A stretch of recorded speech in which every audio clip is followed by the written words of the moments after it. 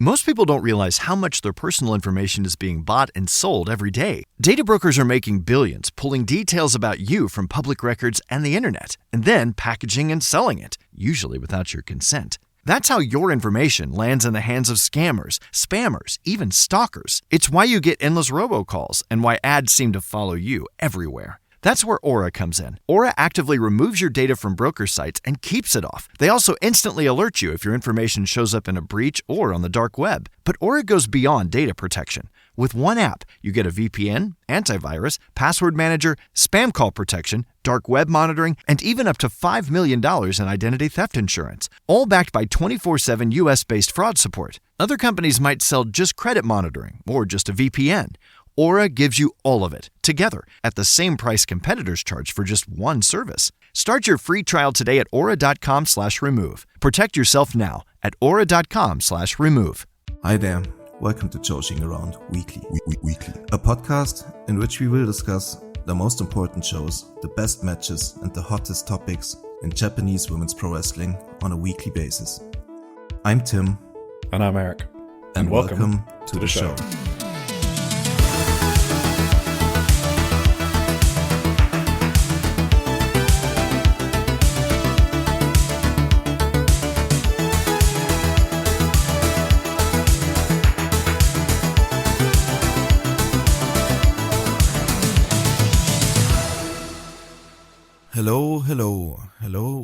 Hello everyone, and welcome to episode 42 of Joshi'ing Around Weekly.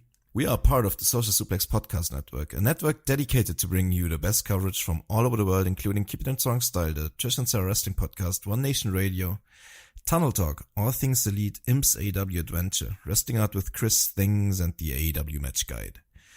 We also release the Social Suplex newsletter around once a month that gives you in-depth coverage from promotions all over the world. The best coverage in all of wrestling media, and you can find it on socialsuplex.com. If you have any questions for our podcast, you can join the Social Suplex Discord, where you can find Eric and me. Today is August 4th, and we got on our agenda, as usual, the Shupro issue from today and our wrestling blogs. After that, we're going to talk about days 7, 8, and 9 of the STARDOM 5-Star Grand Prix. Before we go into Marigold, the big Korakuen from earlier this week, and the Shinjuku Face show from today. Tokyo Joshi Pro, Princess Cup, Day 3, Tokyo Princess Cup, Day 3. 2 Sendai Girls shows from Fukushima and Shinjuku Face. And then we are entering the Indie Zone. The Indie Zone. Where Eric is gonna lead us through Diana, Actress Girls, Tenryu Project, Gold Festival, what?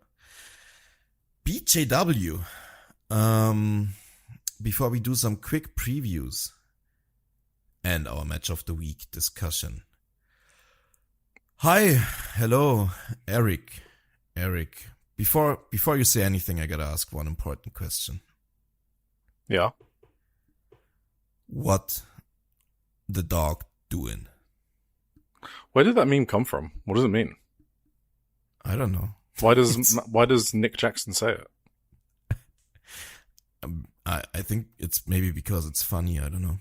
Oh, okay. Well, the dog. Wait, I had the camera open and now I don't. We installed cameras downstairs. It feels really weird to have cameras in your own home. I'm not gonna lie, but it is also extremely useful to see what he's doing as well. Right now, The dog, he just stood up because I think he's following Alex somewhere. Oh, nope, he's looking at the stairs because he hears me talking. So he doesn't know how to climb the stairs. So right now he's just staring at the bottom step. Oh, okay, wait, he hears me. Is he going up? He had it. Oh, now he's whimpering. He had his paw on the first step. He's whimpering. Oh, no. One day he's going to be able to climb those steps, but for now he can just hear me and whimper. Can you not teach him? Yeah, we are teaching him slowly by manually putting his paw on the first few steps. We've got treats going up from the first step all the way to the top as well, just in case one day he gets curious and follows the trail of treats. So it's a whole thing, man, to be honest. Yeah. So yeah, that's what the dog doing. A lot of training. He almost peed on the very expensive couch today. So oh no. So what he does before peeing is he starts sniffing everything. So that's the tell that he's going to start peeing. Okay. But we weren't sure what that tell was just yet. So he did manage to... So first of all, he peed on his bed when he first came back. Like the first 5 minutes. Like instantly peed on something. Because he was so excited probably. And the second time he's peed on something was yesterday. I think it was after he ate. And we didn't even notice until like an hour later where we walked past our TV stand and we were like, wait, what's that? And it was just like a pool of pee there. Oh my God. And today he was sniffing around and he just about to lift his leg on the worst place to pee, this expensive couch. And we caught it in time and then sent him outside and he peed immediately. So it's just been a lot of training. Because you have to remember, he spent 2 years in the kennels, basically. He's never had a home, so... Yeah, it's probably extra hard to teach him things at this point, right? Yeah, because he has to like unlearn things, whereas like at least with a puppy, you're starting from scratch almost. So, but he's a good boy. It's also like when your brain is younger, it's easier to learn, right? It's like if you're trying to learn a language as an adult, it's like way harder than if you learn it when you're like a kid or a teenager. Yeah, your brain's like a sponge, like the younger you are. Yeah, exactly. Yeah. But he's still only 2, so he's still got a lot of time left. And hopefully people didn't just hear Alex squidging the toy downstairs. It's gonna be fun. So it's gonna. I think our listeners are gonna understand. You know, I think we got very understanding listeners. We do. We have the most understanding listeners in all of the Joshi communities. Our community is the best. I'm not just saying that. I actually do think that. That's very possible. I love our community, don't you? Absolutely. I got something to say to our community later, but first, how are you doing? Well, aside from that, I'm doing fine. Well, I am boiling because it's very humid today. The weather is lying, and out of courtesy to our wonderful viewers, I have closed my window. Otherwise, it would just be a pain to listen to. So I am cooking myself for all of you. So hope you guys appreciate that. Crazy sacrifice to make. Yeah. Just for audio quality. Just for audio quality. Get that on other podcasts. I know. Like, there are... Oh, I don't even remember. There was a podcast. I don't even think it was like wrestling related, but it was just some guy sitting outside. Like it was a basketball podcast. That's what it is. It was Thinking Basketball. And they were doing like a Hall of Fame episode, and one of them was literally in their garden, and you could like hear everything, the birds, dogs barking. I'm like, oh, okay, that's just completely different. I mean, some people, I guess, like the ambiance, I guess. So, whatever. Mm-hmm. Yeah. I mean, it's not for me personally. Yeah. That's why I try to keep it clean as well, for myself, but I can't fault anyone for preferring that. I don't know. Yeah, and we're only I'm only cooking myself for 2 hours, so. Yes, it's gonna be a quick episode today. I actually believe that we don't have that much to go Dude. over. Right? It's the Stardom section every time. So I'm keeping it short this time. Okay, alright, we'll see. And then we're gonna get stuck on, I don't know, Julie Hart versus Aya Sakura for 90 minutes. Well, I might have to say something on that one. How have you been? Hi, hello, hi, Tim. How are you? I've been pretty wonderful. It's going great. Good. Having a nice time lately. I actually, you know how I said I wasn't gonna I was gonna take a break from like having a beer or whatever after the World Cup. It feels good. It feels healthier, you know. And I've been going on more walks and stuff. Just living a healthier life lately. I think that's also like conducive on your mental, you know. So everything's going better. Good on you. Yes. Good on you, Tim. I watched 160 wrestling matches this week. Again? Yeah. That's more than when the holiday was in Japan. I thought that was the biggest week. There's a lot of tournaments going on. Right, the G1 and stuff, yeah. Well, and also the 015 Festival tournament, Tim. Oh, right. Yeah. Someone has to watch it. I haven't quite been keeping up with that one. Oh, yeah. You don't want to see Katsuki Nakajima in 3-star matches. You know, there was a time in my life where I would have probably very much enjoyed that. Yeah. But I haven't watched Nakajima in like 2 years now, so... Since he went to Lead, I just fucking completely stopped watching any of his matches. I don't know. Yeah, you're not missing much. Don't worry. Okay. On your walks, I saw you made friends with a cow. You posted a video. Oh, yeah. That was fun. Did you give it a name? No, I think it was angry at me. I don't think it's a very, like, friendly relationship. I think it just wanted me to get the fuck away from its herd. I don't think cows are very territorial. So, seemed like it to me. I mean, it had horns, right? Maybe it was the bull. Oh, if it's a bull, then yeah. Yeah. If you mess with the bull.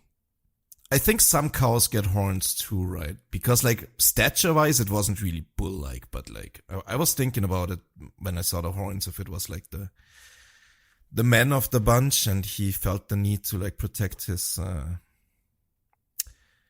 cows. I don't know. Men are so stereotypical, aren't they? Yeah, that cow kept following me around for quite a while until, like, until the field was essentially over, and then he couldn't follow me anymore. What an idiot. He couldn't even jump the fence. Yeah. God. Weak fucking bull. I know. Imagine not being able to jump a fence. Yeah. The funny thing is, I walked the same path the next morning, and it didn't even remember me. Like, it had no problem with me at all on that day. So. God, they are dumb as fuck, aren't they? Wait, are cows smart? I don't remember which animals are. I mean, cows are smarter, I think, than your average animals, I think. Yeah. Cows are like the type of animal who can like make connections and stuff, like friendships, like lifelong friendships and stuff. So they're at least capable of that much. So they have a memory of some sort, but at least that's what I heard. I'm not sure. Why is it the tasty animals that are the smart ones? Maybe that's cows, pigs are really smart, right? I think so, yeah. Yeah. I wonder when my vegetarian arc's going to begin. It has to begin at some point. I can't live my whole life a hypocrite. You know, my father was a butcher. Really? Wow. Yeah. So I've been like, I grew up in like a heavy meat eating family. So yeah. I couldn't really imagine being vegetarian, to be honest. It's like so ingrained into my lifestyle. Yeah, same. My entire life, so. But yeah, why? I don't know. Wouldn't be for me anyway. Same. How do you like your steak done? Just got me thinking. I don't think we've had this debate before. I like it medium rare. Like okay. Between rare and medium somewhere. Yeah, one brain cell. Nice. Awesome. I used to have it very well done. Oh my God. I remember once I took Alex to a fancy like Argentinian restaurant when we were in uni. So we've got to be like 19 or 20. And it was really fancy. And I was like, yeah, very well done, please. And they just looked at me. My God. And I didn't know it was like an etiquette or manners thing back then. So I didn't even think anything of it. It was only like several years later when I kind of learned this was like a cultural thing that I look back at that and be like, oh, they must have thought I was like really fucking dumb, like paying like over £100 for a very well done steak. But you know, I was young and dumb. That fancy. Okay. Well, I mean, thank you UK government for student loans. So. Damn. Yeah, that sounds like a pretty dumb thing to do. Honestly. Oh yeah, no, I fully. I mean, if you liked it back then, if it tasted good, even if it was well done, then. I mean, I probably did, but I wouldn't enjoy it now. I'd be like, "What is this?" Because part of the juiciness is from it being more rarer, right? So it just tastes different. That I can get people being weird about the texture because that was the thing that threw me off of like rarer steaks, but you do kind of get over that. You kind of just see it as something different. It's like its own unique thing, basically. Yeah, I had to change my perception of the texture, the squidginess. Mm-hmm. But it's good now. Yeah, that's good then. I mean, we ate steak in Japan, right? Did we? Well, not necessarily. We did like the table grill thing with like different the yakiniku. Yeah. Okay. So, didn't we have steak there? I mean, sure. I mean, you have like steaks at every yakiniku, yeah. So probably. Yeah. I do love yakiniku. Exactly. By the way. Yeah, that's fucking amazing. I wonder how that's not like. Is it a thing? do you have something in the UK that's like yakiniku? Or is I mean, probably yes. I've never gone to one. The more common thing is like Korean barbecue. That seems to be like a very westernized thing in terms of like grilling things together. I haven't really seen a Japanese twist. I mean, there's probably a bunch of stuff in London I just don't know about. I've never been to one. We don't even really have that over here, unless like Korean barbecue. I mean, yeah. Oh wow. I know that it's a big trend like everywhere, but I like at least in our town, like I don't think we have them yet. Yeah. Damn, I'm hungry now. I need to go back to Japan ASAP. I mean, you're going soon, right? I am. 2 months? Going in 2 fucking months. Yeah, I've started buying my tickets, so that's been fun. Hell yeah. Having Is Alex thinking about divorce though? Or? Is she thinking about what? Oh, right. Well, yes. So one is the divorce-worthy amount. I don't think I said the other thing. I don't think I've said this on air. The other thing is, the day I'm coming cut it back... out too if that's too personal. The day I'm coming back is her birthday. Yeah. Oh, shit. I don't think I was... So, I'm taking a flight at 1 a.m. at nighttime in Japan on the 25th to get back here at like 6 a.m., 7 a.m. on the day of her birthday. Damn. So hopefully I sleep on the plane and then I'll be awake for her birthday. Because if I have to go to sleep and take a nap on her birthday, it's over for me. Like that's I will actually be divorced in that case. So a very risky trip here. Yeah, but you know you do things for Vinny, don't you? For the real love of your life. Yes. Yeah. Thanks. Don't say that. She doesn't listen to the podcast. No, she doesn't listen. It's fine. Still not. Okay. She only listens for the Yogi. That's it.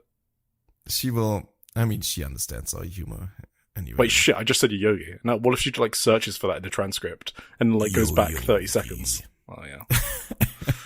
Anyway. Anyway. Wow, long chit-chat. We got a lot of stuff to do. Hell yeah. But first, before we get into it, speaking of understanding the humor, I wanted to oh no, don't do take the stage for a second. Oh my god. All right. To address something real quick, okay? You know how you're British, right? Yeah, I am British, yes. I'm German. We have kind of a cross mix of like dry humor, this combination. And sometimes we just don't acknowledge when we are joking and we do like our little bits or whatever. We just trust our listeners to figure it out. And we do like to have our little bits on the podcast, you know. I think every podcast has their bits that they're doing. I think that's just a natural thing. And that might be a bit more like ambiguous to the untrained ear on our podcast sometimes. So I have actually listened back to last week's show, you know, not the entire thing, but I listened to my like quote unquote crash out over the Sayaka Kurara booking. Yeah. I kind of realized that this might have come, especially like to a newer viewer, listener. I think it might have come across badly. So I just wanted to take this time and this opportunity real quick to reassure our listeners that I have in fact not lost the comprehension that wrestling is scripted. I am fully aware that STARDOM and Taro Kada and Sayaka Kurara are telling fictional stories with this. I'm aware that the knockout was not real. I have discussed this on the show that the knockout happened, in fact, at length. And I do not actually, in fact, think that either Taro Kada or STARDOM as an organization are irresponsible with the booking of Sayaka Kurara and putting her at danger or at risk of long-term damage. I'm aware that these are wrestling stories, and I'm aware that not only Kurara is telling stories in this tournament, every wrestler in the tournament is telling their own stories. And that's the beautiful thing, right? Seeing these stories come together and how they clash with each other, and when it comes to the standings and everything, how everything plays into each other and plays out in the end. And you know what I was actually trying to do is kind of play along with the story they're telling, right? I was just pretending to be oblivious to the fact that it's kayfabe, and kind of like doing what basically what you're supposed to be as a fan, kind of. in this kayfabe world that they are creating for us. Just as a little gag, as my little bit that I'm doing every now and then. So I just wanted to make sure our listeners understand that whenever I seem to forget that wrestling is fake, I'm most likely not being serious, and you can rest assured that everything is alright. I'm not actually panicking about Sayaka Kurara's health. And I hope that's clear now for the future. You know what I mean? Amazing. Thanks for that, Tim. And I should obviously also mention that bits don't always land. I'm aware that this bit may have not landed last week, so I just wanted to reassure our viewers that everything is alright. I'm fine. Wrestling is fake, and I get it, Alright. Should we talk about Shupro? One more thing. Oh, okay. I gotta address our listeners one more time, in fact. I'm gonna be on vacation. In the next 2 weeks, I'm gonna be away for vast periods of time, which may make our schedule a bit more irregular, which may make my watching schedule very irregular. So we are probably gonna record a day earlier, maybe next week. And I may have not watched anything. It might basically be an Eric solo episode, and I'm just gonna be here to edit it in the end. We don't know yet what it looks like. I'm gonna try to get something in, but I can't promise anything for the next episode. And the following one is gonna be iffy as well. I'm just gonna not be at home much, and I'm not gonna be able to watch much. And I can't promise how regularly all the episodes are gonna be uploaded. And you're just gonna have to wait and see and understand that, yeah, it's vacation time over here, and that's what I'm doing. And sorry. Anyway. Very coincidental that you're taking a vacation when it's Marigold's biggest summer show of the year. So, the second biggest show of the year, full stop. I mean, I'm gonna talk about Marigold later. Maybe I'm gonna have a hot take on it. But alright, okay. But, Shupro, right? Yeah. Shupro, right. Absolutely. Alright, okay, let us jump into it. Issue 2422 came out today, hot off the press, front cover. Tim. I saw it. It's okay. Sayaka Mitani choking out Momo Watanabe, right? It is Sayaka Mitani choking out Momo Watanabe, the same way she choked out Tam Nakano, who's dead, and that's Sayaka fucking Kurara. Insane, by the way. They called back to that. We shall talk about that later. So it's Saya's first front cover since issue 2398, which was the 7th of February Osaka pay-per-view. And it's Momo's first cover since the directory, which I went back and I was like, oh yeah, she was on the directory. So that's when they put basically the faces of the major promotions all on one cover. Oh, at the end of the... Okay. Yeah, I think it was, it's like at the start of the year. And I was like, it was Saya, Starlight Kid, and Momo. So they picked those three people, which I thought was cool. And I didn't really register. Yeah, Momo won the 5-star. That's probably why. That is exactly why, yeah. But before that, her front cover was the 5-star. So. Yes. So we start off with a Taro Okada interview. And I guess the summary for me is that it's not that juicy. It's like a little catch up. It's a little catch up with Okada, basically. Can you believe that he didn't even address the fact that Sayaka Kurara wrestled after the knockout? That's true, yeah. Not very responsible representative, yeah. So there you go. Well, first up, he does talk about Sayaka Kurara's reign. He repeated the fact that she was doubted, but she put on a match that blew people's doubts away and showed what level Stardom is operating at. And he also reiterated that career length doesn't matter. This is exactly what he said after All-Star Grand Kingdom as well, because we covered that feature that he did in Shupro as well, the issue after.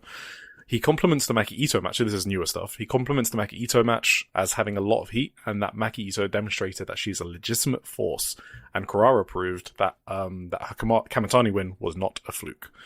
For the Suzu Suzuki feud with Sayaka Kurara, he said that Suzu exuded such an aura during the preview tags that you couldn't tell who was champ. I mean, we discussed that. I guess we discussed whether it was a mistake or not. It was clearly deliberate from them. And by the end of the storyline, by the way, I thought it was very well done. So, I have to say that whole thing was well booked, in my opinion. Don't do it, Tim. I'm not sure about that. Don't do it. I mean, okay, I'm not gonna do it. Yeah, no, he recaps, he actually recaps the storyline. And he says that Suzu was a young, inexperienced champion in Ice Ribbon, and so she understood all of Sayaka's pressures. And Sayaka Kurara had been carrying that heavy pressure for months. Because Suzu had overcome so much adversity herself, she was able to absorb everything that Sayaka threw at her and overcome her. Which is basically the story they told as well. Because I remember Suzu saying that in the press conference as well. Right. Cool. Okada then links that reign to the 5-star.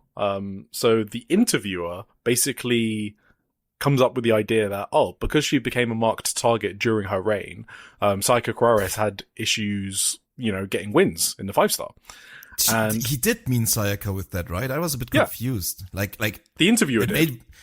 It was right in the middle of them talking about Suzu, but this was obviously about Sayaka, but they didn't explicitly mentioning it, right? Yeah, he sort of switches to talking about Sayaka after the Suzu stuff. Exactly. And then he switches to Suzu later. And then he switches back to Suzu. Yeah. That was kind of confusing, but yeah. It's okay. So Okada appeared to agree with that assessment and then said that Sayaka Kurara opened up the floodgates of a new era by beating Sayaka Mitani, which made everyone hungry, but Suzu most of all.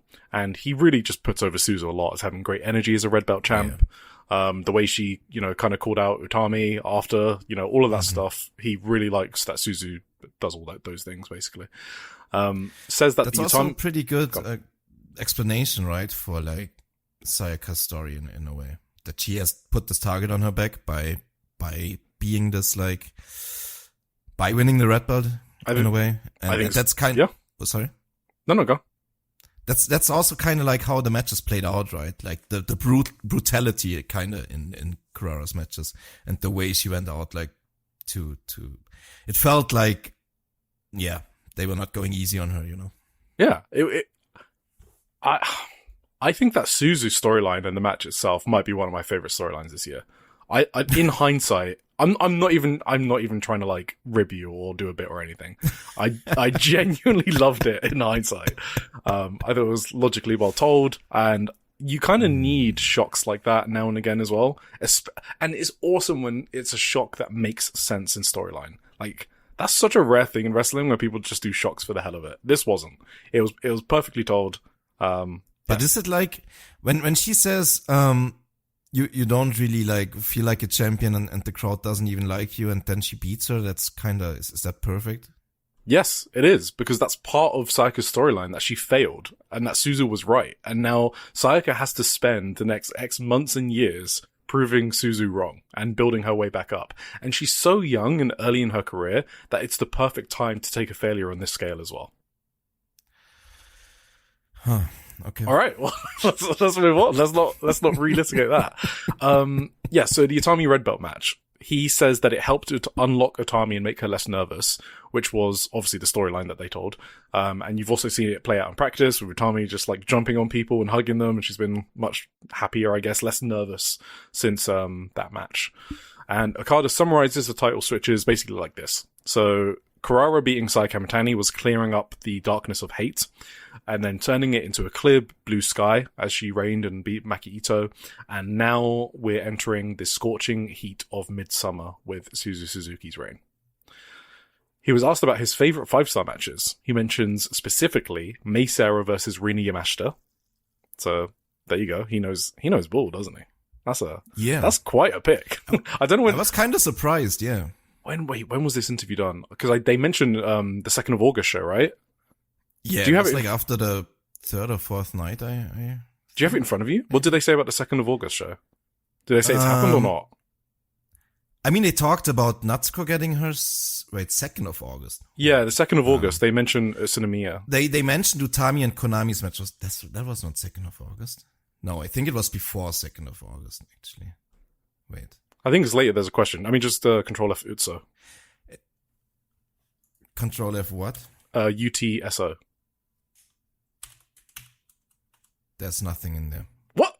Did I literally imagine this? There's no way. I don't know. I know they talk about the Korakuen from last week. It was definitely after that, but more recent things, I don't know if they talk about. Wait, okay. Utso? Yeah, okay, no. Oh, sorry, it's UTSU. My bad. Yeah. Are there any foods that I've stood up to you through? Okay, so it was before August 2nd. Oh, yeah. Cool. Through August 2nd in Utsunomiya. Yeah. Oh, Utsunomiya. Yeah. So that was recent. So this is a recent interview, basically. So it's after this Starlight Kid Saya match. And so out of all of those, he's picked Mei Seira versus Rina Yamashita. Hey, you like what you like. I think he's a huge Rina Yamashita fan. I think I've said this before. Like during Rina Yamashita and Syria, like during any of Rina Yamashita's matches, if you watch his face, he is having the time of his life. So I think he's just a big Yamashita fan. What else did he say? Yeah, he's a fan of all of Konami's matches. So he's also a bigger fan of the Pokemon Master herself. I mean, who isn't? Who isn't? He points out Natsuko Tora using a DQ to beat Tomoka and Toyohashi so he basically says, in a round-robin tournament, people have to have strategies for the whole tournament, and you can't take too much damage early, and that's why Natsuko Tora, forced a DQ. And obviously, we picked up on that storyline, but, it's nice that it was deliberate, I guess. Like, it's confirmation that it was deliberate. Obviously, it was, but I love Stardom, like, doing stories like this. I think that match is actually underrated. Mm-hmm. Because finishes are really important to me, and that finish was sick. Yeah, true. Okay, can you think of better DQs? Like, off the top of your head?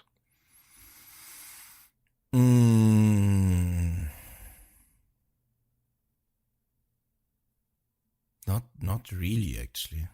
I don't know. Yeah, I can think of one bizarre one, that kind of just popped into my mind. And it was actually in AEW. And I don't even remember who it was against. Was it like against Willow, I think? I think it was like Mercedes Martinez was like this like mercenary who was just out there to fucking beat someone up. And I think she had a match with Willow. And they just had this normal match for a while, and they went to the outside, and then she just took a fucking steel pipe and beat the shit out of her. And like her goal was never to win the match. It was always just to fucking beat down Willow for whoever she worked for back then. It was Britt Baker or some shit. It was a long time ago, but that was, I always thought that was fucking awesome. And like people were like so like, I don't know. And I was like on an island back then. I remember that I was the only one who really, really liked that finish in a way. Yeah. So, anyway. So the point is it happens rarely, right? To get a DQ, that's really good. Yeah. Yes. And finally he was asked about Sumo Hall for the finals, and he said he wants to get to a point where fans say that they'll buy tickets no matter what because it's Stardom, rather than wait for the semi-finalists to be determined, which makes sense. All right. Yes. Saya-sama. Makes sense. Her weekly, bi-weekly, so weird. whenever she wants column. Yeah. So they spoke briefly about the rule change for allowing recordings at Stardom events, because now they're allowed to take That was the entire interview. Sure, basically. sorry, it was. So that's actually an interesting thing. So when I do my notes, I do notes chronologically. So I don't know what's at the end of the article, and then I don't go back and change my notes. Okay. So yeah, that explains that. So they're now allowed to take 30-second video recordings, right? And they weren't allowed to record at all before. Yeah. Fans are in the arena, yes. Fans, yes. And she said that she hadn't realized how many promotions had changed their rules on it, like Noah, DDT, Sendai Girls. She also talks about her character as well, that because she isn't a traditional heel and she shows her true self, quote unquote, she's able to get more work opportunities. And she mentions Sendai Girls' TikTok and YouTube, the documentary, going viral, which is a real behind the scenes look at wrestling. And she says that kind of proves that it's an effective approach to be authentic, and that's what the modern era is all about. So she spoke about this at length in her book, like why she is the way she is, why her character is the way it is. And she's basically just reinforcing that now and using other examples in wrestling that are popular. So, and she says that it's just adapting to the new era. She ties that back to the video recording rule change and said that the reason Stardom made that rule change is because of social media. And I guess they saw the popularity things like Sendai Girls were getting. So they want people to clip things, post them on social media, and learn more about Stardom. So the aim is to expand the fan base by having posts shared. She does talk about some drawbacks. So one drawback, she says, if there's an injury or an accident, it will get spread and lead to online abuse because, if someone botches, people pile on that person all the time. And also stuff like costume accidents. If they happen, then, it'll be on the internet forever. I'm not sure if she knows that happens anyway because the shows are streamed live. So having fans in the building record or not wouldn't make a difference to any of those things. I guess if they only did house shows, like VOD house shows, maybe then she might have a point. Yeah, I guess you can still like cut away quickly at least or something, and like not focus on it or whatever, and then focus, like cut to a different camera angle where it's not visible or whatever. Yeah. I don't know. Anyway, that's it. That's it. All right. Kairi. That's the only thing I read from this. No, I did read Kairi a bunch. Yeah. Kairi Hojo. So she's obviously done a big comeback in Japan media, because not only does she have a huge feature. So in this issue of Shupro, there were 3 people that they did huge features off to kick off the magazine. So it's like from pages 5 to 40, and they're like, each of these 3 wrestlers have like, what's that? 35 divided 3. They have like 10 or 11 pages devoted to each of them. That's Kairi Hojo, Mao from DDT, and Nagisa Nozaki. So we'll talk about Kairi and Nagisa. For Mao, he's having a title match at Ryogoku. Deep breath. Ryogoku Kokugikan, and he's facing Yuki Ueno in the main event. So that's why, he's being featured. Nagisa, it's her 20th anniversary, which we'll come on to. And for Kairi, obviously, she's left WWE and is now back in Japan. So, huge features.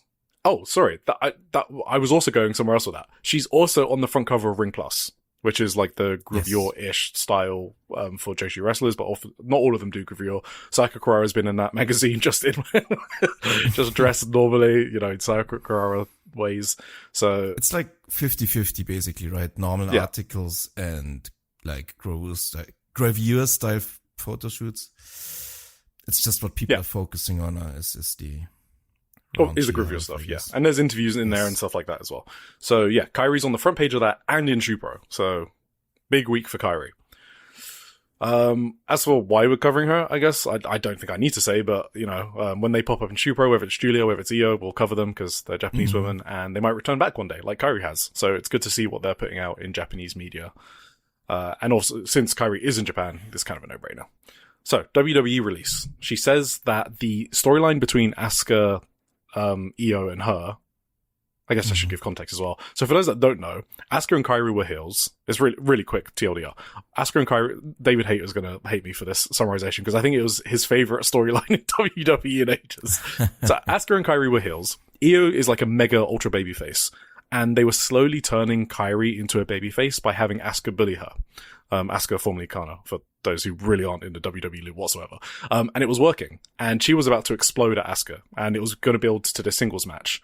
And they released Kairi literally just before the culmination of that storyline. And I'm not exaggerating. That is literally what happened. That's so crazy. You can't make it up. So she says that it was a shock to her. And she does explicitly say that she was released as well. Because I think there was some people that thought, okay, what if she ended mutually or something like that? No, she was released before the storyline culminated.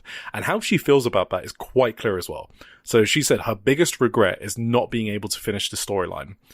And she also thanks the fans for making sure that she could trend after the release as well. It made her realize how much she was liked, I guess, by all the fans, and that they noticed the hard work she puts in. Even though she wasn't the center of attention, she said that she did try to put a creative spin on her character, and she's grateful that people noticed that.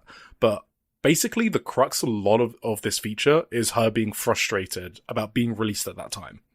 So I kind of wonder, she focuses on. Sorry for interrupting you. I kind of wonder, if. And I don't mean to I'm not saying I would love to see anyone else get fired or whatever. But if you have the list in front of you of people who you let go as an TKO executive or whatever. Aren't there so many people on the roster that are not actively involved in anything that you can let go and it doesn't really matter? Why would someone the people who are actively in important storylines on TV. Yeah. Why would you choose one of them when you have so many other people on that roster that are never used and that you can just fucking, if you need the money that much that this person earns right now, because you need I don't know how they justify it. Quarterly earnings or something like that. Yeah. Yeah. There's other options than someone who is currently involved heavily on TV, right? You really need to question it. It's actually just gross incompetence. There is no other reason for doing this. Even if it's the worst wrestler in the world, you're doing a storyline with them, and Kairi isn't, to be fair. No. You're doing a storyline with them that's getting over. This is like booking 101. Okay, just accommodate the story and then get rid of them. I think, oh man, it's gonna come off like it's Triple H, right? Did Dave Meltzer report that? That's Triple H that decides these? I actually don't know. I'm just not gonna talk about it because I don't know. Who does what? Who chooses the cuts and like when they get cut? Is it? I was never quite sure on that, but if Dave reported that, then probably. I actually don't know. So, but the point is, I don't know how someone like Triple H, who's he's a chief creative officer or whatever, right? How could you decide to release Kairi at this moment? That is insane to me. So I actually don't know if it's him. Just based on if it was him, you have to be like room temperature IQ, right? You actually have to be. So that's the only goodwill I'll ever give Triple H that makes me doubt that it was him. Because it's just so incompetent. Anyway, yeah. That's crazy. It is very crazy. And she talks about it a lot, so that's, I guess, why we're speaking about it as well. This is basically her motivation for what she's doing right now, by the way. Like, this isn't like a small thing. She says she might have retired if that storyline played out till the end. And yes, yeah. Tim isn't making that up. It is heavily inferred that she would have considered retirement if she had completed that storyline and had the singles match with Asuka. So let's continue. She had a 90-day clause, which we already know about. She says that Io and Asuka called her immediately. Akira Tozawa told her she'd be fine wherever she goes, and Shinsuke Nakamura told her that she always manages to become a hot topic. She's been back to Japan. Sorry, she returned to Japan 2 weeks after the release, so that's how long she's been there. She said that she has a 3-year rule. She said that she only starts ramping up in her 3rd year because she's a bit of a slow learner and needs some time to get into a rhythm. So this was her 3rd year of her 2nd run in WWE. So getting released in her 3rd year, in the middle of that storyline, as soon as she got released, she wanted to wrestle immediately because she just felt she was like in the zone and really needed to get out of her system. But first, she wanted to return to Japan, see her family, see her old dog who appeared in Shupro 11 years ago, apparently, and he's now blind, and take care of him, and also undergo a full physical checkup. And see family, buy a house, all that stuff is what she mentioned that she did. The interviewer was like, I thought you would retire since you're married and don't have kids, so you can focus on family life. And Kairi said, if she had finished that storyline, she would have no regrets. So that's the word she explicitly uses, machine translation. But now it ended prematurely. The thought of retirement didn't even cross my mind. That kind of implies she would have been more okay with retiring if she had gotten that match. Even though she doesn't explicitly say, I was going to retire if I got that match. You can imply it from the context. So, where am I now? Yes. She says that the release is the biggest setback of her career and she needs to have a comeback. And she goes on to mention people like Kenta Kobashi, Yoshihiro Takayama, Shinjiro Otani, all of these people for pushing through life-threatening injuries and still continuing on. And she says that she's inspired by them to come back to wrestle and finish off her story, basically. It is basically what she's saying. She confirms that she's received offers both from Japanese companies and around the world, but she has not made up her mind. She wanted to meet the Japanese companies in person, which she has done now, but she hasn't decided finally which company it's going to be. Her priority is having fun, expressing herself as much as possible, and being true to herself. She then jokes with the interviewer, who apparently wrote in 2015 that Kairi Hojo won't be wrestling long because of how hard she wrestles, word to that effect. This was after a match with Nanae Takahashi. Kairi apparently agreed at the time when she read it in 2015, and they now, 11 years later, joke about the fact she's still wrestling. She says that she's deliberately adapted her style and learned a lot of things in WWE about how to present herself as a big superstar. Yeah. And finally, she said that she thought she'd get to have a match against Asuka at her strongest, but it didn't happen. So now all of the built-up frustration she will have, she's going to show in her next journey. So she's basically getting fans excited about her next run as well. Yeah. Oh, and one other tidbit, I guess, maybe for the David haters of this podcast that listen. She said that they wanted to have the match at WrestleMania. Whether that was, I don't know if that was agreed on, but that was her idea. So, okay. You think Julia's gonna follow her soon? I think Julia still wants more time there. I think is what I get from her blog. I mean, what she wants doesn't often matter. Oh, you mean getting released? Cases, right? Did she lost recently? I don't know how hard she's pushed her. I don't watch enough to have an opinion on that. Well, she lost in 2 minutes to Lash Legend for like the spot on SummerSlam. Sorry, I didn't mean to laugh. Sorry. I wish all the best for Julia. And she did like a boo-boo tweet right after, or before, no, right after. So I don't know what's going on there, but like, you could speculate on that. We obviously don't, because we are a serious podcast with journalistic integrity. So of course, we won't speculate, and I'm not going to talk about it any further. Full-time paid reporters. What do you think she's gonna? What do you predict, Kairi? Where does she land? Oh, I think Marigold. Not just because of the Rossi thing. I just think it suits her better. Like, she'll have more freedom there. If she goes back to Stardom, look at she's probably watched what Utami's been doing in Stardom, which isn't bad. But I'm not saying anything that is bad. But Utami didn't go back to Stardom and be the big dog, right? She's not that. But she got a red belt match, but she's decidedly not the top of the promotion. And I think Kairi will want some more freedom over like how she portrays herself and what spot she gets on the card, judging from like what she's saying here and how frustrated she was.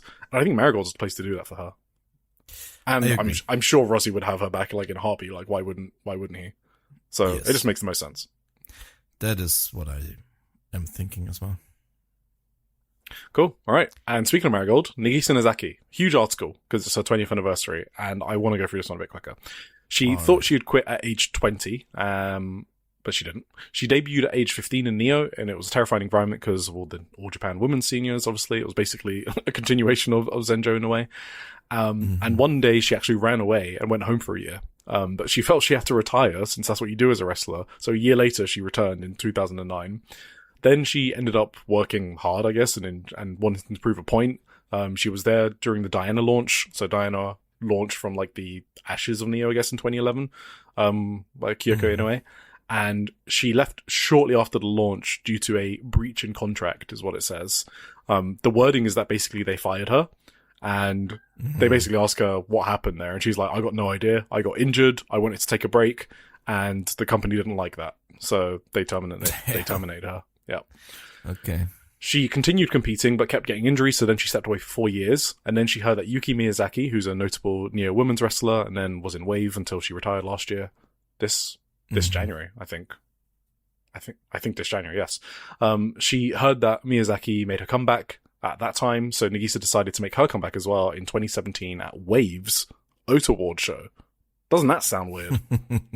I mean, that sounds crazy to me. It's but not happening anymore. Yeah, I missed out on a lot. Wave at Oat Award, okay.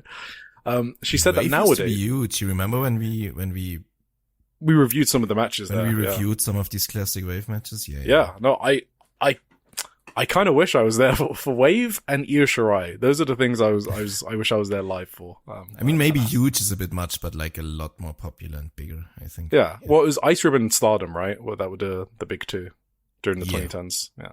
And Wave was also, I guess, like a third one, I'm guessing, or something like that. Yeah. I think Wave was like the, what do you call it? I don't know the right word for it. Like the special, like a lot of people's favorite. Oh, okay. Yeah, sure. Yeah, no, I get what you mean. So, wait a minute. Oh, yeah. So nowadays, Nagisa Nozaki watches Senjo, including their documentary. How many mentions have we gotten about this documentary in the past few weeks, even? Yeah. Nagisa Nozaki says everyone should watch it. She was gonna book Shinjuku Face for her anniversary in November, but it closed, obviously. And then she said she wanted to do Shinkiba, but she actually decided to do Korakuen instead because it was available on the day she wanted. I wonder if Veni did the same thing. Because Veni's self-produce show for her anniversary, 8th anniversary, I think, is in Korakuen Hall in October, which is obviously 2 weeks after Shinjuku Face closes. And I wonder if she just booked Shinjuku Face if it was open. So that's interesting. Yeah. I wonder like how many of the Shinjuku Face bookings for like these anniversary shows will go to Korakuen rather than Shinkiba. Because remember we speculated about that when we first heard the news and covered it. Yeah, that's true. So it's kind of interesting. Nagisa explicitly kind of says she was going to do Shinjuku Face, but went for Korakuen because it was open. And it's kind of crazy. Like the two venues she was considering, Shinkiba or Korakuen. Like there's like a 1,000 plus difference in capacity between those two. There's nothing in between then. It's crazy. Yeah. 1,000. Wait, it's like 1,300 difference. Yeah. Yeah. No. Yeah, it's insane. She says for the first time ever in Korakuen Hall history, she's making the lemon sour and beers all you can drink. Huh? That is cool. I mean, good on her because I haven't heard that before. Yeah. Okay, so Sounds she talks like about trouble, to be honest. It does sound like trouble. She said no one's allowed to get drunk there, so. Okay. Yeah. Okay. Don't get drunk. Continue. Yeah. She talks about her upcoming title challenges. So first she talks about Miko Ono. We'll preview that later, so I don't want to talk too much about it, but she's a heel, so she's healing it up. She says Miko Ono is uninteresting, a waste of potential. She says that a wrestler is interesting when they have facial expressions, but Miko Ono, whether she's in pain, sad, or happy, looks the same each time. She also says, is this girl even having fun doing pro wrestling? So, you know. She's facing Mirai for the GHC Women's title in Michinoku Pro on the 22nd of September, so she spoke about that briefly too.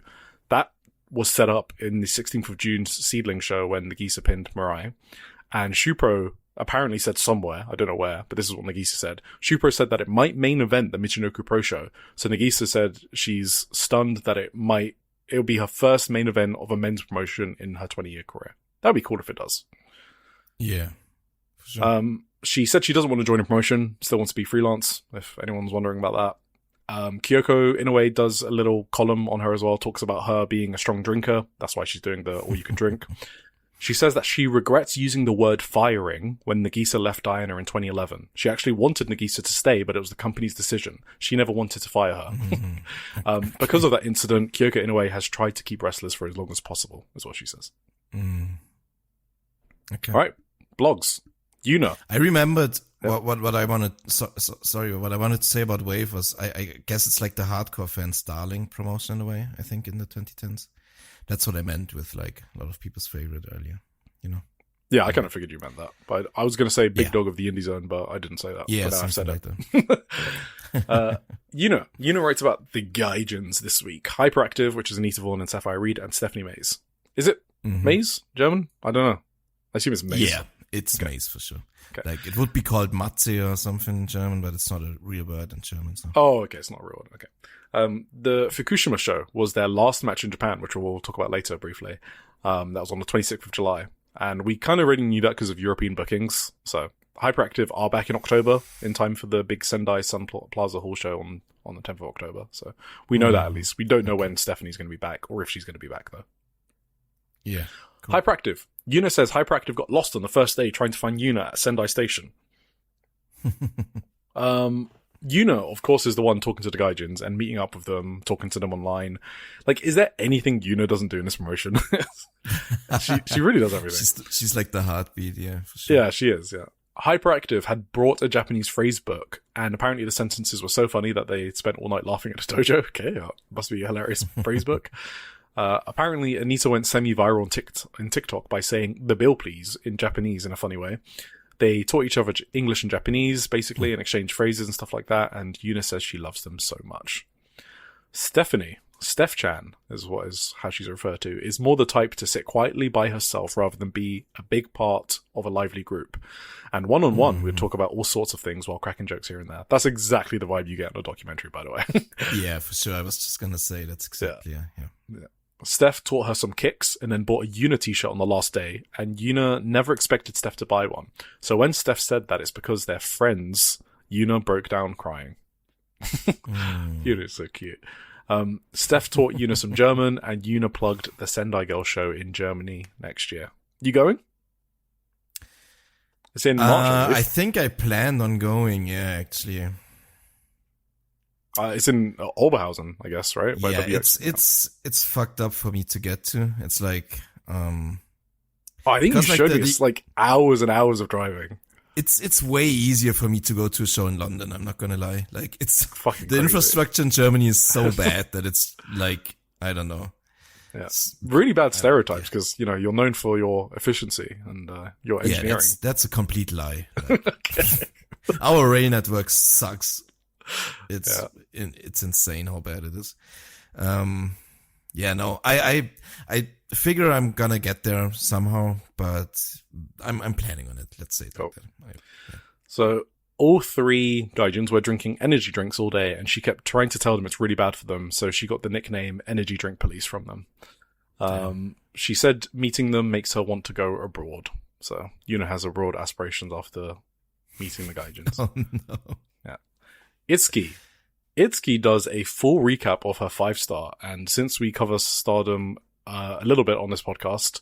I've just tried to pick out the interesting parts, I guess, like the stories we might not know about just from watching, and some tidbits here and there. So Itsuki says the timing didn't work out last year and she couldn't participate, which does imply she was meant to be in it, which I didn't know. Okay. I'm just inferring that. She doesn't explicitly say that, but it's heavily implied from context. Itsuki talks about the story of the Tomoka match, saying that despite their crossings in other promotions, it seems like Tomoka of God's Eye, rather than Tomoka of JTO, came in with a plan to specifically counter her. Tomoka of God's Eye wanted to destroy Itsuki's arm and take away her power, but Itsuki said that Tomoka forgot one thing, that they faced off many times before, and Tomoka should have known that Itsuki would continue to power through a hurt arm no matter what. So I'm going to admit, I missed the story of this match completely. Which happens, you know? There's a lot of matches. I'm gonna admit I don't even remember this match, so. There you go. There's like thousands of matches, and sometimes things you just go over your head. So I think that's why it's cool, though, to go over these blogs and catch things you might miss. And also, just wanted to shout out one of our listeners, Cinema Martial Arts. They wrote on their Blue Sky a thread about Tomoka's story throughout the 5-star, and I thought that was cool as well, because people like Tomoka don't really get highlighted as much, and it was cool to shine a light on the storyline that even she was trying to tell throughout the tournament. So, okay. Itsuki puts over Natsukatora, obviously. We all know that Itsuki loves Natsukatora and Raka. She talks about the Akira match. She said that she loved the opening Akira chants in that match. She thinks that Akira is especially smart and stands out amongst the rookies for her intelligence. She said, because of that, Akira is prone to overthinking, and she did that a lot before the 5-star. So there you go. She said that Akira was a different person compared to their first singles match a year ago, and that Akira matches her name, as she doesn't break when hit hard. She absorbs it and comes back stronger. Do you know which part of Akira's name means what?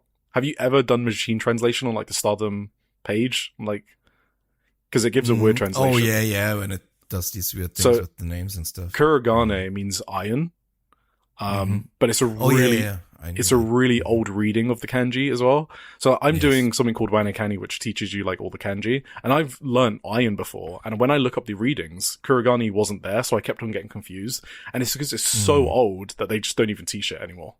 So people just say. I remember when instead. she debuted there, she explained it like somehow. I read about it that it means like iron, whatever. Yeah, exactly. The Sayaka match. So Itsuki talks about the Sayaka match from her point of view.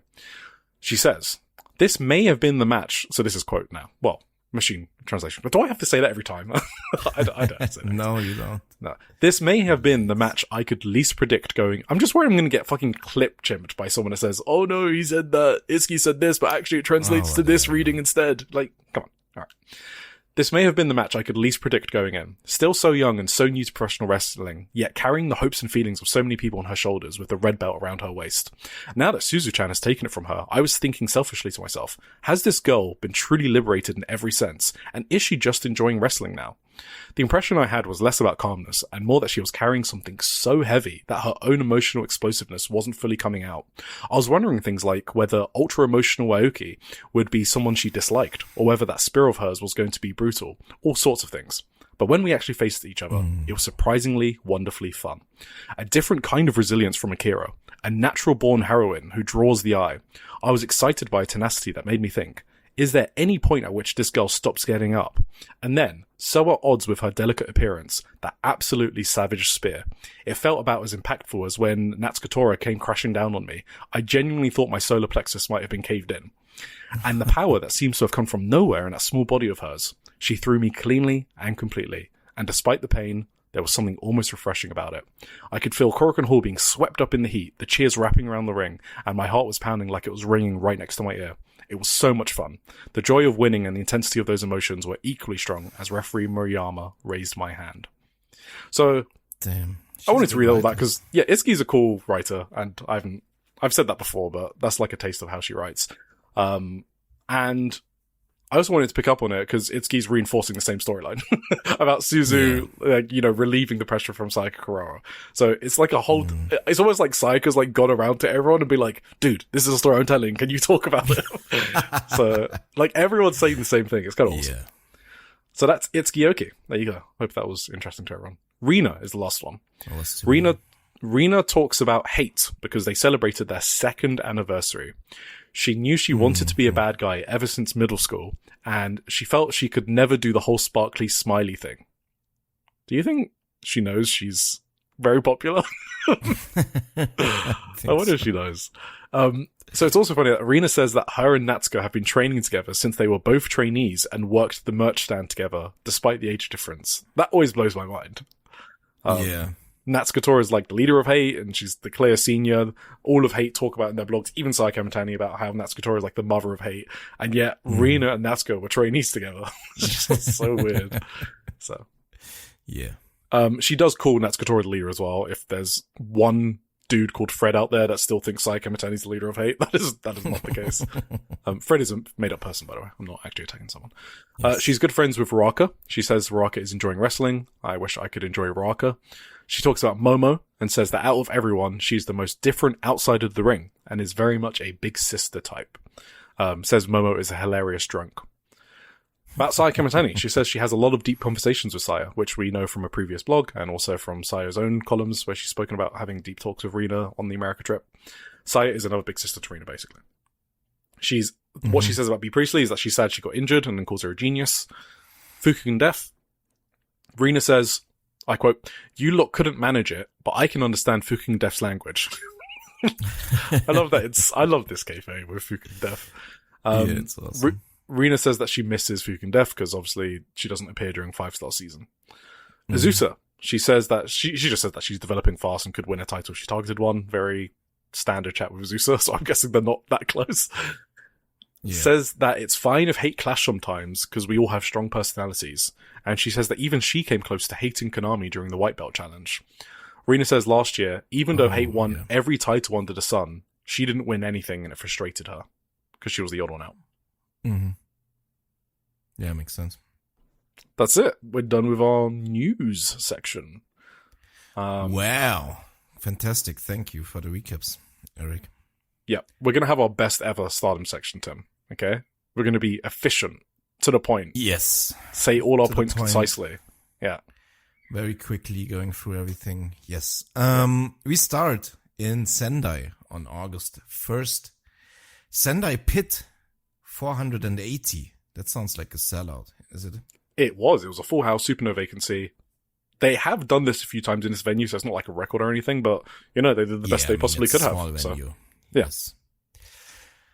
Excellent. We start off Yuna Mitsumori against Kikyo Furusawa in an 8-minute match. Yuna won in the end and with a cracking lariat. That was a cool finish. Any thoughts on this one?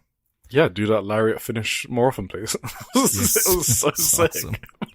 Yuna Mizumori has been really good this 5-star, is my takeaway. When she's been just doing her hard-hitting style, that's when she's been at her most awesome. Yes, and she has shown it every now and then. So. And she's done some good non-hard-hitting stuff as well, like Starlight Kid, which we'll talk about on a later show. So yeah, that was good. That was good.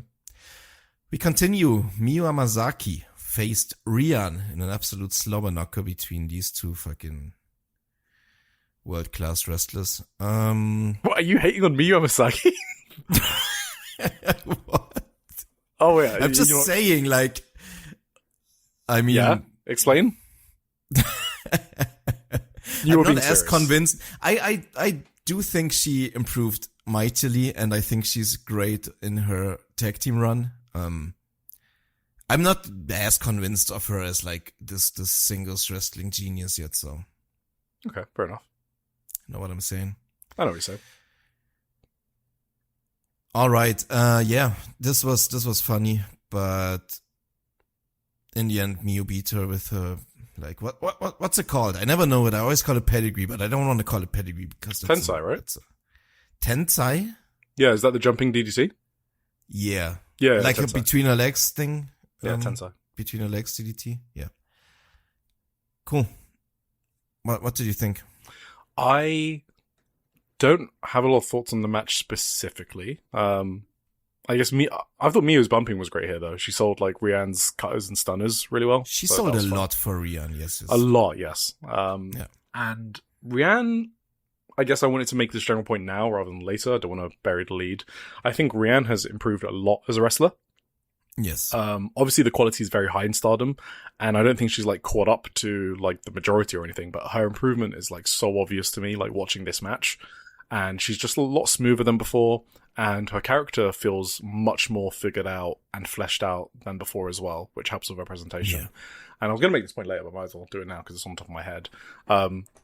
In the previous Emmy episode, I did refer to Rian's stomp as a yeet jokingly, but I did seriously think it was a yeet when it started. And the reason is, like, a yeet for me is when it defines someone's character entirely, like 100%. Like, they would not be a thing without that yeet. Like, Mr. Yeetman himself. Yeah. I don't think it was as bad as Mr. Yeetman, to begin with, but it was like 95% of her character when she started doing it. And you didn't know anything else about Rian or what she was about or, you know, what she enjoys, what she doesn't enjoy. But since she's joined Eat to Respect Gundam specifically and got her new gear, got her new hairstyle, it feels like it's not a yeet anymore because it's like 10 or 20% of her character, if even that. Like, it's just a thing that adds to her character rather than defines it. And yeah, I just wanted to say that because I think I've been known as a Rian hater, and I honestly like her current character. I think she's a good character. Yeah. Yeah, I think it's just something she does. Like, every wrestler has something they do. It's just, it's now it is, yeah. Like a little gimmick, like a little fun little gimmick that pops the crowd. Like, every wrestler does that, every good Absolutely. wrestler. So. Like, I see it no different to, like, Saya's, you know, the tear thing when she puts her finger on her face. Yeah, exactly. Just these little, like, character, you know, affectations, I guess, whatever it's called. Yeah. So, yeah, I like it a lot. So, I am turned around on Rian is my announcement. I do still think her, like, weird self-inverted destroyer landing on my head and then rolling you up not good. Move. She's got to work on that one, yes. But or she will. Just drop it. Maybe just drop it. I don't know. Yeah, no, I mean, I'm sure she will because she's worked on so many other things that I think at some point she's going to realize. At one day it's going to go wrong as well. Yeah. She'll probably drop it pretty quick. Well, I'm convinced of that. So yeah, anyway, this was a solid match, but liking Rian, I guess. Cool. We continue with a certain Julia Hart taking on Hina in this 5-star Grand Prix 2026 Blue Star Block A match. What happened here, Eric? So okay. Obviously this is like the revenge of the artist title match, right? Yes. Hina lost the title to Julia Hart in Triangle Madness. So this was Hina's chance to get some revenge. So what happened was obviously they did some, I can call it American gimmick because I don't think you see belt shots very often in Japanese wrestling. Yeah. So that is, I feel like, an important thing, which doesn't make it specifically with the belt. It's rare, yeah. Like general interference with chairs or whatever is not that rare, but I mean the belt, yeah. Yeah. So Julia grabbed the belt, teased using it early on, and it didn't get used. Then later on, there was a ref bump. And which happens all the time in Japanese wrestling. That's not an American thing. And then Julia did a belt shot, and she follows it up by just kind of running into her, and then she hits her slogan, and then the submission, and wins. Yes. So it's kind of like, it depends where it goes, right? If they're winning back the title. And like Hina pins Julia or something like that. Is it that bad? Yes. No, it's like a standard heat thing that everyone does. Yes. So in isolation, it's pretty bad, but I kind of want to see where it goes to say that this was like a bad booking decision or whatever for Julia to win. Yeah. Yes. I didn't really write down or like really collect my thoughts even. I actually wanted to do that, but I kind of forget about it. Sometimes I feel like I'm reading a lot of like overreactions, you know, to stuff like this. This kind of very clearly screamed plot point to me, or like point in a storyline there, right? And Hina losing like this by getting cheated again after they already got cheated out of the artist title. That screamed to me that this has a purpose to like further the fucking revenge plot they're building, where they're getting the artist titles back, right? So I'm fully right now still trusting in the follow-up, because I mean Stardom has earned my trust in that way for the past 2 years. So I'm not losing my mind yet about this. Obviously, on paper in a vacuum, Julia Hart defeating Hina is a fucking travesty. But if you consider like what this could lead to a greater like victory in the end for God's Eye, I'm kind of more relaxed about it than I read a lot of people were. And I gotta even say that I'm a bit higher on Julia Hart's performance in this match than a lot of people. I thought her heat at the start of the match wasn't too bad. At the end of the match, she kind of fucking was bad. But at the start, I thought, wait, she's not that terrible as long as she doesn't run the ropes. To put it into context, she would easily be the worst person on Stardom roster. So. Oh yeah, easily. Okay, yeah. But she is not like a disaster, like bad. Yeah, and I don't understand when she goes for the moonsault, she's basically laying the other person like underneath the turnbuckle. Like what how does she think the moonsault works? Does she think it's like... Yeah, the problem was the placement with Hina on that botch. But every time, I mean, I don't think she really hit the moonsault. On the next match, she landed on her feet anyway. Yeah. But she once again positioned the opponent. I can't remember off the top of my head who it was. Ruaka, right? Ruaka is. Very weirdly on the turnbuckle. Like you can't ever hit someone with a moonsault like that. Like that doesn't make any sense. I thought she did moonsaults before, right? Yeah, and obviously the wrestler, I mean, they might be confused what's happening. Like, wait, is she doing a moonsault or is she doing like a foot stomp? Or like, why am I so close? So you can't expect them to adjust like in the moment.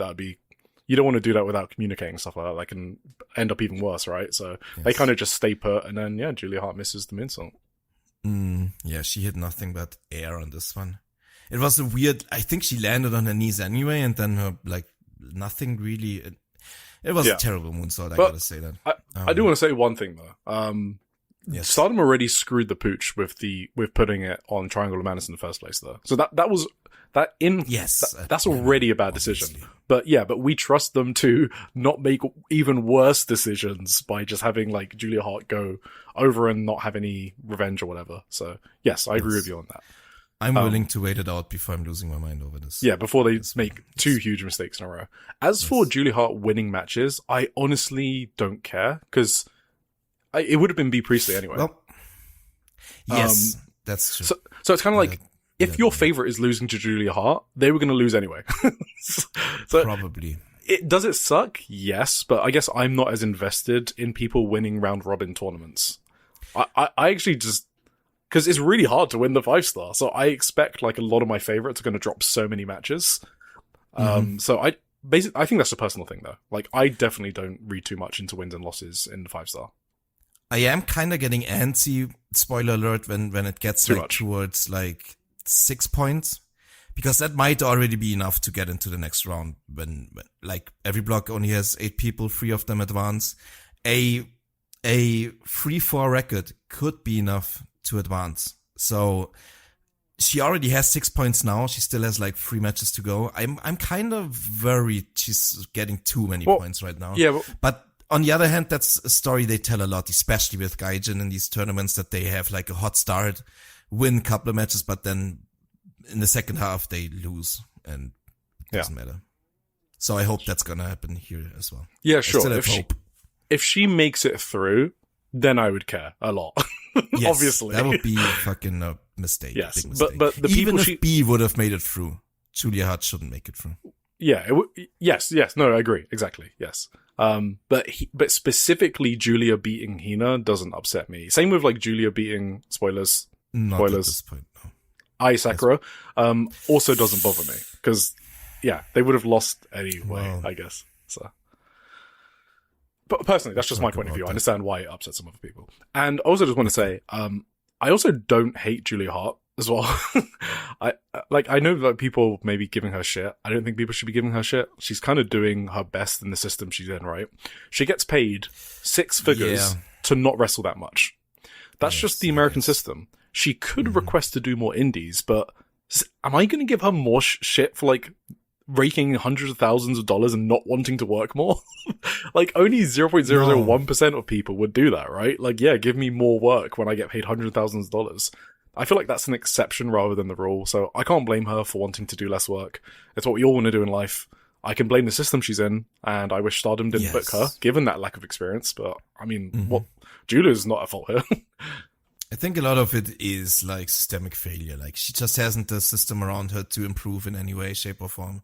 So we shouldn't be like really, I don't know if we can hate on her personally for not improving when she literally can't improve in the system she's in. So no, unless, and like, I think if you really never work at all and don't do anything outside of the things you're like paid for by Tony Khan or like called in for by Tony Khan, it does tell something about your like passion for pro wrestling. But I would say that if she went to like fucking these American shindies like GCW or whatever, she wouldn't improve either way, because maybe she would get even worse and like adopt worse habits. So the only way she could really improve is like if she started training at a dojo in Japan. I think that's like basically it, or maybe a proper school in England or whatever. But like, I don't believe in the American wrestling system. She can improve really well. What about West Coast Pro Academy? West Coast Pro is another place. Yes. Yeah. Okay. I see West Coast Pro. Okay. Yeah. So anyway, yeah. Is there anything else we got to say about this? Julia Hart's kip up is quite funny. She keeps getting destroyed after she does the kick up, the kip up. She didn't in the Sakura match though. I think she actually got a move off after that, but that was funny. And I think that's all we got. Oh, one other thing I want to say. Sorry, and then we'll speed through the other matches as well. This one's a funny one. I was watching the show live, and one of our listeners, I'm not even going to say their name because I don't want to embarrass them. They know exactly who they are. They posted in Social Suplex Discord in the Stardom spoiler channel after this match, and they were like, I didn't mind that. And for some reason, they deleted it soon after. Yeah, and I thought that was hilarious because I went back to the channel after and I was like, wait, where's that post gone? I thought I was going crazy. So they posted it, and then they literally took a few seconds to think about it, and they're like, oh no, that sucked. And then they deleted it. So there you go. I mean, I had the same initial reaction to Julia's work early in the match, and then by the end, I still thought, oh, no, it sucked actually, because like she messed up a lot by the end. So, well, what can you do but continue with Sayaka Mitani and Koguma? Well, I gotta be honest, I don't really care for Koguma in this tournament so far. About I cared in general for her German suplex, and now I'm just like you know when in The Simpsons, I don't know, it's like say the line Bart, right? They just want him to repeat the thing. I just want Koguma to do German suplex. I don't care about anything else. I mean it's like short comic relief. It's like you don't think too hard about it, right? These are like fine, solid matches. That's it. Yes, it's just really basic matches for the most part. Sayaka Mitani did some amazing work with her facial expressions when she was in the Kuma clutch, but she won in the end with the Star Crusher, and that's basically, we can continue, I think. I do want to call out the transition into the Star Crusher. That was sick. Koguma did a bunch of rolling cradle spots, and on the last one, Saya just managed to fucking deadlift her into the Star Crusher. So that was a sick finish. That is all. Hell yeah. Cool. After that, we had Aya Sakura going up against Ruaka. So let's get all our rants over with in this first show. Okay? Look. You rant about this one? Okay. Yeah, Ruaka specifically. I mean, okay, yeah, I get you. So I think everyone has the common opinion that she sucks or that she's bad or whatever. Do you want to say what the result was before I do this? Well, Aya won, so it wasn't that bad for me, this one. Aya Sakura won with the Sakura clutch or whatever it's called. I don't know what it's called. Yeah, her special roll-up thing. Also, did you see that awesome new thing that Aya Sakura's doing? Did you see the new move? I don't know which one you mean right now. Timmy's not paying attention. Aya Sakura did a running leg lariat. It's like a running kick to the chest area. Okay. Yeah, sure. Yeah, I mean, it's awesome. That's all. I'm totally paying attention to that, yes. Okay, fine. That's it. Sakura won. Rocker. So wait, do you mean like the Busaiko knee type thing? But it's like one legged, right? It's not like a double knee. Yeah, I think that's the case for Busaiko knee often though. I think Bryan Danielson only did it with like one knee, right? Yeah, okay, but she's not doing a knee. She's doing like a full leg. It's like a leg lariat. Okay, it's literally like yeah, a running. Yeah. She did it again in the Julia Hart match as well. That looked even better. Yeah, I remember it from that. I don't remember it from the okay. match. Yeah, this is where she debuted it, basically. Okay. I don't think Raka sucks. My real issue with Raka has never been that she sucks. And I think I said this a few weeks ago, right? I said I'm expecting her to have boring matches, not bad matches. You know, just like Julia Hart. I don't think Julia Hart... I mean, she's pretty bad, but I don't think she's like a disaster. But my problem with Raka is she rarely ever tries. And the way that manifests itself is in the match itself. So the way is Raka doesn't sell. She sells... That's my main problem. And it's because she doesn't try. That's why. She rarely fucking sells. It's the worst part to me. She has no interest in making her opponent look good. And she never tries to maximize her role in doing that. Compare that to someone like Natsuko Tora. You cannot watch Natsuko Tora and Raka and say that Raka is actually a good wrestler. I think she is not a good wrestler because she doesn't try and do that. In this match, I had my eyes locked in on Raka. And I couldn't believe how much she genuinely no-sold a lot of Ai Sakura's offense. And it's in ways that are maybe subtle or like I'm super sensitive to. Like, one of the things I hate that she does is she leans her chest out, you know, in the way where, you know, you should lean your chest out. That's how you're taught to take forearms. You know, if you watch the Senjo documentary, you see Reina Takano get taught how to take forearms by Hashimoto. She says, lean your chest out. So that's not the problem. The problem is the way she does it is as if she's a veteran, and she does it to everyone. Not just juniors, like which you do in a vet rookie matchup, right? You lean your chest out and you like shrug it off. She does it to seniors. It doesn't matter. She does it the same thing every single fucking time. And it's just a sign that the other person's forearms don't mean shit. And she doesn't pick and choose the spots to do it in. She's just got one mode, brushing everyone's offense off. And she also no-sold Ai Sakura's slap in this match.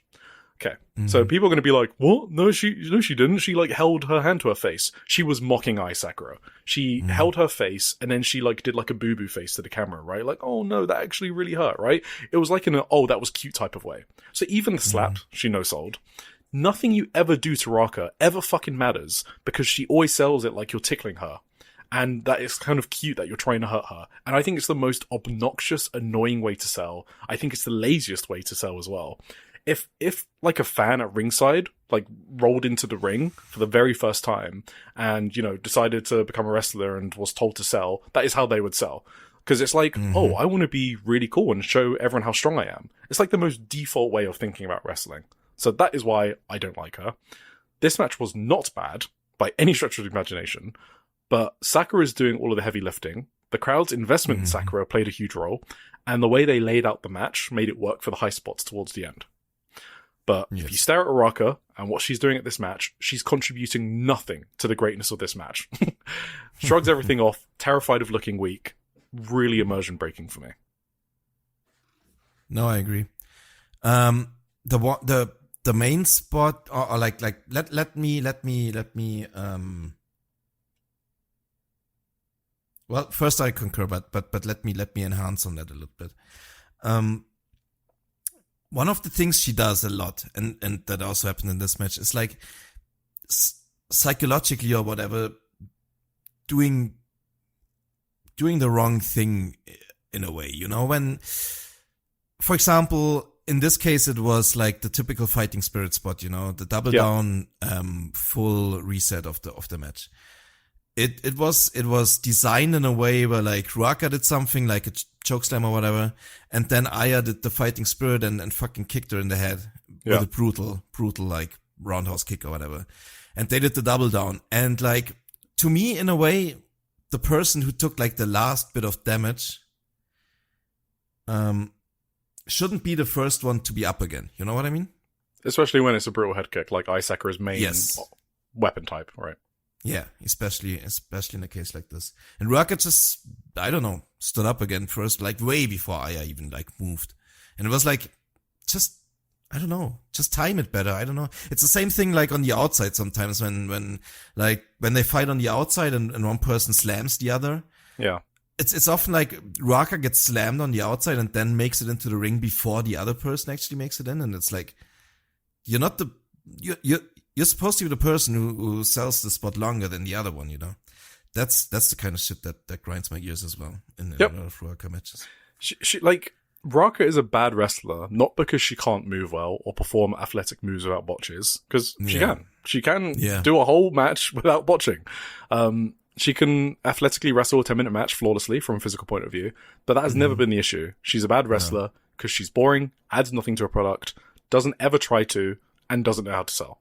And I think that's why I don't like her. And I think sometimes people have the wrong idea of why Ruaka is bad or gets criticism.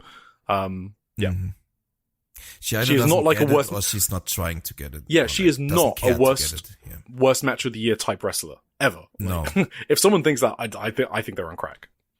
Yeah. Yes, that was our big Ruaka rant.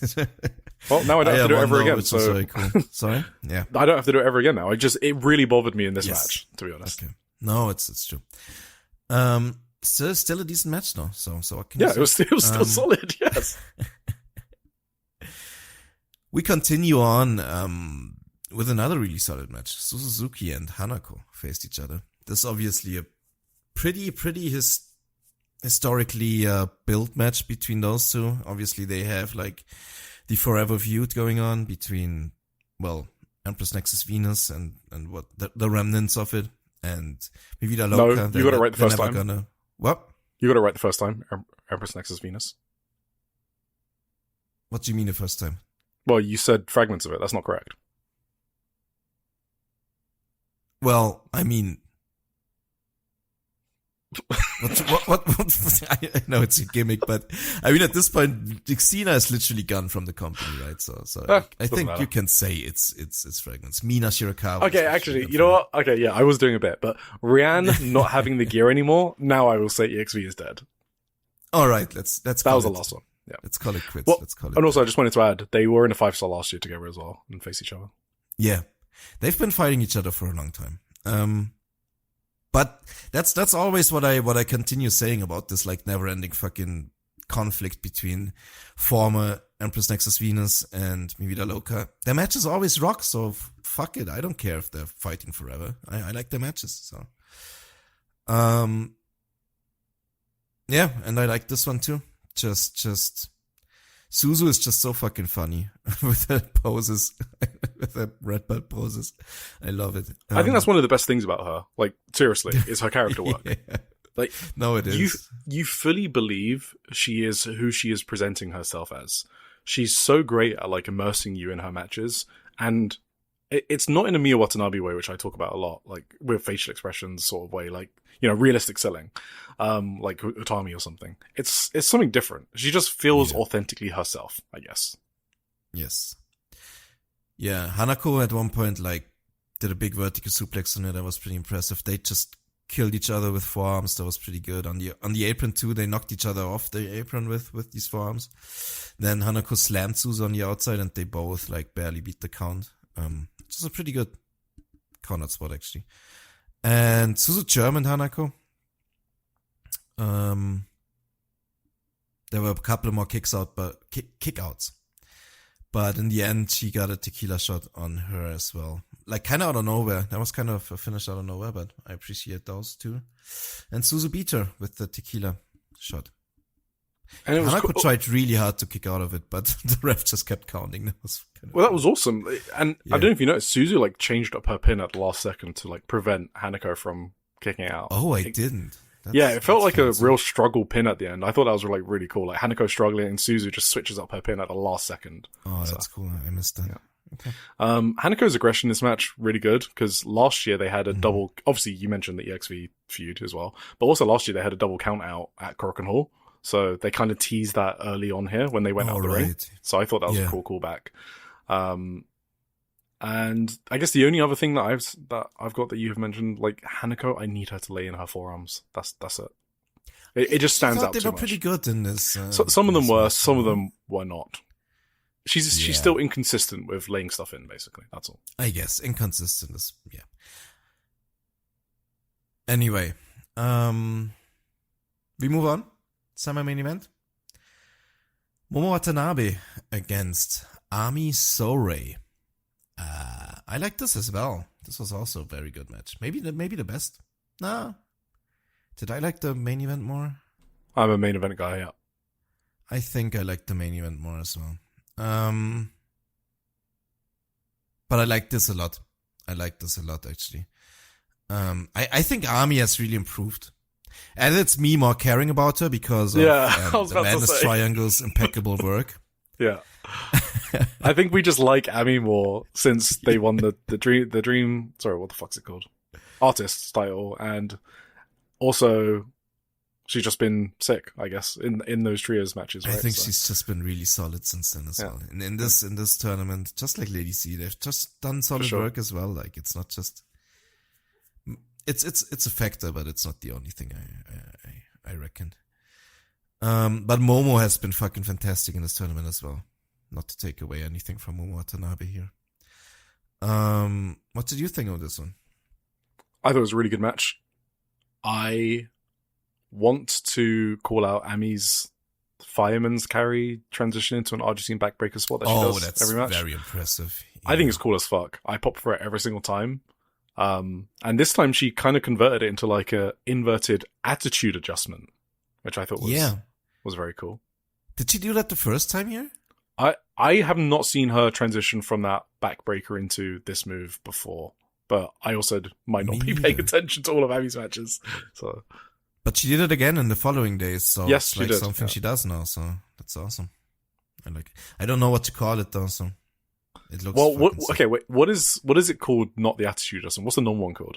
Is it a fireman's carry driver? Like fireman's carry slam or driver or whatever. Yeah. Oh, okay, so it's just an inverted one, I think. That's it. Yes. But it looks impressive, you know. She basically flips them over, it's super cool. It's cool.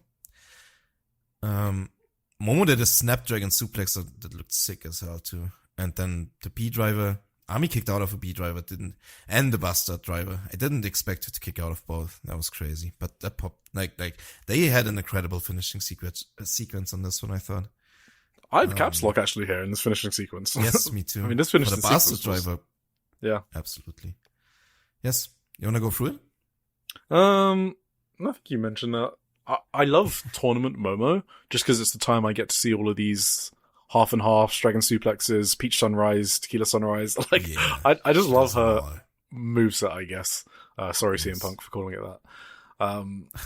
I also really liked Momo sweeping Ami Sourei's legs with like a PK to the ankle. She like penalty kicked her ankle. I was like, I've never seen someone like cut someone down with that.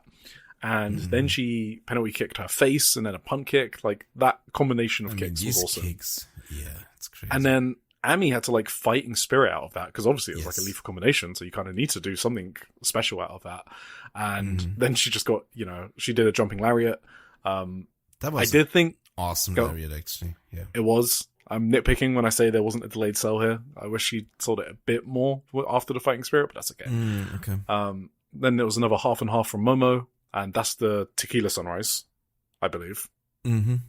And then the second one's the peach sunrise with the wrist clutch, and that's the one she won with. Yes. Really good match. Very good, very good. And then we're already at the main event, which saw Hanan going up against Starlight Kid in a sick match.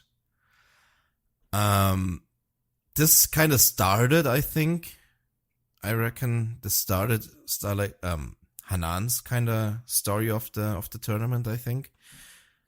Because it continued on the next night. Like, Starlight Kid basically destroyed Hanan's leg, and Hanan was selling her fucking ass off the entire match.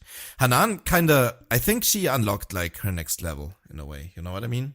This is exactly what we wanted when she won the white belt, right? Well, like, okay, now is your time to prove to everyone how good you are. You've done this 6 storyline with Konami. It was like 6 months in the making, so we know you can do good storylines, I guess, over that period. Now, what can you do on top in terms of like singles matches?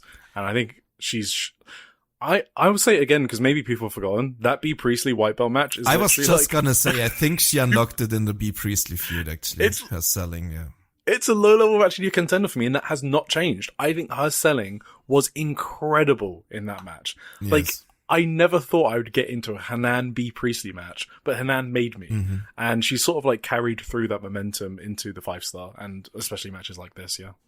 Yes. And I think one thing she's really gotten good at is like this kind of, portraying the way you can like have a little burst of energy where you can basically like overcome the pain for a moment to do something to your opponent and then go back to selling right away in a way that doesn't like make it look phony or whatever, or make it look like fake. I don't know how to describe it, but like. That's really interesting because that was exactly what I didn't like about her when I first started watching Stardom in 2024. She was one of my least favorite wrestlers. Like, I think a lot of people, I think that was like a general sentiment. I don't know why, but my reason was because I thought her fire up was really bad with those, you know me, forearm guy, right? But it was just such a fake fire up. Like a very rookie level fire up. I just didn't think it worked. And she used to do it all the time. Like all the time she used to fire up. I'm like, why is she doing it so much? Blah, blah, blah. But she's largely eliminated that. And on top of that, she's just improved as a wrestler across the board. Yes. She's like a different wrestler compared to like 2 years ago. I don't know how anyone could not like this version of Hanan. And I don't know how anyone could also not see her as one of the best sellers in the company. Because I think that's genuinely what she is. Like I would have her in the top 2. Like, it's actually probably her and Starlight Kid. What? Yeah, Sayaka, actually. Top 3. Yeah. You mean just the selling now? Just selling. I'm talking about selling. Or like overall work? Okay. No, just selling. Okay. Yeah, no, that's fair. I mean, just through these, like more recent performances, these 2 matches from the tournament we're going to talk about today, I thought her selling was impeccable. It was actually incredible. Just to what you mentioned earlier, I don't actually mean her actual fire up thing, her like fighting spirits things or whatever. Mm-hmm. I just mean the little things when she actually she doesn't completely stop. She doesn't completely stop using her limbs that are targeted. She still like does some moves that require her to like put full strength on her like injured leg or whatever, but she manages to make it look like to kind of continue the damage throughout it without like she manages to do the move flawlessly on her injured leg or whatever and then go right back to selling without looking like she just forgot about it for a second. I don't know how to describe it really. Well, she's a good seller is what you're saying. Exactly. Yeah. Yeah. She's very good at limb selling in particular. I mean, that's exactly what she did in the Priestley match. That's what she did here as well. Right. But like, I just, what I want to say is I don't hate it when she uses her leg still, even though she's been crying about her leg the entire rest of the match. Like, in these little spurts of energy where she can like do a suplex to Starlight Kid still, even though her leg is basically fucking gone. I don't hate that when Hanan does it because it's like, she does it well, I guess. That's what I'm saying. Yep. Agreed. And yeah, she got tortured by Starlight Kid. She got her leg ruined throughout the entire match by like many dragon screw, stretch mufflers, black tiger leg killers, everything. And in the end, she overcame all of the damage to actually beat Starlight Kid, which I liked a lot too as a decision, as a booking decision. Because logically, if someone beats Hanan in this tournament, like the first person to beat her probably will go for a white belt shot, But you don't want Starlight Kid to go back into the white belt scene, Yeah, but they probably also ignore stuff like that in round robins, I think. I don't think they really do, actually. Well, okay, no, sorry. They can use it as an excuse for a storyline, but also not every person that beats a champion gets a shot, right? Not everyone, but it's often like when it's like a significant match like this, it often leads to it. And you don't want Hanan to lose to Starlight Kid, and you don't want Starlight Kid to lose a white belt match at this point or be in the white belt picture at all. So I supported this decision to have Starlight Kid lose here. Well, I support it in a different way. I support it because Hanan now, especially if you look at the standings, which we'll get into after all of this, she can now play spoiler to the big 3. The big 3 are Saya, SLK, and Momo, right? Oh, right. They are probably like the top 3 stars in the company in some way. And they're all in the same block. And now Hanan is in his position to knock one of those people out, and getting this win allows her to do that. So yeah, I mean, that's what I got in my brackets. Well, yeah, exactly. Make it? Hanan does. Yeah. So this win made total sense for me. I also just wanted to put this match over. Like, I think it's in my top 5 for the tournament as well. I thought it was excellent. I agree. Mm-hmm.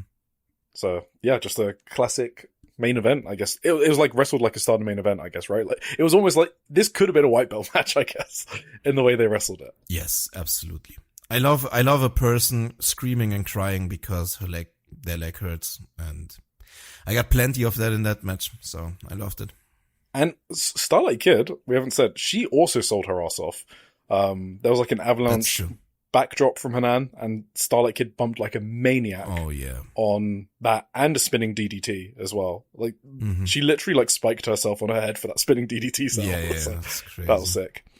Going on. I was just looking at my notes. What you've got on the Hanan leg cell thing about using her leg. She did the bridging thing, right? She did the cutie special. Yes. Her sick cutie special, might I add. And the leg didn't hold up, so she just collapsed. Yes, that was an awesome spot. I loved it. For a split second, I thought it was real. That is how, like, just for a split second, like a tiny second, I was like, oh, what happened there? I was like, oh, okay. Mm-hmm. No, it was very good. I have one nitpick, actually. Okay. So, we just spoke about the leg thing. I did think on the final 2 bridges, like the final 2 backdrop holds, I kind of wanted her to do like the Starlight Kid Sariano thing, where you can just hold the bridge, when you like shake your leg a little and you just try to bridge on one leg.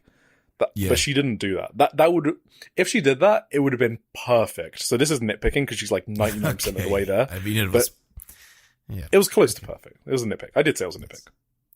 Yeah, and if you look at the finish, Starlight Kid landed on her fucking head. Like, that was an insane backdrop suplex, by the way. That's like an all-time sicko backdrop suplex. And I loved the post-match as well, when Hanan was like immediately undoing like her gear to like get her knee. Oh yeah, she immediately undid her like what's it called, shin guards and whatever, knee pads.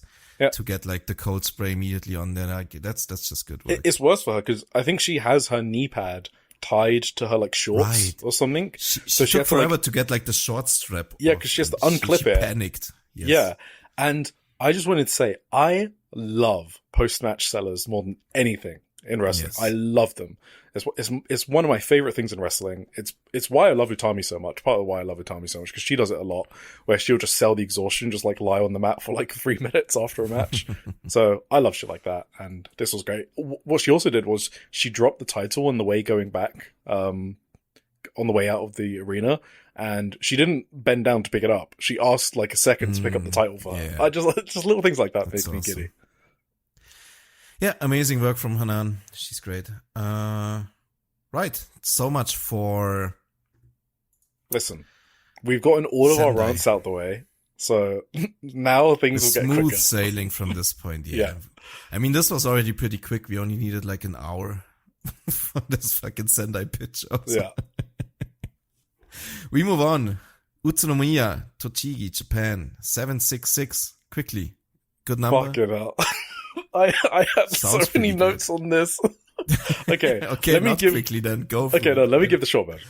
So I was confused at first because I thought that this room can be split into 2. So I thought that they've been running the split room, and Path of Thunder in 2025 they did 894 there, and I was like, oh, okay, that must be the full room. The nerd I am, went back to all of the VODs for the past 5 shows in this building and realized that they've always run the full room. The Path of Thunder did have a slightly different setup. They were squished more to one side, but they've always run the setup. So that made me feel good because that means we can compare the numbers directly. And yeah, they're just up each year. So they did 680 on 7th of June, 2 months ago. So from 2 months ago, they were already up like plus 100. Right? Mm-hmm. Obviously, the 5-star bump helps a lot. Last year, they did 2 days, so it's harder to compare. They did 542 and 502.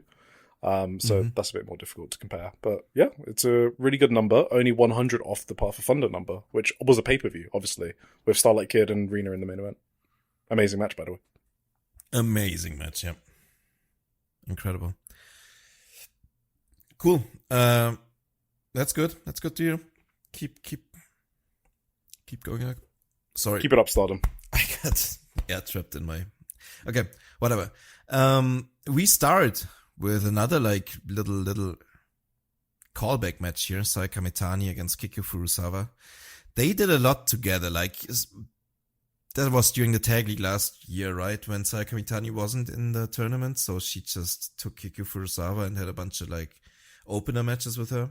Yes. Which was also awesome. So you could really tell that Saya thinks probably a lot of Kikyo and likes her a lot. And I think you could tell in this match as well. I thought this was pretty cool. She gave Kikyo a lot. And in the end, she ran into the roundhouse kick and got Star Crushed to death. But it was still a cool fun little opener. What did you think? Well, she got Boston Crabbed, right? Oh, right, the Boston Crab. Yeah. Wait, yeah. Yeah, because I was she like, reversed the Star Crusher into a roll-up. I'm sorry. Yes. I didn't read my notes fully. Yeah, when did that's actually interesting. When did Saya ever tap someone out with a Boston Crab? Can you Never, I'm going to guess. Yeah. But, I think maybe she did that to kick Kikyo last year already, but other than probably. that, I don't know. Yeah, probably. Yeah. That looked fucked up too. That Boston Crab was brutal. Kikyo she almost made a circle with Kikyo. That was uncomfortable. Yep. Anything else? Okay. Next match. Suzuki went up against the big dog, Rian. She is just going through these former Empress Nexus Venus members, on these shows. That was kind of funny. Rian attacks her immediately before the bell rings. But very quickly, that didn't last long. This offense from Rian. Yeah, this was just Suzu winning in the end with the tequila shot. I thought Daichi sold the shit out of getting foot stomped by Rian. That was kind of funny. Other than that, I don't really have any notes on this. What did you think? Rian did a few things that popped me, like her going for the fisherman's on Suzu. Oh yeah, okay, that was very funny. I remember. Yeah. And she went for a Hanagurume, the spinning cradle thing she does. Mm-hmm. And it just looked like Suzu was wearing her like a backpack. It just looks so funny. And then the best thing about Rian that I like right now is when she does a fighting spirit spot and just gets destroyed and squished. Yes. My favorite. Yeah. And also, not only that, but also when she does misplaced fighting spirit spots. So when she does a fighting spirit off the most random move. And here she did it off like a jumping lariat. So, okay, do you really need to fighting spirit out of that? And apparently that's what makes it even funnier. So she's awesome. That's comedic genius, Rian. Under 5 minutes she lost. Damn, what a shame. Suzu at 8 points at this point. Very impressive performance from her so far. In the next match, we had Miyu Amasaki go up against Aya Sakura. That was, I don't have much on this, honestly. I didn't like that Aya lost, obviously. I had a lot more hopes for Aya Sakura in this tournament, but I guess, Toru Kara just fucking hates Sakurara and just wants to see them both fucking die, okay. I guess. I don't know. Miyu Amasaki was like 0-3 going into this or something. Yeah. She's having a torrid tournament, so she needed a pickup, and I guess Aya Sakura got unfortunate. I mean, Aya Sakura is like 0-3 now, I feel like. We'll go for it after. I think... Hang on, can I scroll? Yes, I can. What was I? So Aya Sakura... I mean, yeah, they're in both the same position, I guess. Yeah. Yes. But I thought your theory actually made a lot of sense. That maybe Aya Sakura is gonna go far in this tournament and then just fucking... I didn't want it to happen, but it kind of made sense to me, like as a theory, that she's gonna be like a bit smug towards Sayaka Kurara. But they're kind of in the same position now, so it's whatever. Was that my... that was my joke last episode, right? Yeah. Okay, yeah. I did not mean that seriously. Okay. Well, it did me. She kind of just won the next two matches, so I thought maybe Eric is onto something, but yeah, but I thought she lost everything. I thought she wasn't going through the blocks, so. Okay. Well, it's too bad. I guess she won't. We follow this up with our next big... Oh, I've got something to say about the sorry. Sakura Miyu match. I liked the kick counters from Sakura, so that was cool. I think that's one of the main things I like about Ai Sakura, that she always finds ways to counter moves with kicks, and it's cool. Like, she countered the Tensai DDT with a side head kick, awesome. And I feel like when she starts working the top of the card, the main events, those types of spots are going to be the type of spots that get the crowd going. Like, even more than they do now. Crowd loves counter spots, so. And the other thing I want to say is Miyu, during the match, learns about, like, Ai Sakura's kicking pattern. And she catches it and does a sick exploder suplex. That was really fucking cool. I did write that down as well. Yeah, that was a pretty nice spot. Gotta give it to her. After this, we had match of the tournament, match of the night. I don't know, however you want to call it. It's, of course, the next big performance by our guest, Julia Hart, this time against the aforementioned Ruaka. Oh, well, Julia actually popped me in this match. You know, she was funny here, I thought. Is this the one where she asks people to help her and is like, does anyone know English? Yes. That was kind of funny. I mean, I was just funny. Like, well, I'm glad that Julia's having fun, I guess is what I said. She was so, like, deadpan about it, too. Like, she didn't really sound like she was in trouble. She was just like, help. Can anybody help? That made it funnier to me. But anyway.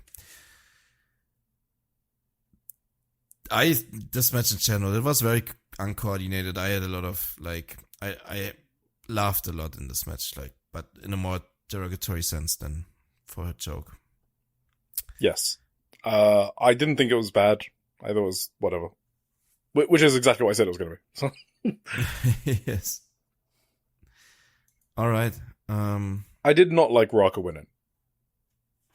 You didn't?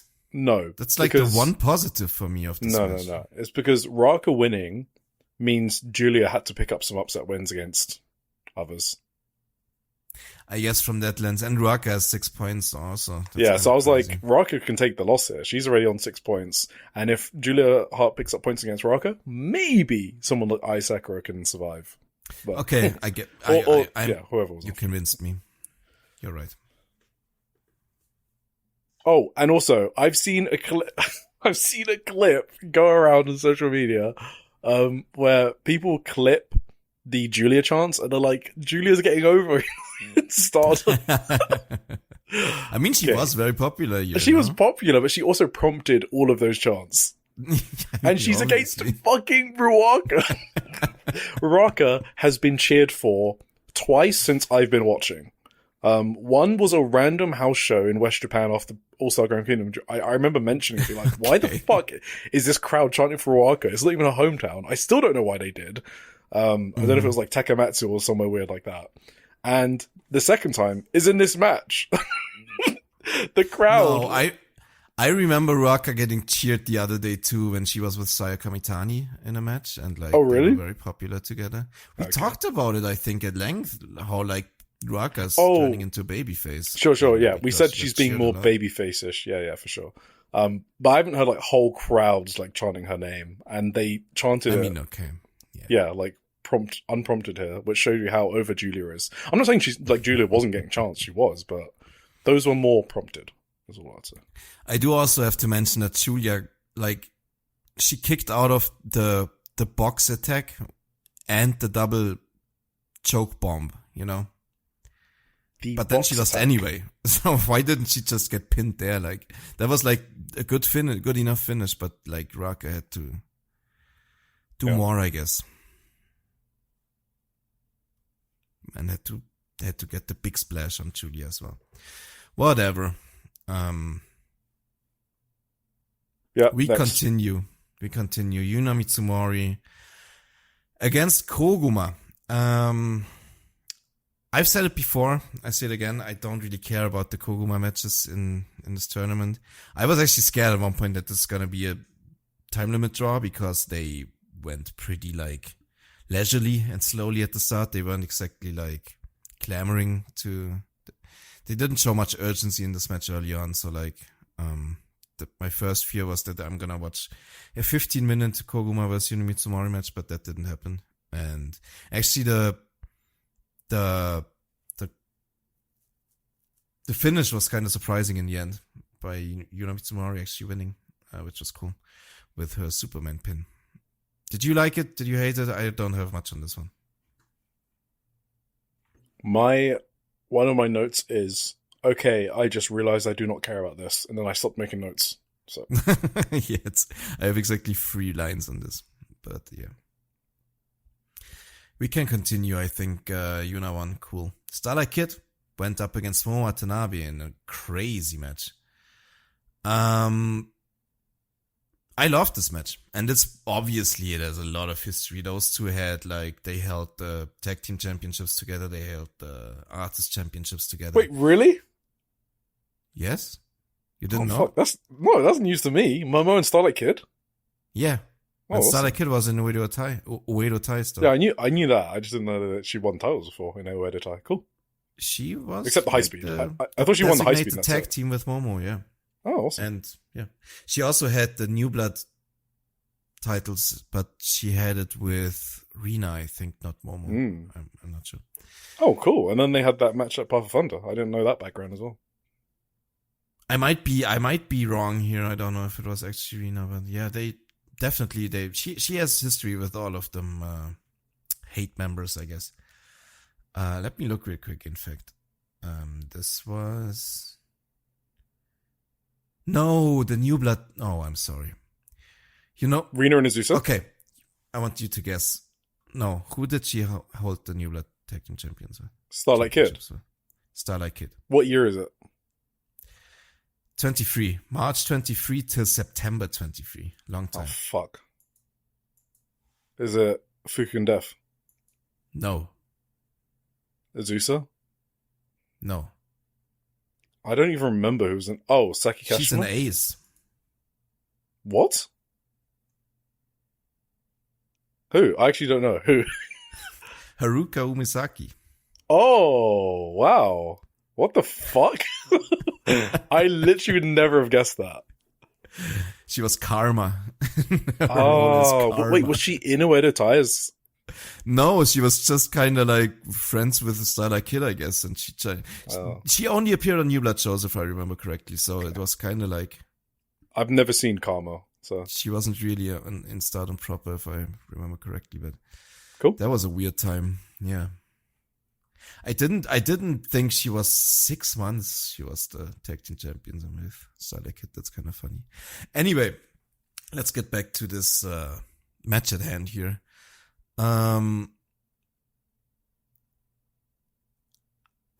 just thought they went crazy in this one. I don't know. Like at some point from the middle of the match, it kind of clicked. I don't know.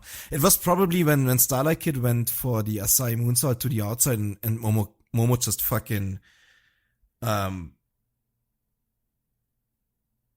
her with the baseball bat in the legs and like Starlight Kid collapsed during the moonsault. That was a crazy spot if you think about it. And from that point on, it was just a fucking war, and they just threw bombs. I loved it so much. There was the big tiger suplex, a big, what am I writing here? My write-up here is complete mess. I was very excited about this match, I think. It was very sick. The Starlight Kid at one point turned a B-driver into Code Red. I popped big for that. She went for the moonsault, and again, Momo kicked her legs out of her legs, and Starlight Kid was like draped over the turnbuckle. Momo just fucking kicked her right in the face, like so brutal. And Starlight Kid got a swinging neck breaker and got into the stretch muffler, which was an amazing submission stretch as well. Momo got the ropes after a while, and then she hit the B driver, but she collapsed from like the leg pain. Couldn't make the cover, which I also loved. And she continued with her like half and half. That's the Tequila Sunrise? Peach Sunrise? One of them? Yeah, Tequila is the half-half. Peach is the finisher one. All right. Yeah, it was the Tequila because Starlight Kid also kicked out of that. And she did her insane like spike pile driver, which people just always fighting spirit out of, which could easily be like, for any other wrestler it would be the finish, but this one gets like kind of no-sold mostly. It's super weird. I still don't understand it. And yeah, but SAK immediately countered like the fighting spirit into a roll-up for the win, and I loved this match. What did you think? Shout out to listener Spirit of Jazz who told us the tombstone is called Divine Justice. Black Tigers. Divine Justice. Okay. Yeah, because didn't know that one. That's an awesome name. I mean, it is, yeah. And I didn't know it was Black Tiger's move as well, so cool lore there. Yeah. Because obviously she has the black leg tiger kid as well. She has a lot from Black She has a lot, yeah. So I thought I like the story they told in this match. You know, Momo was being disrespectful to Starlight Kid with her kicks, and she was like dominating her early on.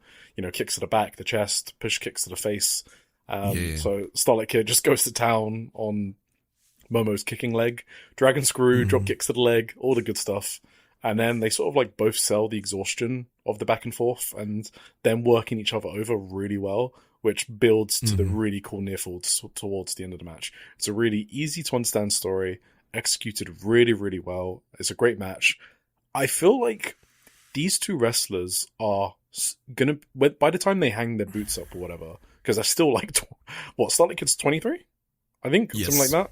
Momo's 26? Something like that? I think so, yeah. 25, 26, something. So we still got some time, hopefully. And so by the time they hang it up, they're going to have an insane catalogue of matches. That this is going to be one of those forgotten ones that no one ever talks about. And it's just because they're too good. Like, it's a really good match that will be forgotten, basically. Even though it's so good. Absolutely. And it kind of, it already probably gets kind of swallowed up in like this fucking mass of 5-star Grand Prix matches we have. But this should absolutely be a standout for me in this tournament so far. And I'm probably going to mention it later again as like one of my matches of the week because I love this match. It is one of my top matches of the tournament, I think. Hell yeah. I wasn't that high on it, but I can absolutely see why you are. Yeah. Cool. Momo still sold her leg on the way out as well. Another great post-match seller. Beautiful. I also do want to put over that reversal thing that you said, sorry. The bastard driver into a code red. That was sick. Oh, yeah. I don't think I've ever seen the bastard driver be countered like that. So I popped for that big. And it kind of lends to it. It's kind of... Absolutely. Like after she did it, it was like, why did I never see that before? Exactly. That's like, actually, that fits perfectly. Yeah. Yeah. It's great. Like, how has Darby Allin not done that to Takeshita's one or whatever? Yeah, for sure. Maybe he has. I don't know. Oh, true. Maybe he has. I wouldn't know. Anyway, great match. Check it out. Definitely recommendation from me. After this, we had Yuri Ahime in the ring with like who was the guy actually? Is that a new like Stardom talent guy or whatever, or was he a guy from Utsunomiya? Thank you to listener Armani Shoe Exchange. People who don't know who these people are must laugh at these names, these usernames. So yeah, Armani said that he used to be manager of the Tokyo Yakult Swallows, which is a baseball team. Yeah. Yes. And apparently he's like won a title as a manager and as a player. And also Taro Okada is a fan of that team as well. But he's from Utsunomiya, so I assume that's why he's out there every single show that they're at. And when I did my VOD reviews for the... I was doing something crazy on his VOD reviews. I had to like line up the schematics of the room to see the line in the middle of the room where it partitioned. Anyway. Yeah, when I went back through those VODs, I saw him at like the start of these shows like 5 times. So he's been doing it for a while. Okay, yeah. I was like kind of... this happens from time to time when they have like big homecoming shows or whatever. This is also like very close to the sister's hometown, as we're gonna get to. But whenever they have like some of these homecoming shows, you often see like the mayor or whatever, like some public person from that place be like have an opening speech or whatever. So first I thought probably some public figure from there, which turned out to be true. But then when he was the one to like interview Yuri Hime in the ring, I was like, wait, is he like an employee now from Stardom or whatever? Like, why does he get to do that now? But it was just another favor, I guess, to him. I don't know. It kind of looked like it, no? Why does he introduce Yuri Hime? If you have no idea who he is, then yeah, I get it. Yeah. Do you have any translations for this? What did she actually say? I never found out. You wanted me to go back and I just assumed she said, I'll be back soon. I don't know. I mean, everyone seemed happy and clapped, so it wasn't like a retirement announcement. No. So that's good. We assume she said she's gonna be back soon. Yeah. Good for her. Looking forward to that. I'm sure she can't wait to stop doing these non-wrestling Gokuen Pro matches. In full gear with her ass hanging out. That's classic. Glutesmaster. Back soon. The Glute Meister. In a town near you. The Meister. Hell yeah. We continue. Let me go back to this. Now we got the Three Sisters matches. Should we talk about like the overarching thing here first? Yeah, were you upset?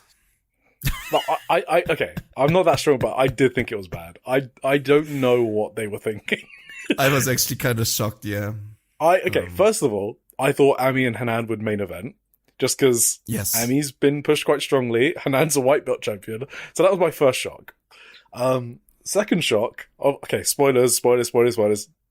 Hanan loses the first one. I'm like, okay, that's alright. You know, sometimes people need to lose in hometowns. That's okay. Then Hanako Hina loses. I'm like, okay, that's definitely a decision. And I'm like, alright, Hanan and Hina lose. They really, really set the crowd up for this main event. The heel of the three, Rina, getting the big cheers. It was deliberate booking by Stardom, I feel like, to try and get Rina over as a babyface in her hometown. Especially, combined with the Saida match, like 2 months ago on the 7th of June. Path of Thunder, obviously 2 years ago. That's what they're trying to do. Like, it's deliberate. Mm-hmm. I'm not mad about it, because Rina's obviously awesome. It's just an observation that Stardom are deliberately putting Rina over as a babyface in her hometown. Yeah. Okay.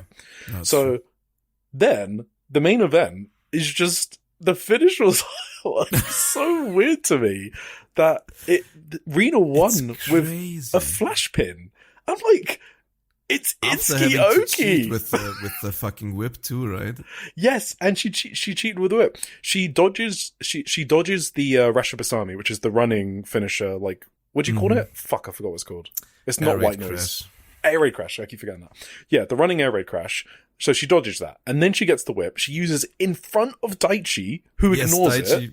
Completely looked at it. He it. literally just no-sells it. Back and forth counters, and then Rina went to a flash pin on Itsuki. Can you really not pin Itsuki in this? Itsuki still almost won with a roll-up after the whiplash. Yeah. Like Itsuki can take a finisher to lose the match in Rina's hometown after you've beaten Rina's sisters in back-to-back matches. So, I don't know who got the book here. If this was a Okada, someone was on crack. That's all I'm saying. Like, I was joking last week about Itsuki looking hella strong in this tournament and stuff, and like having like, I don't know. Yeah. But like in this match, like that was criminal, honestly. Like, what the fuck were they thinking? Yeah, so to be clear, like Itsuki beating Sayaka, I know in the moment I might have sounded confused, but I did rationalize it. If I didn't do it on the episode, I definitely did it afterwards. I'm still not over it. I still hate that. But, okay. It's part of Sayaka's story, so I didn't mind that. This one makes no sense to me. There is no reason to flash pin Itsuki here whatsoever. I feel like the only reason you do this is something political. How does it make any narrative sense or booking sense or psychological sense for Rina to take a flash pin here? But like usually Itsuki doesn't throw her weight around like that. I don't think it's Itsuki. So I think it's probably like Wave, because she's the Wave champion, right? She is, yeah, but like honestly, if I'm Stardom, Of course, you tell I Wave would to go tell them fuck to yourself. fucking go to hell, yeah. I mean, Stardom did a lot to help Wave. They had Dude. like Saya Kamitani in there last year to like... Sai fucking Kamitani, get- they've had obviously Akira, they've had Rian, thank you. They had one over that I've forgotten now as well. But also, they held joint shows with them during the Sapporo tours last year in the 5-star. And I don't know if they're doing it this year, because that's this weekend. I don't think they're doing it this year, but they did it last year. So they're working with Wave, and it's kind of like, I don't know why. Like, Wave draws 200 people to Korakuen. No offense to Wave. Mhm. Like, do you need the partnership? They have 3 people in their roster, like, that you care about, not including Yumioka. Like, Kahaku, sure, she's good. You know, Saran, okay, and Honoka's obviously really good. But, like, what are you getting out of that? I don't know. This is the one time where I'm like, okay, maybe don't give in to the indie. Yes. And it's like, she looked like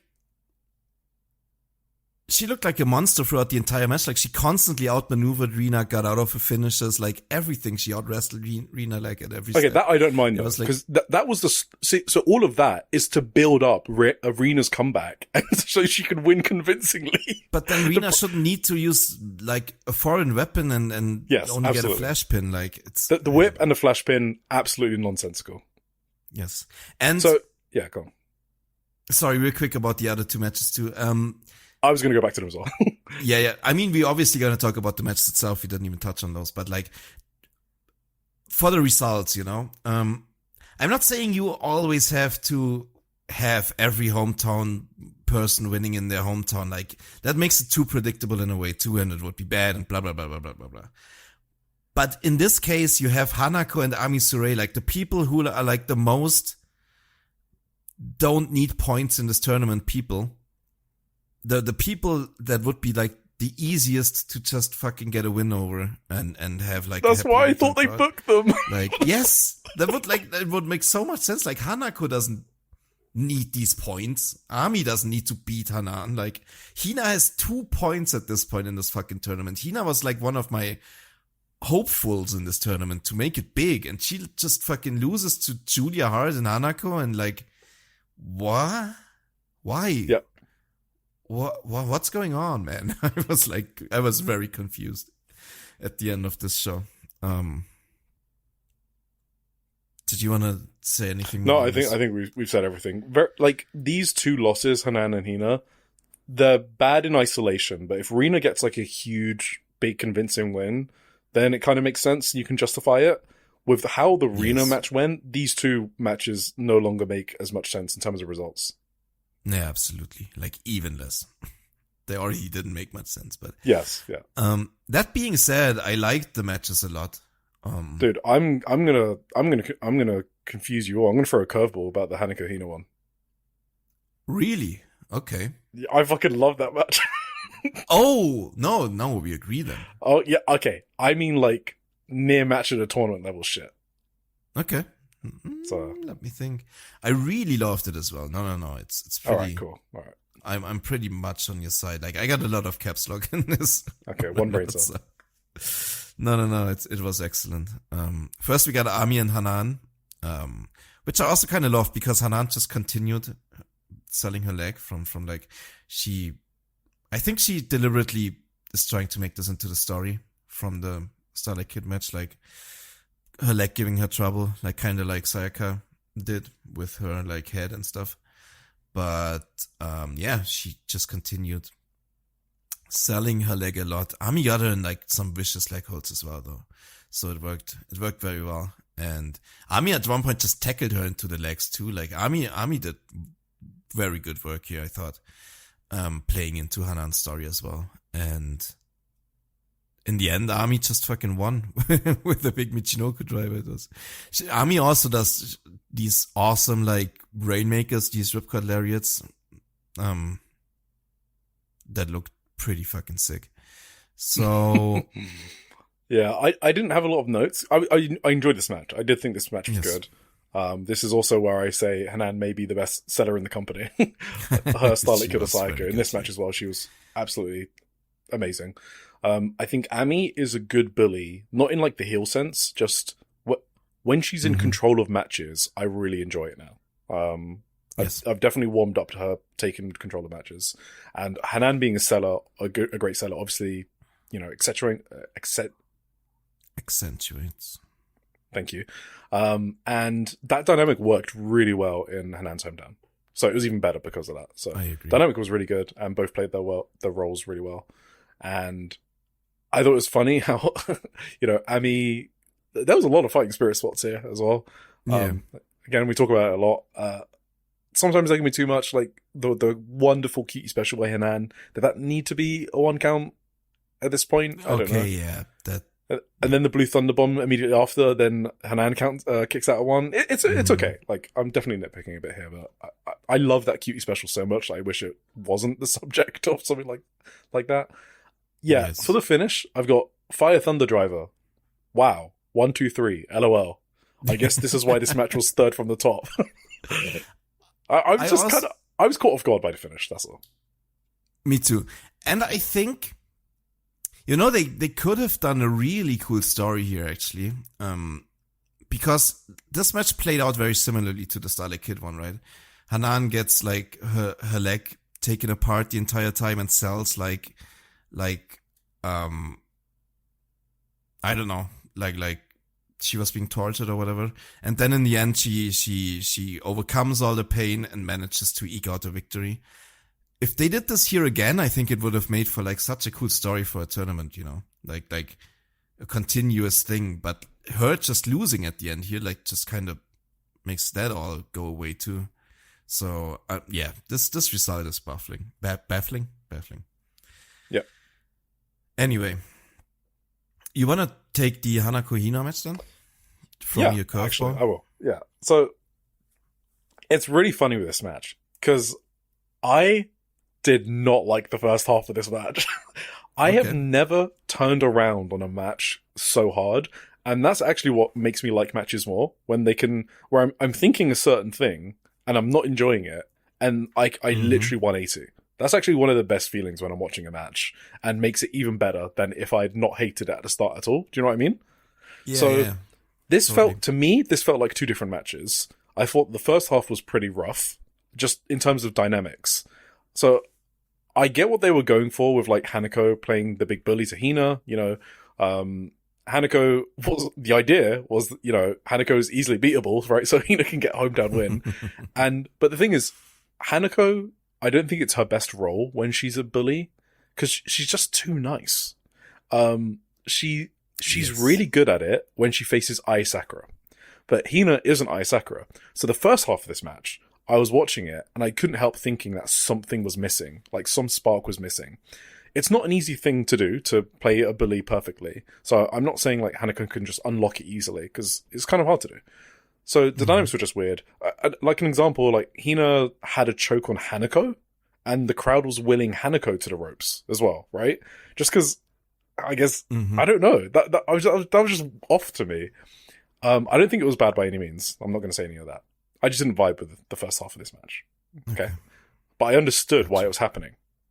And then, after I wrote those notes down, the second half of the match was totally awesome. And Hina somehow pulled the Ai Sakura only side of Hanako out. And the Hanako that I saw in the second half was exactly the one that we see against Ai Sakura. So that shows us we can see that Hanako can do it against people that aren't Ai Sakura, but she needs the right opponents. And I'm hoping she can find some more consistency. But if I get second half of the match here, Hanako, more often, I don't know. It was so good. There were so many excellent spots in here that, I don't know. This is the match that made me think Hina is my favorite wrestler in Stardom, actually. That's a really big statement. I genuinely think she might be my favorite wrestler, like number one. I thought Hina in the second half of this match was incredible. Not just that she forced greatness in Hanako as well, but she just did something herself. There's so many cool spots and attention to details, which we can talk about, I guess. So Hanako did her superplex spot that she does regularly, right? And she's going to do a double suplex after that. I think she's done that move quite a few times. Yes. And you think, oh, no, Hina's going to get dropped in this third one. And Hina reverses the third one. And to me, this is the spot in the match where it just flips. That spot is what ignited the entire crowd into getting behind Hina. And it was just such a smart spot. But it wasn't just that. It was the execution. The way Hina lifted Hanako into the air just made the crowd want to get up on their feet. Now, Japanese crowd, so they don't. But that was the feeling you got. You just got so excited from seeing a fucking suplex. And it's just because of the way Hina moves. Do you know what I mean? Mm-hmm. Am I talking crazy? Yes. No, I know. Yeah, exactly. Hina has a really specific way of doing moves that makes you just want to fucking cheer for her. And it's really unique. It's kind of like an explosiveness. Yes. You know? It's like an explosiveness, a determination. You can like see it on her face. She really wants to lift this big motherfucker up. Yes. And when she does it, you're like, yeah, let's fucking go. Hell yeah. I love that she's added a rolling forearm. I feel like she's just tailoring herself to me exactly. I think she just started at this tournament. And it's so sick that she's like adding little things like that. But in this case, it looks great too. Like, yes, it looks great. But what I loved here is I had noted Hina's rolling elbow in previous matches. So I can see Hina setting it up here. And what happens? Hanako dodges it and then gets Hina into a choke swing. I was mind blown. I was like, what? Like, these two were blowing my mind in how they were fucking with me. Like, in a good way. Because I was expecting one thing, and they would do something completely different. The double suplex, I thought Hanako was 100% going to hit, right? Just because, it's a spot to get Hanako over as a big, strong person. Nope. Hina reverses it. This one, okay, here's the rolling forearm that I've seen in the other matches. Nope. Hanako dodges it into a choke. I was like, what the I was losing my mind. Hina then does the half and half suplex to Hanako that I talk about all the time, one of my favorite moves in wrestling, which is just crazy because insane too, yeah. Because of how big Hanako is. Yes. So at this point, I'm just sitting here, my mouth is open. I'm like, Hina has just pulled this match into utter greatness. I have no idea how. And obviously, Hanako, it takes two to tango, right? So Hanako was there with her. But I just felt like it was spurred on by Hina's amazingness. Whatever superlatives you want to use that I haven't used already to describe Hina's performance in this match. There was a jackhammer near fall that I got in all caps. So after this, Hina goes for a frog splash, which she does win matches with. And I'm like, oh, okay, they're going to give Hina the win here. Here's the frog splash. Nope, countered with the knees. I'm like, stop it, guys. There's a powerbomb tease by Hanako. That was like my main spot of the match. Like, that fucking powerbomb. Hanako, I'm sitting up. Hanako picks Hina up for the powerbomb. The crowd kind of buy that the powerbomb's going to happen. And then sorry, I hit my mic, I'm so excited. And then you sort of like see things die down because it's like, it doesn't happen very quickly. Like, it's almost like in slow motion. And then she fucking hits the powerbomb. I'm like, oh shit. I'm like, I'm going fucking crazy at this point. That was an awesome near fall because I thought that was the finish. I was like, oh, okay, she's going to like debut a new powerbomb to finish Hina. Nope, another great near fall. Now the crowd are fucking chanting their asses off for Hina. And I do think the crowd were not totally there for Hina in the first half just because of the dynamics I spoke about. Like, Hina having the choke on Hanako, blah, blah, blah. Hina reels out the JP coaster. Cool. Does the ghetto clutch for another insane ghetto clutch near fall. That should have been the... Have you ever seen someone get as many 2.99s that have the crowd going crazy as Hina with this ghetto clutch? Yeah, it's crazy. She does it again and again and again. She has perfected it. And she's 18, 19 or whatever she is now. So, and then she obviously, does the fighting spirit spot. She runs into the JP coaster, gets pinned, crowd goes silent. Yeah. Wow. Crazy work from Taro in this one. I'm just gonna say it. Hina's my favorite wrestler in Stardom. There you go. I'll say it. I think that's like proof of a good character to have Hina as your favorite wrestler in Stardom. Thank you, Tim. Thank you. I think only people who have a great character have that as their favorite wrestler, Me and David Hayter. Oh no, he's got Ai Sakura, but I do know he loves Hina. Anyway, incredible match. Yes, absolutely. Fucking sick. I mean, you basically said everything. It was incredible. I do want to add something. When you said like she like channeled her Aya Sakura or whatever to get that out of Hanako, something clicked in me and I thought, wait, didn't we see a great Hanako vs Hina match already? So I looked it up and yes. You remember when they had the Future of Stardom title match in the Korakuen? Yeah, you're right. That was actually, Hanako defeated Hina there too for the title. That was the end of Hina's future Stardom title reign. And yeah, that totally clicked that they already had a good match together. I don't know why I didn't remember that while watching this, because it makes a lot more sense now to me that they have such great chemistry, because they already showed it in like last year. So it's not an Ai Sakura specific thing with Hanako. She just needs the right opponent, I guess. It's Hina and Sakura. Yeah, it's a list of two now. And maybe also, like, I also really enjoyed always her matches with Mivida Lokane, you know, the one that I was. Oh, sure. I mean, sure. That was also great. She was good in this, yeah. And to be fair, she had a great one with Starlight Kid as well, so. Okay. She can. That one I'm giving her less credit for. Yes, okay, that was like. Yeah. That was a Starlight Kid carry job. That was insane. Yes, that was like all-time great performance from Starlight Kid. Yeah. And then we have like the main event left.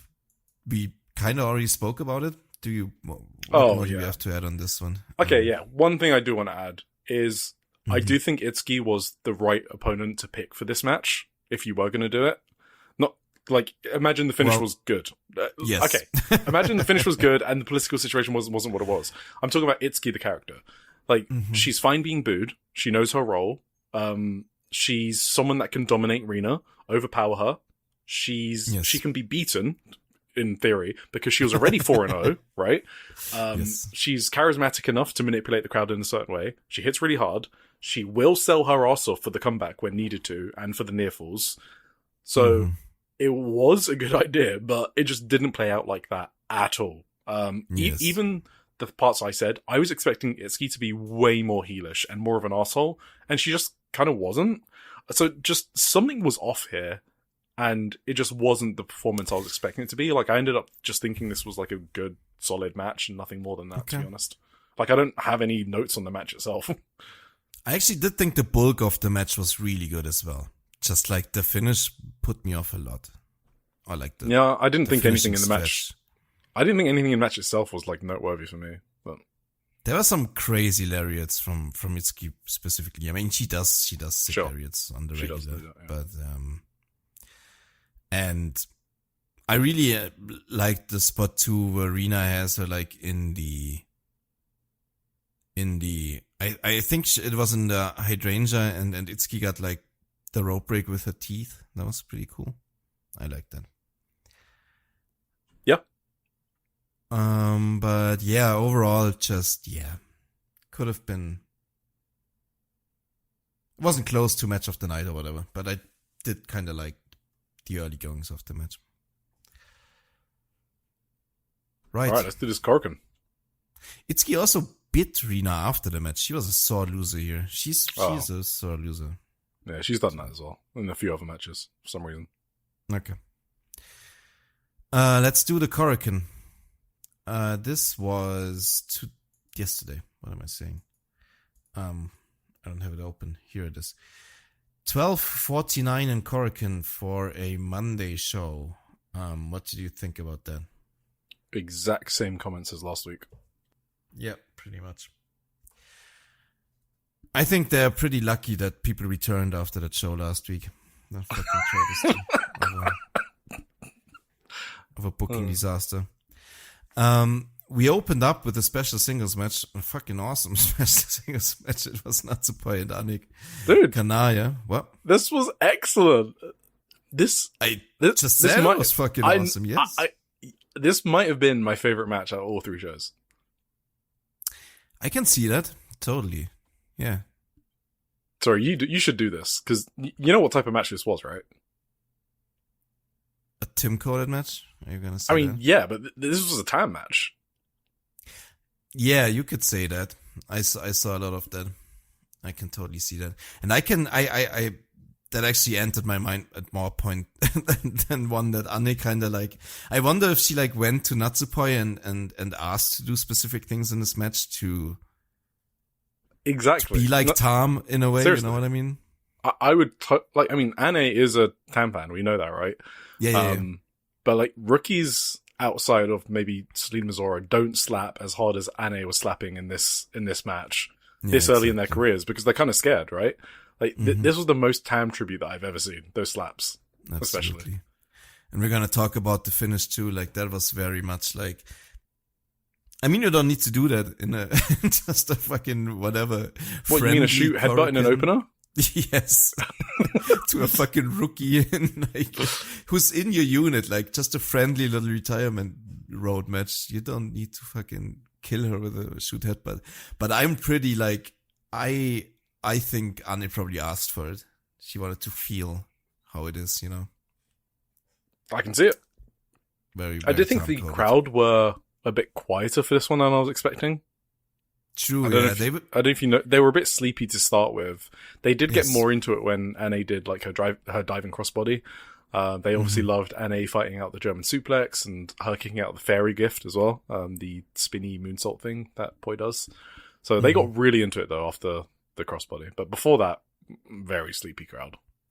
Absolutely.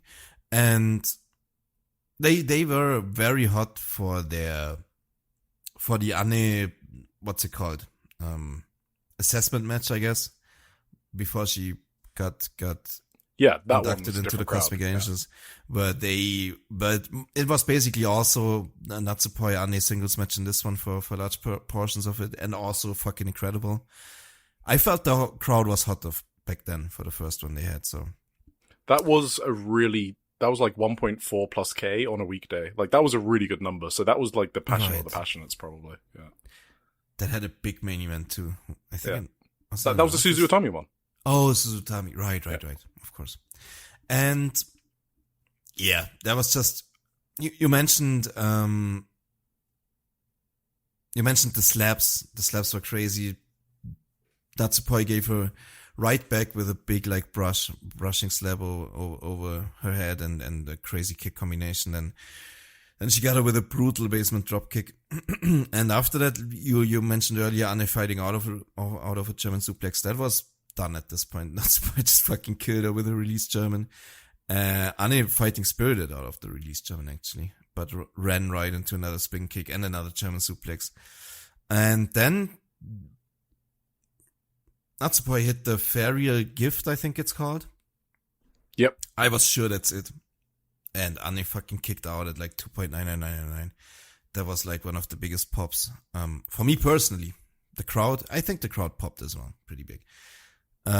She immediately tried to roll up, but, that was another big thing of this match. Did she hit it before?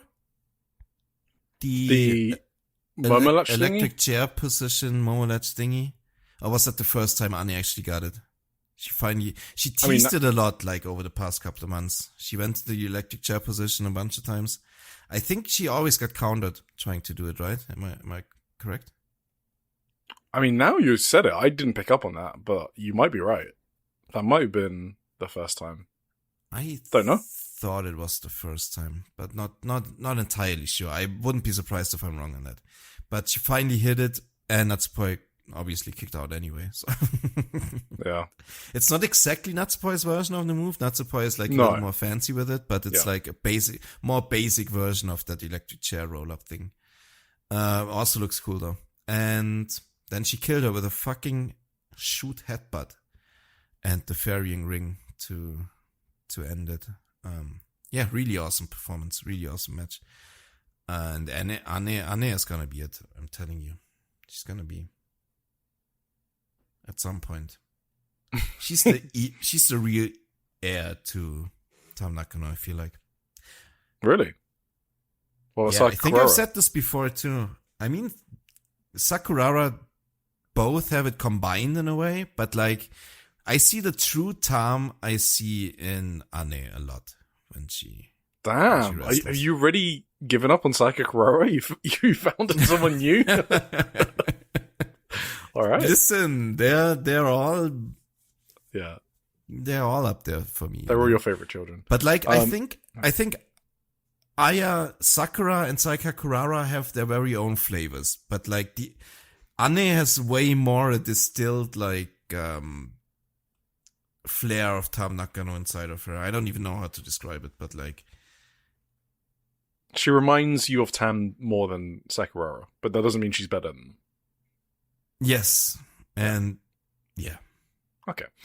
I take back what I said as well. Hanako Hina was clearly my favorite match. I just got excited. I did think this one was awesome though. Just wanted to clarify that. Yeah, okay. I did also think, like, I still have Starlight Kid and Momo, I think, as my favorite 5-star match from, starter match from this week.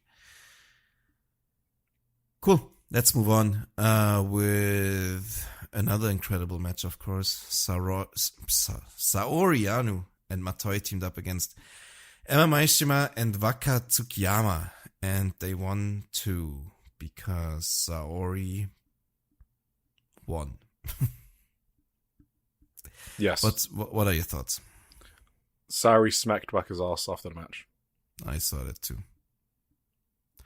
Cool. Was actually kind of a good rookie battle between Emma and Matoi in there.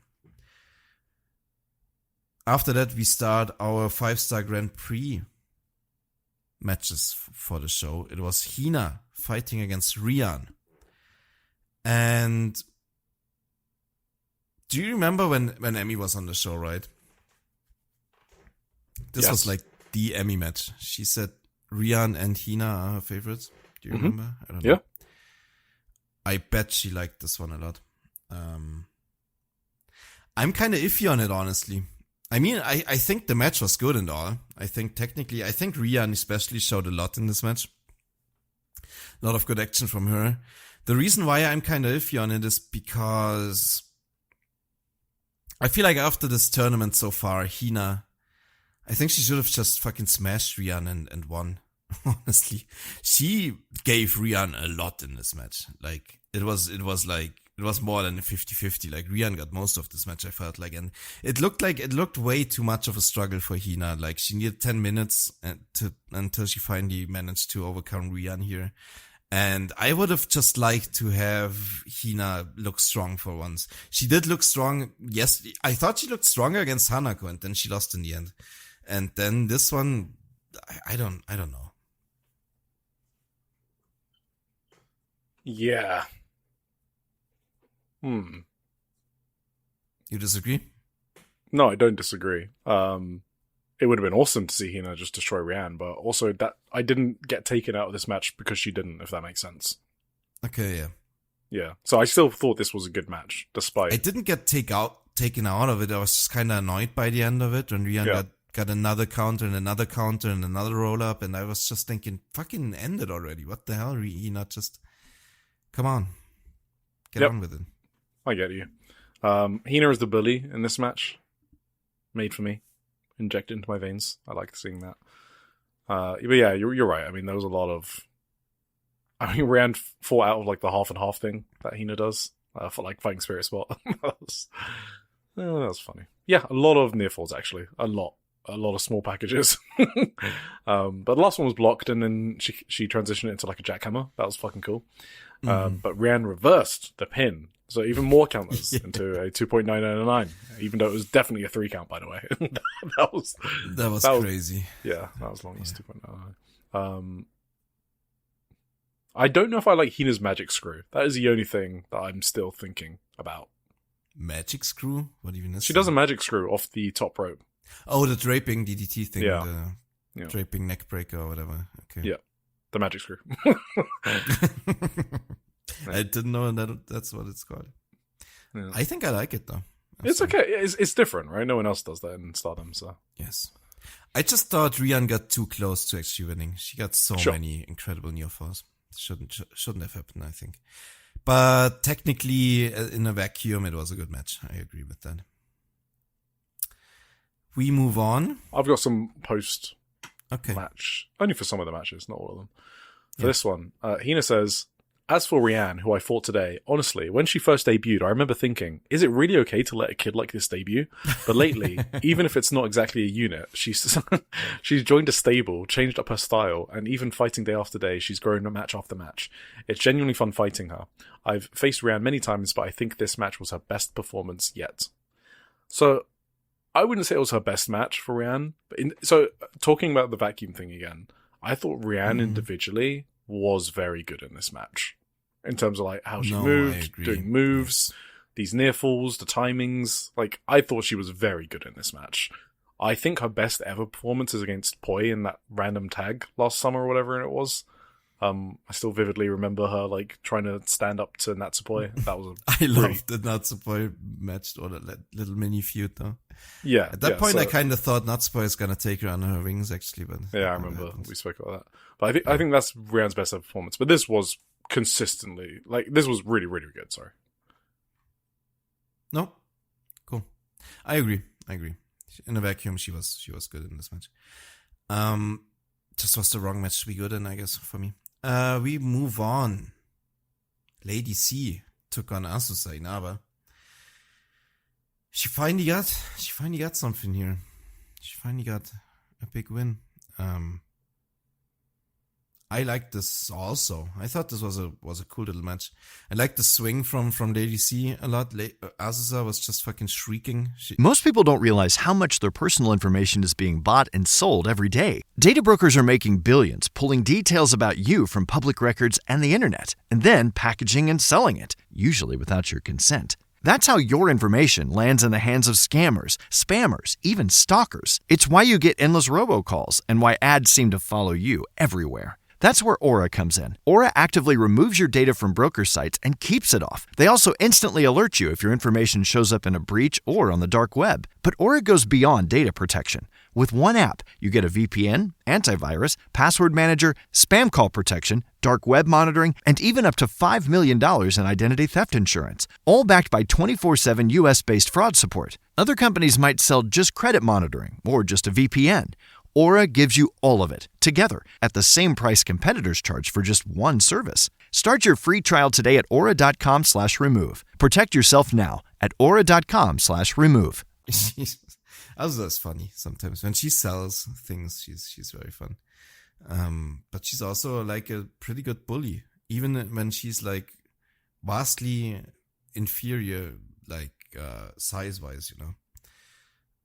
It was very funny when Azusa went for like the test of strength to start the match, and Lady C was just looking at her, like looking down on her, like, why the fuck are you even trying to do this? Azusa flipped out of a headlock takeover. I don't know if you saw it. That was crazy. That's fucking crazy. Insane. And good swinging neck breaker from Azusa too. And that's Sayaka's move. What? That's Sayaka's move. She stole it. What? That's a swinging neckbreaker. Oh. Sayaka does that. I mean, I know she does. She's not. Did Azusa never do that before? No, I don't know. Maybe she probably does, but anyway. That's true. It was very similar to Sayaka's. I've got nothing smart to say about this match except I loved the big boot from Lady C. And also that chokeslam. Very cool. Chokeslam looked so nice. That was one of the nicest chokeslams I think I've seen from her. I think it's new. Yeah, it's kind of she kind of kneeled down and really slammed her through the mat. Like it looked. Well, it's got a vicious. name now as well. Oh, okay. The Shupro report called it like the chokeslam Requiem. I think. Requiem. So. Okay, that's cool. Requiem, yeah. And I was very happy that Lady C finally got a win. Although I do kind of think it would have been interesting if she just went like 0 points and went like full depression, full like fucking rock bottom to just to get up again and get her revenge on the Madness Triangle. We will see. We will see what happens. We continue. Do you have anything backstage or whatever? No. We got Akira Kurogane going up against Natsuko Tora. This was fun as well. Obviously, the big news out of this one is that Akira Kurogane got her first points in this tournament. Well, point, singular. She managed to keep Natsuko Tora from entering the ring in time, I guess, after they fought to the outside. Natsuko slammed her like up on the stage of the Korakuen, like that was pretty sick. And Akira ran after her and kept her from entering the ring for a double countout. I liked that. Tora didn't like that. She wasn't very happy about it, but I thought it was cool.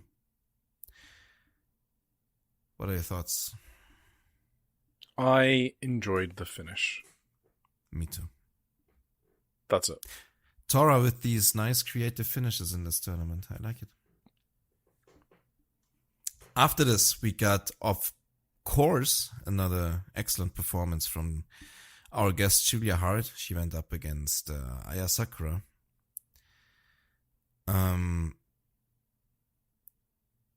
Eric, at this point I gotta ask you something at this point, okay? Mm-hmm. You remember how you always say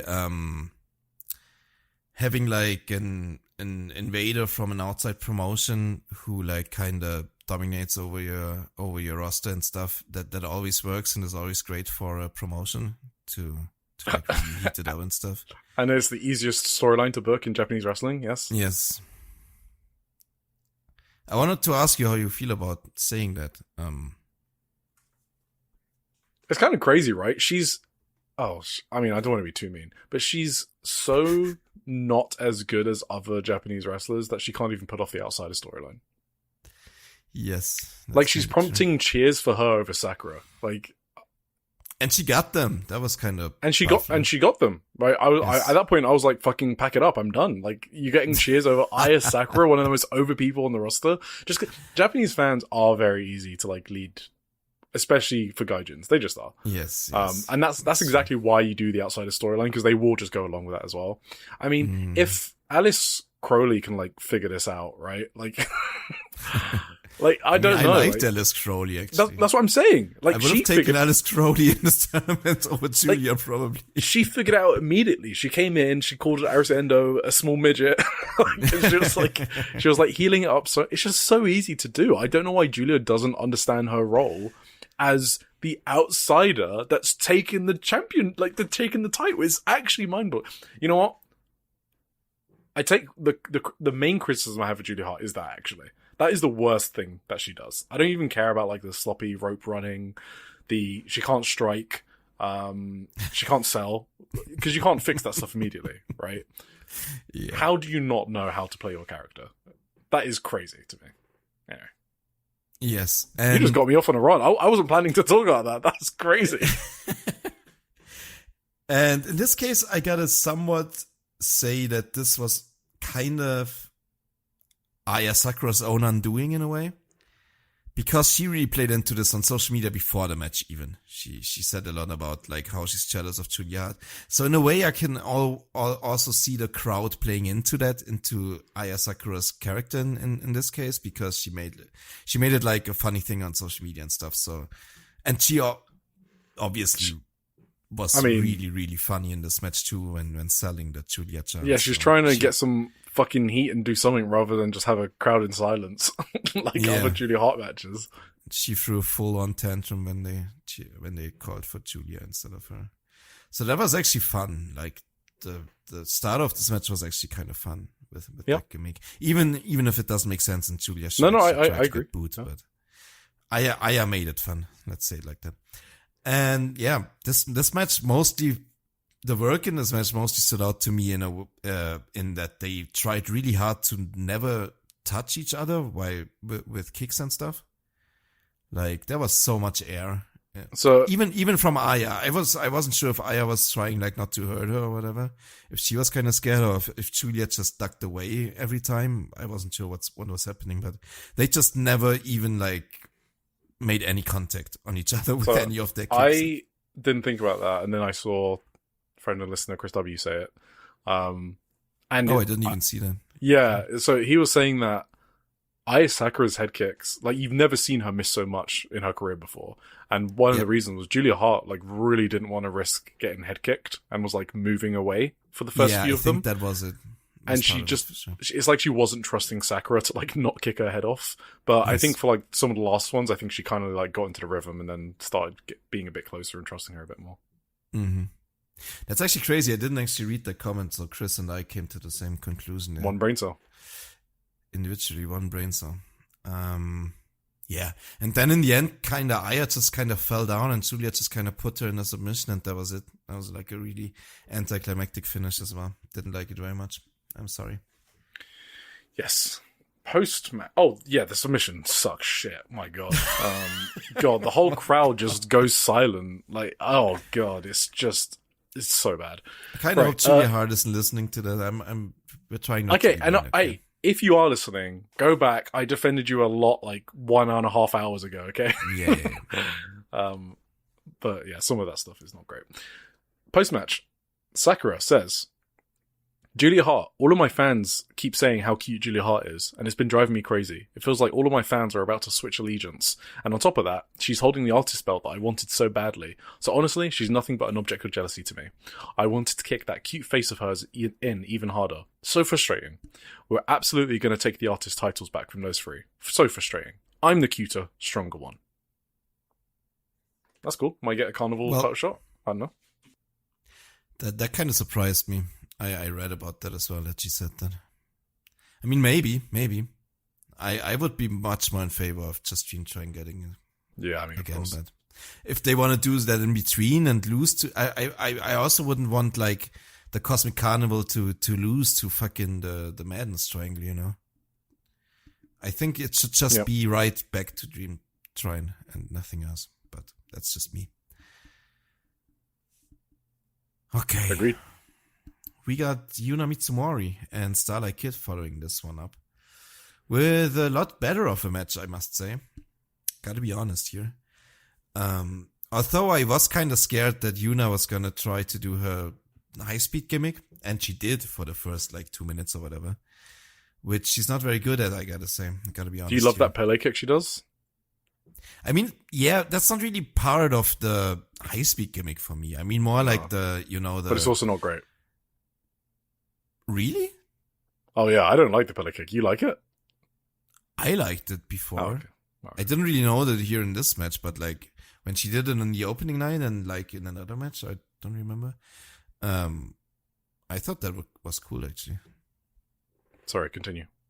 Why don't you like it? I don't know. You say you thought that was sick on the first time she did it? Maybe it was this. It just it looked like very weak. I don't know. Maybe it looked weak this time. I don't even remember doing it this time. Yeah, okay. So it was very much not. Anyway, your point is she did high speed stuff to begin with. Yes, but after a while she kind of fucking understood that it's not working and just fucking tried to kill her with lariats, which is the Yuna I want to see, and I got to see it by the second half of the match or whatever. So that was good. I liked it a lot. I actually think she got SRK good with one of those lariats. SRK, I don't know if that was just kayfabe selling that SRK did after one of those lariats. She kind of grabbed her face a lot after that. I don't know what happened there. But, Yuna hits hard. That's the risk you take. So, and you know what? What sold it to me was Daichi. Because Daichi kind of checked on Starlight Kid after one of those lariats, and then he kind of motioned to the outside that they gotta prepare an ice pack for this one. I don't know if you saw that. I didn't, but she's a very good ref, so. He kind of motioned to did an ice pack motion in a way. It was very clear to me what he meant. I don't know if he did that to sell the lariat better, if he thought maybe people noticed what I do in the background, or if that was just because SRK shoot got fucking hit in the face by that big ass lariat. Maybe the latter one. Yeah, in the end, SRK got a nice rollover tiger suplex for the finish, which was really cool. And she cried after the match too. I think she was in pain. I don't know if you noticed that. Or maybe she's just one of the best sellers mentioned earlier. Yeah, maybe. That finish was sick, by the way. It was like a roll through into the bridging tiger. That was awesome finish. Lariats, I liked. There was a tiger driver in here, right? That was insane. Unit almost dropping on her neck. Spiked her on her head. That was insane. That's true. And I also like the little cool things like Unimon even using her lariats to take SLK's legs off the turnbuckle and little things like that. So. Oh, yeah. That's true. A lot of cool spots. Good match. Good match. I'm probably the lower man on this, though, because I've seen a lot of big comments about this match. I wasn't that high on it as well. I thought it was I thought it was good, but I think the least good Starlight Kid match of the tournament for me so far. Oh, okay. Well, think about it. It was Hanan, it was Momo, and it was Saya. So That is true, actually. It probably is. You're right. Yeah. I loved all those matches. And I liked this a lot, but I didn't love it. You got anything else backstage or whatever? No. Itsuki went up against Azumi after this. Do you want to take this one? It's Itsuki. It's your girl. Yes. You weren't prepared for that one, huh? I'm sorry. Well, I'm just trying to think of how to summarize. I've got a bunch of, it's two very over characters, which you obviously want to see. They did a lot of stuff. By stuff, obviously. They did, yes. Water giving Itsuki her powers, and Itsuki gave Azumi this Samoa Joe, right? The walkway. So, yeah. It was fine. I mean, that's not the part of Itsuki that I really enjoy, right? I don't dislike it either. It's just, there's not much to say. It's fun. The crowd love it. It's cool. It is what it is. I actually was gonna ask you, yeah, this question is: do you think Itsuki Aoki is the Samoa Joe of Stardom? Okay, in what aspect? Like eternally over? Yeah. Like no matter what. Like getting wins that she shouldn't, or like I see. Yeah, I mean, sure. Right, doing his spots. I don't know. Yeah, I'll let you sit with that one. I will say, I guess generally, because if everyone's interested in my opinion, because Itsuki's one of my favorites, I do think her 5-star's been weaker than I expected it to be. So really? when she was announced, and how excited I was for that, I did think it would turn out better than it has. That doesn't mean I haven't liked it. I still think it's been good, but I thought it was going to be better than good. She has so much talent in this group to do so many bangers with, and I think I've seen like a lot, probably better matches in Wave from her than here. And I don't know if that's because she's like appealing to like a different audience, and so she wants to get her character over, and that does work. Obviously, she's like incredibly popular, but for me, I would have preferred a different Itsuki, I guess. I gotta say, actually, that I'm just mainly very upset by the booking of her. That has not helped. Yeah, sure. Yeah. And that does have a negative impact in a way, but I do have to say I like the matches a lot so far.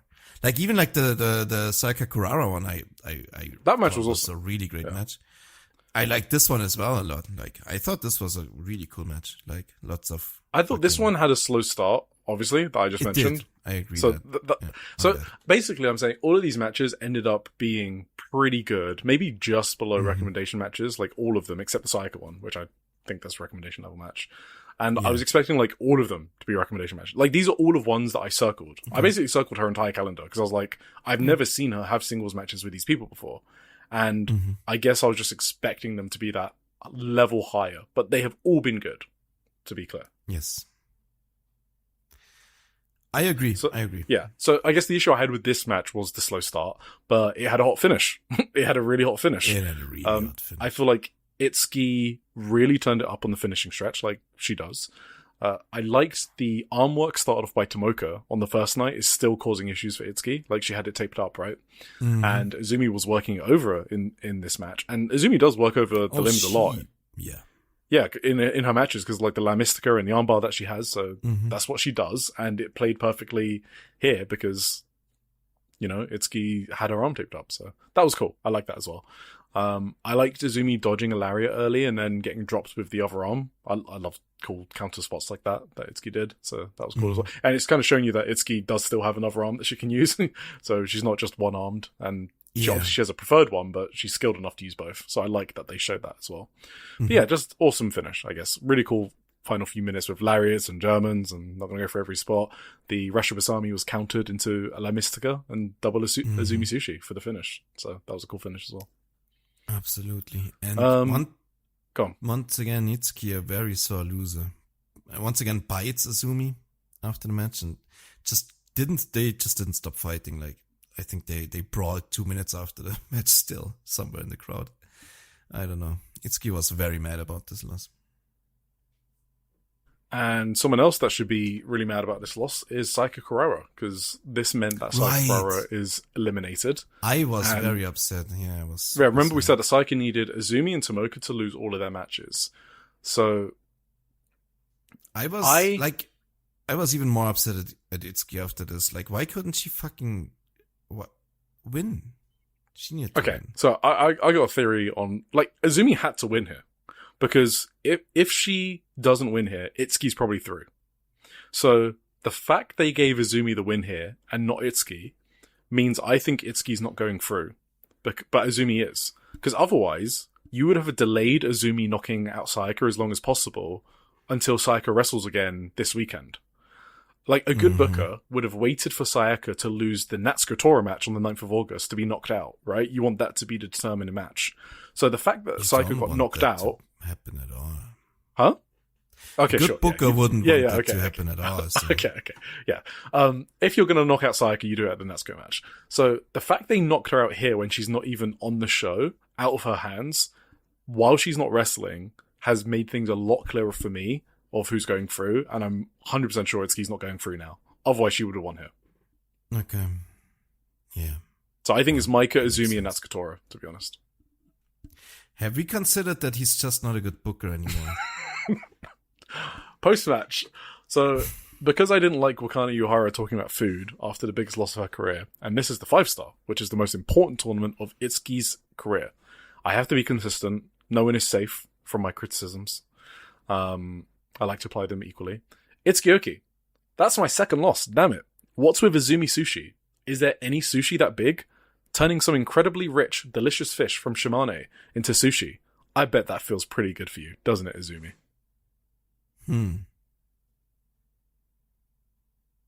Yep. Konami. Saida. Hell yeah. Sorry, cool. Yeah, you're doing it, huh? What? I'm just trying to wrap my head around it. Why is this the only match really that has no ratings on Cage Match? Well, so obviously they had the white belt match, Dream Queendom, which I thought was an incredible match, especially being there live. Like, the sound in the building for that match was off the charts. Yeah. Like, to be honest, I don't remember a single spot in that Dream Queendom match. It's such a blur to me. All I remember is how much I loved it. Yeah. And the experience of being there live. Awesome, but yeah, and being swept up in it.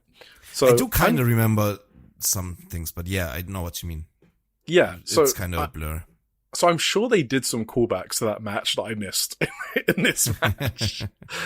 But they just have a really good dynamic in the sense that the way Ida sells for Konami is incredible. So, like, the sell from the diving enziguri, and Ida just sort of sandbags the way she just folds to the floor on these kicks. She's so good at selling these kicks. That's another one of the best sellers in Stardom as well, actually. So top 4 probably.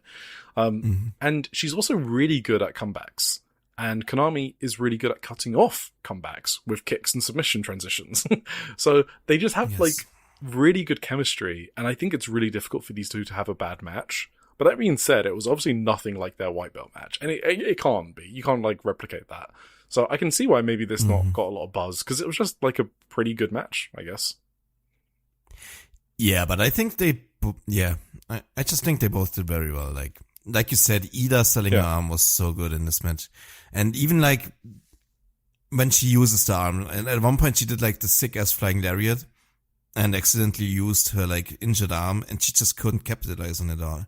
She had to sell her arm, so I don't know. I liked it. I liked it was good.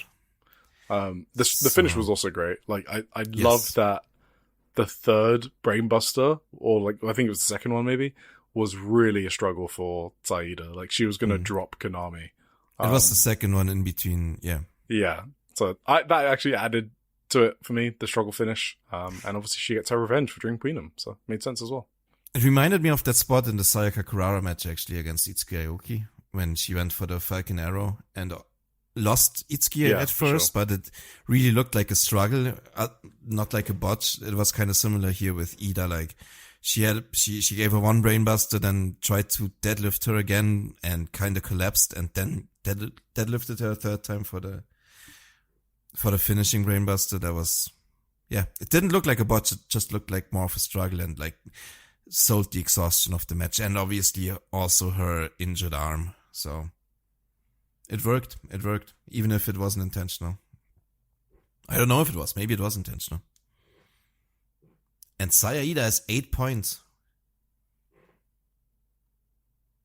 Are you still there? Yeah. I mean, we'll do standings after. I got no comment on that. Yeah, I was just confused. And then, main event, or do you have anything more on this? No. Cool. This is the big one. I think a lot of people are looking forward to this. Momo Watanabe and Saya Kamitani on Collision Course. And what a collision course it was. How should we talk about this? Should we talk about like the over-encompassing like stories coming out however of it, you want, going into it? I think everyone knows the story between Saya and Momo, right? They've been arguing a lot over the past few months, especially since Itami's been back, and this was their first direct head-to-head encounter since their arguments. Momo's been saying Saya isn't the same anymore. She's weak because she lost the red belt when Momo was out, and Saya keeps blaming Momo for losing her matches, like in preview tags and stuff like that. And also the fucking red belt match, right, with Sayaka, like Momo misfired. So, oh yeah, true. Yeah, and this one, I think we got a lot of interesting things that for right now didn't lead anywhere, but I don't know. Should we just go through the match? I don't know. It was like, if you got things to say, go for it. What? If you got things to say on the story, then just say it. I'm just thinking about the finish, you know? Or okay, like then talk about it. After the match, I don't know. Okay, let's just jump to that then. We don't have to talk about things. We don't have to talk about every single spot.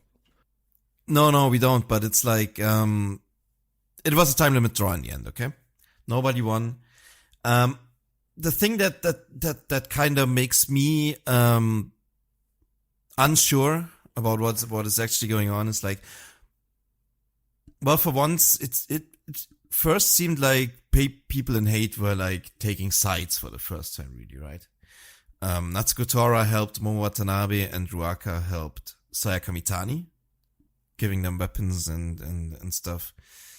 But it led to nothing for now, because after the match, Momo and Saya just fucking reunited and they hugged it out, and it's all good. It's all happy smiles and faces, and it's all, and nothing is going on anymore. It's all dissolved, you know.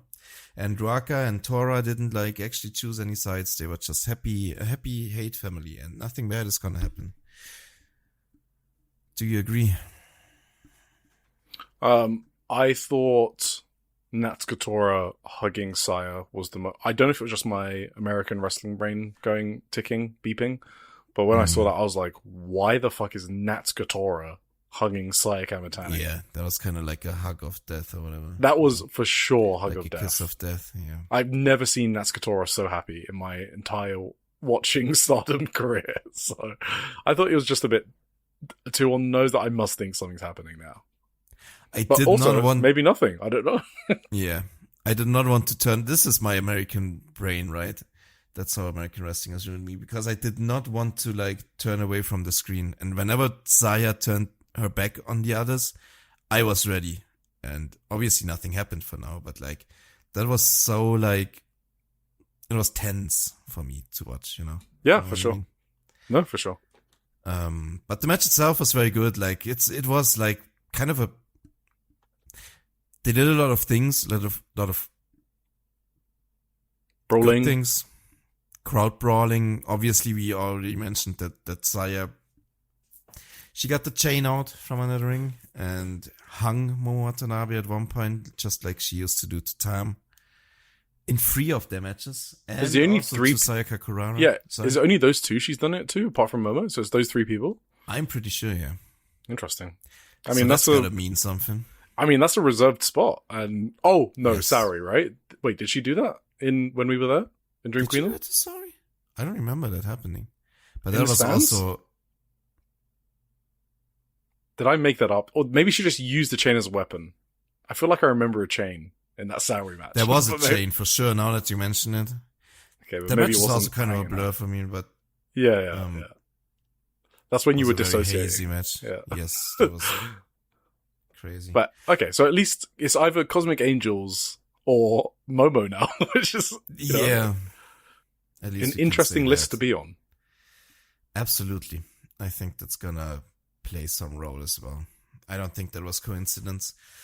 And you could also hear the crowd like realizing it, right? When she Oh, yeah. got the chain out of there was a big roar going through the crowd. So like everybody's aware of that spot meaning something. So yeah. Momo at one point, yeah, they just kicked the shit off each other. Lots of roll-ups. Momo turned one of the roll-ups like into deadlift bastard driver. That was crazy. Saya kicked out though. Big, sick-looking spin kick. Saya did the spin kick at one point. That was like, at first it looked like it was kind of out of control, but it looked pretty awesome because of that. I don't know how to describe it. And then it was time for Tora she gave Momo a chair, but at the same time, like Ruaka gave Saya her box or whatever, some stupid weapon. And Momo actually fucking smashed the chair over Saya's head too, like with not much mercy. So She like punt-kicked blocked her. the first one, and then the Yes. second one just went straight through her head. Yeah. I don't know if that was meant to go like that, but it kind of worked on me too. Like Saya got the hand on it first. It kind of gave Momo extra time to think about it, and she was still like dead on determined to fucking smash the chair over her head. So that kind of worked for me. And there was actually a Star Crusher, but Momo rolled through with the pin, and then she kicked Saya spin kicked Momo's head off, and then the bell rang and it was over. And then, yeah, we talked about the post-match. Well, did you see the Tree of Woe spot? Hello? Where she starts smacking... Momo puts Saya in a Tree of Woe and starts smacking her. So Saya's hanging upside down, right, in the corner. Mm-hmm. Right. And at this point, for some reason, Saya does a shoot headbutt. I don't know if it's meant to happen, but she's upside down and she just does Wait, like... when was this? Was this early on? This was early on. This was like after the strangling. So quite early on. Oh. And Okay, maybe I missed this. Crazy. yeah. Crazy thing to miss, because she's upside down and she's just smashing her head into Momo's. And because like you never do upside down Damn. headbutts, I think she kind of Yeah. misjudged the distance. So I'm one of them for sure connected because I heard the clunk. So that was crazy at the start of a match. That's probably the spot that I remember the most, because just never seen headbutts done like that. Saya's landing on her feet from the Tequila Sunrise, I felt was pretty crazy, to be honest, as well. Never seen someone land on them feet from like a move like that, like a half and half. Yeah, that's crazy. Yeah, I think you mentioned everything else. Saya has a great bicycle kick and tornado kick and spin kick, and yeah, she's just very good. True. Post-match. Sorry. Yeah, post-match. So, Momo says, "You really are the strongest, aren't you? Sure, it's frustrating. And over this past month or so, with everything that's happened, I've thought about a lot of things too. Well, you know how it is. I thought about it a lot. But after actually fighting you, there's no choice but to stay by the side of someone this strong, is there? That's still my plan going forward. But what about you, Saya?"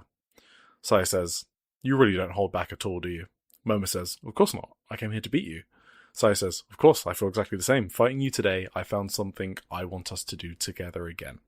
I won't say what it is just yet, but let's keep at it together as hate from here on."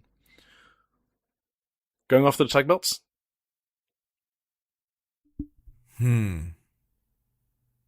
Interesting. That's what I got from that. That's what I inferred, but let's see.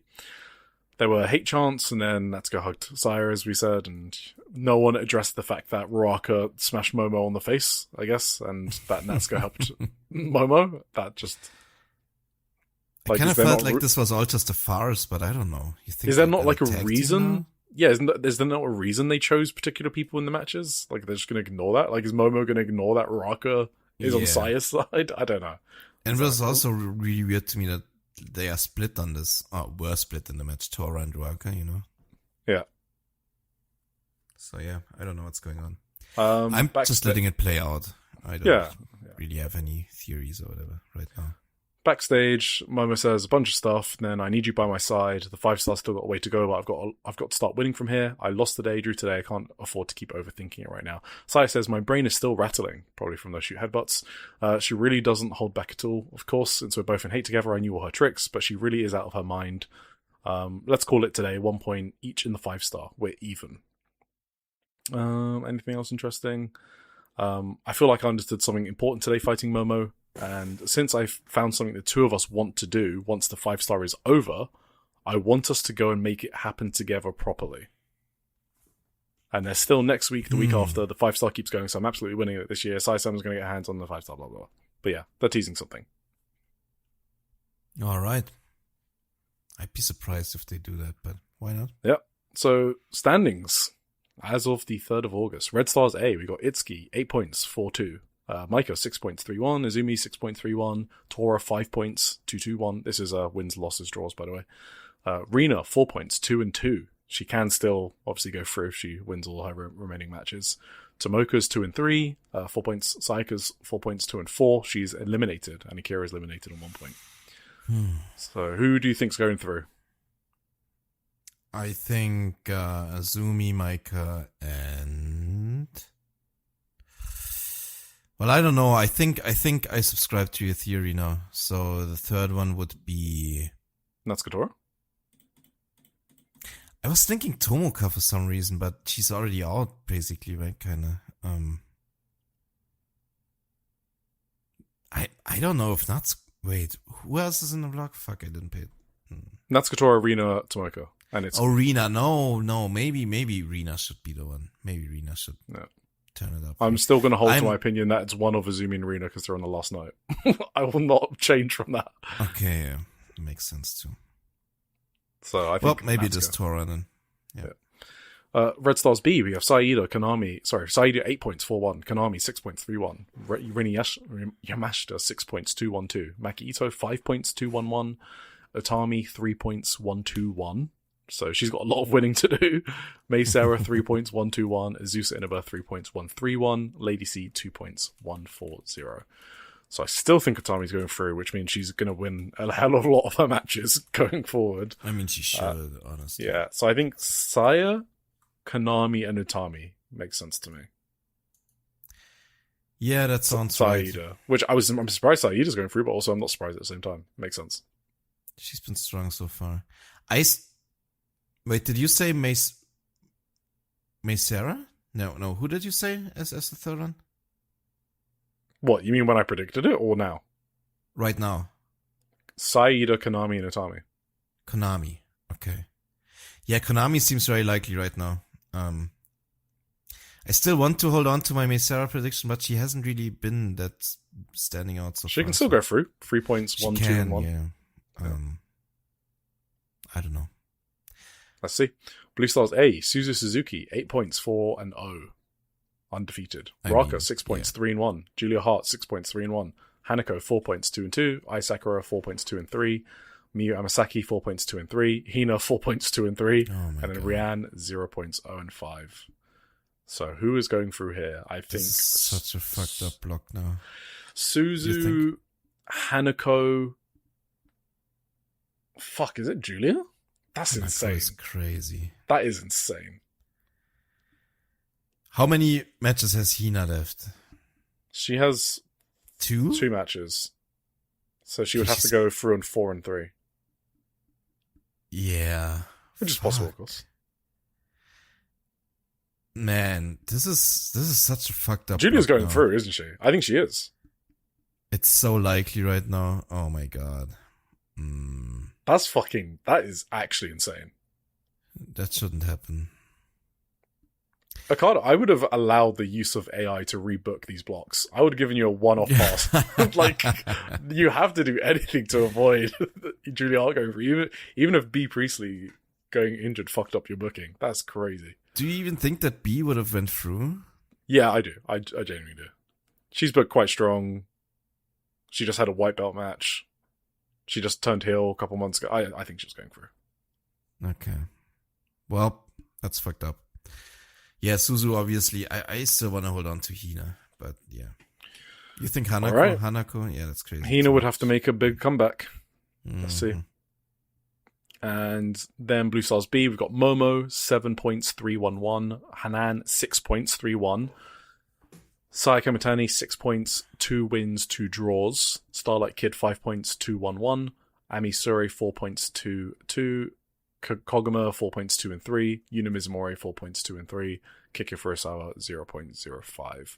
So the only question here is if Hanan is playing spoiler to stop one of the big three going through. That's it. Yes. And I think she is at this point. Mm-hmm. True. So I thought it was the big three going through, but I think one of them is dropping, and I don't know who. I hope it's not Starlight Kid, but she already beat Starlight Kid. So. I honestly don't know. In the direct head-to-head, Hanan would kick out Starlight Kid if they were like same points. It's probably Starlight Kid, no? Isn't that insane? That would be crazy. I think Starlight Kid is gonna win the rest of her matches. No, she's gonna. But then, it has to be Sayaka Mitani. Yeah. So Saya's getting knocked out before the block. No. I don't know, man. I don't know. This is also yeah, weird. I know. None of this booking has turned out the way I imagined it would be. So. And otherwise, what you have to do is have Hanan lose like 3 of the next 4 matches that she has. No, she's got 3 matches left. She would have to lose 2 or 3. I don't know. But also if Momo loses the rest of her matches. And that's Saya, also crazy that she won the 5-star last year. Yeah, no. I don't know, man. I don't know. This is also weird. These blocks are all fucked up. This is what I said, by the way, when predictions were going on. I think someone asked me, hey, you haven't done your predictions, the pick'ems? And I'm like, I do not like predictions because these motherfuckers just do something weird every single year that there's no point because it never works out the way you think it's going to work out. Yeah, that's true. So, all right, that's the 5-star. Let's move on to some quick previews. We got only 2 shows the upcoming week, both in Sapporo, 8th of August. We have Anakanai and Sayaka Kurara versus Natsupoi and Sariano. Sounds like a great first match. Red Stars A are in action. Azumi versus Natsukatora. Akira versus Tomoka. Maika versus Rina. Very good matches. Red Stars B. Azusa versus Maki Ito. Konami versus Rina Yamashita. Lady C versus Utami. Then, on the second night in Sapporo, we have Lady C and Waka Tsukiyama versus Natsupoi and Sariano. Red Stars A is in action again, so this is Red Stars weekend, basically, no Blue Stars. Akira Kuragane versus Azumi, Itsuki versus Maika, big powerhouses. Natsukatora versus Sayaka Kurara. Doesn't mean anything anymore, that's Sayaka's out. I don't know, something's weird with that booking. How do you not wait for this match to eliminate Sayaka? That is so weird to me. Yeah, I don't know. I mean, if it doesn't work out otherwise with Azumi, then Azumi had to win. Yeah, exactly. That's why I planned it better. Yeah, yeah, exactly. Sayaka could have just won against Itsuki or something, Maybe, yeah. So that match has lost kind of a lot of meaning now. I mean, it's more of like a figurative one, right? Like, can she show how good she is now? She's had a break and she's been able to heal some of the injuries, Tomoka stuff. So can she now beat Natsukatora, who's she's not been a war for her. Did she win last year in the 5-star? I don't even remember the result of that. The Tora Kurara match? Yeah. No, Kurara one, I'm pretty sure. That was... Yeah, okay. So she's not like she's a war for her, but she's historically been like a rival, I guess. Yes. I mean, Kurara pinned her in the Tag League finals. Yeah, I think, if anything, it's the other way around. Sayaka has Natsukotora's number. Rina versus Tomoka. And then Red Stars B, we got Azusa versus Konami, Maki versus Utami, and Rina Yamashita versus Saya Aida. Right. Right. So we're 3 hours 22 in, and we have a whole Marigold section, which isn't small, and TJPW and Senjo and Indie Zone. So cool. Definitely going to be cutting something from this. Let's see. How did this take so long? How did it take so long? Wow. Yeah. Anyway, Marigold. 30th of July, Korakuen Hall. I thought it was a really good Korakuen. Yeah. I thought there was nothing bad at all, actually. And I thought there was a lot good.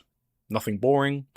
Like, the worst match I thought was maybe the three-way between Ilya James, Hummingbird, and Megaton. And that was fine, I thought. The main event and the post-match I thought were I thought they were awesome, actually, the main event and post-match. So yeah. Overall thoughts? I mean, I can say this right now. I think I had a really good feeling about this after the show. I don't really know how to describe it, but it felt like unironically, it felt like something like a spark for this promotion. Obviously a lot of, I don't know. I don't actually know if people were upset or whatever that about how Komomo basically got beaten the shit out of her in the main event and pinned in the end. I don't know if people expected them to already get the comeuppance against Suri and Chi-Chi. I don't think that's a story you can tell in like one match and one day, and this was already when they were gonna fight back. I thought that was the right decision to do it like they did here, and it felt like the beginning of something big for Komomo in a way to me. The way they played it out. I hope in the long run, like it's all dependent on the follow-up, of course. But if they do this well, then I thought this was a very good thing for the promotion. This main event and all the stuff that's going on with it, surrounding it. I don't know, the match itself was great. And yeah, this felt like a big positive to me. A lot of people were very like anxious or like upset about the build and what Sari and Chi-Chi said and everything. I think if they do this just halfway correctly, the rest of this and how it's gonna play out, then this could be a big, big positive for them. And you never know if that's gonna happen though. I can also see like, I can see Sari never gonna get to comeuppance here, but I can see at least Chi-Chi like, in the end, like Momo getting a big win over her or something like that. Obviously the Yusuke match is the more in the focus right now, and I think the Komomo thing is more of the long-term thing. But maybe Chi-Chi just loses to both of them. That would be something. I think that's more unlikely, but I really feel like this is like a really, really nice thing to have in the long run. For Komomo, you know, in a way. You know what I mean? I don't know if I... Yeah, fuck it. Let's jump to the main event. Articulated it. That's not what I wanted to do. That's just my overall takeaway from the show was that it felt like a big positive to me. Yeah, overall it was good. For sure. Like the entire show was good, I thought. We'll talk about some things after, but I do think it's probably easier to just start with the main event because that was the biggest news. Yes. So... I do have a negative on the show, but we're going to get to this after the main event, so yeah. Okay, so the main event was Chi-Chi and Suri versus Komomo, Minami, and Miku Ono.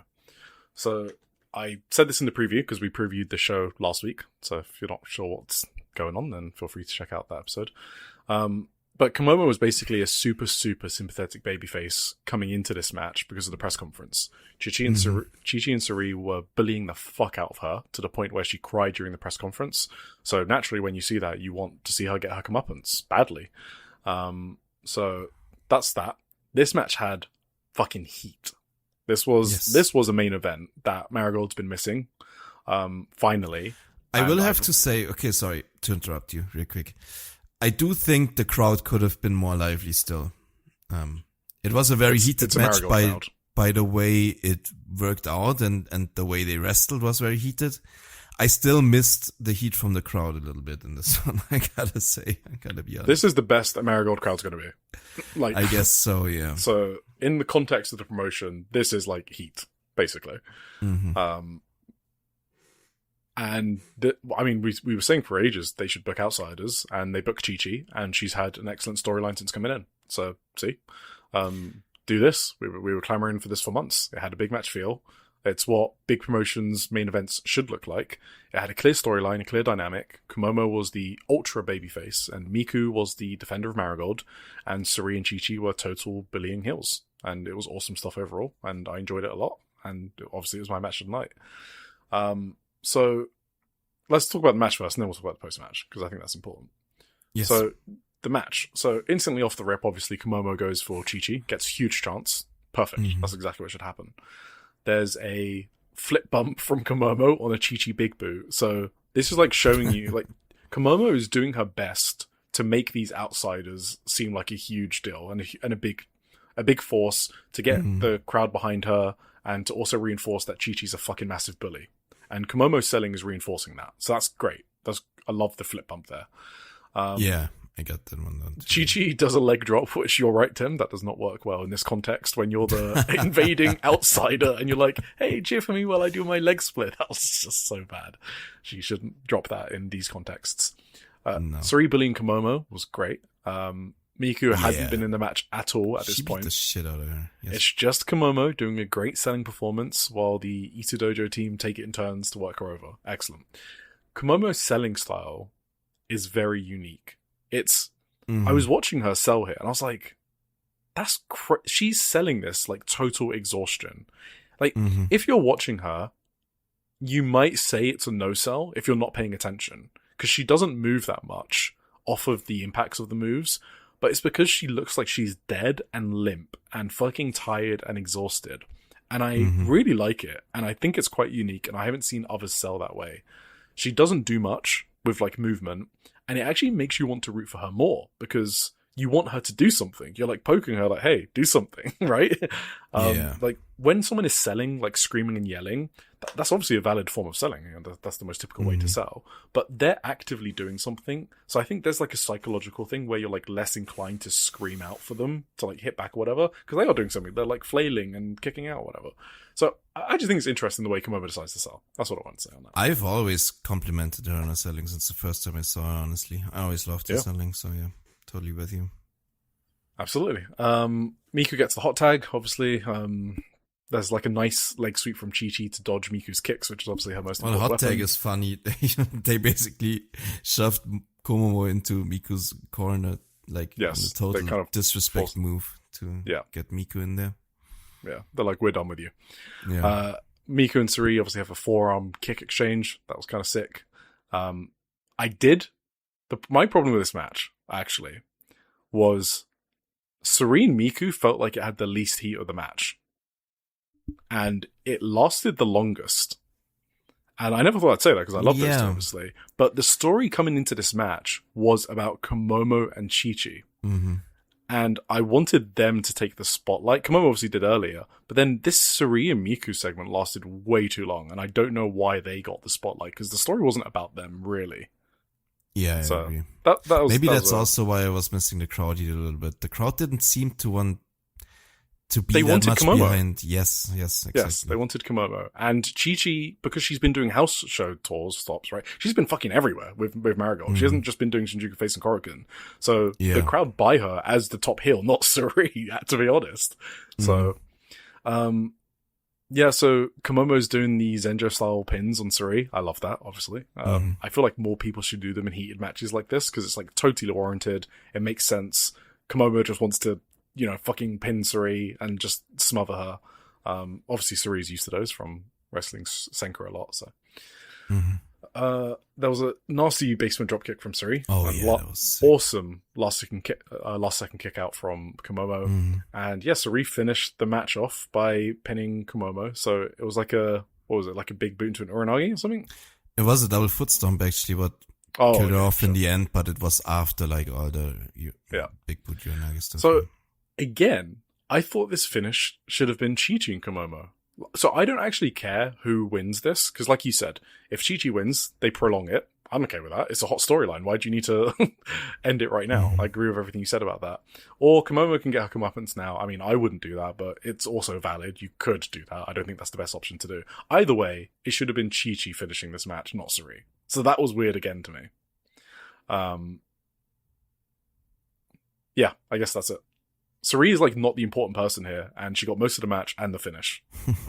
No offense to the Sun God. I am a Sun God disciple, but just gotta call it how I see it. Yeah, that's kind of true. But I never expected it to be anything else, to be honest. So. Yeah, sure. Maybe I got my expectations. Post-match.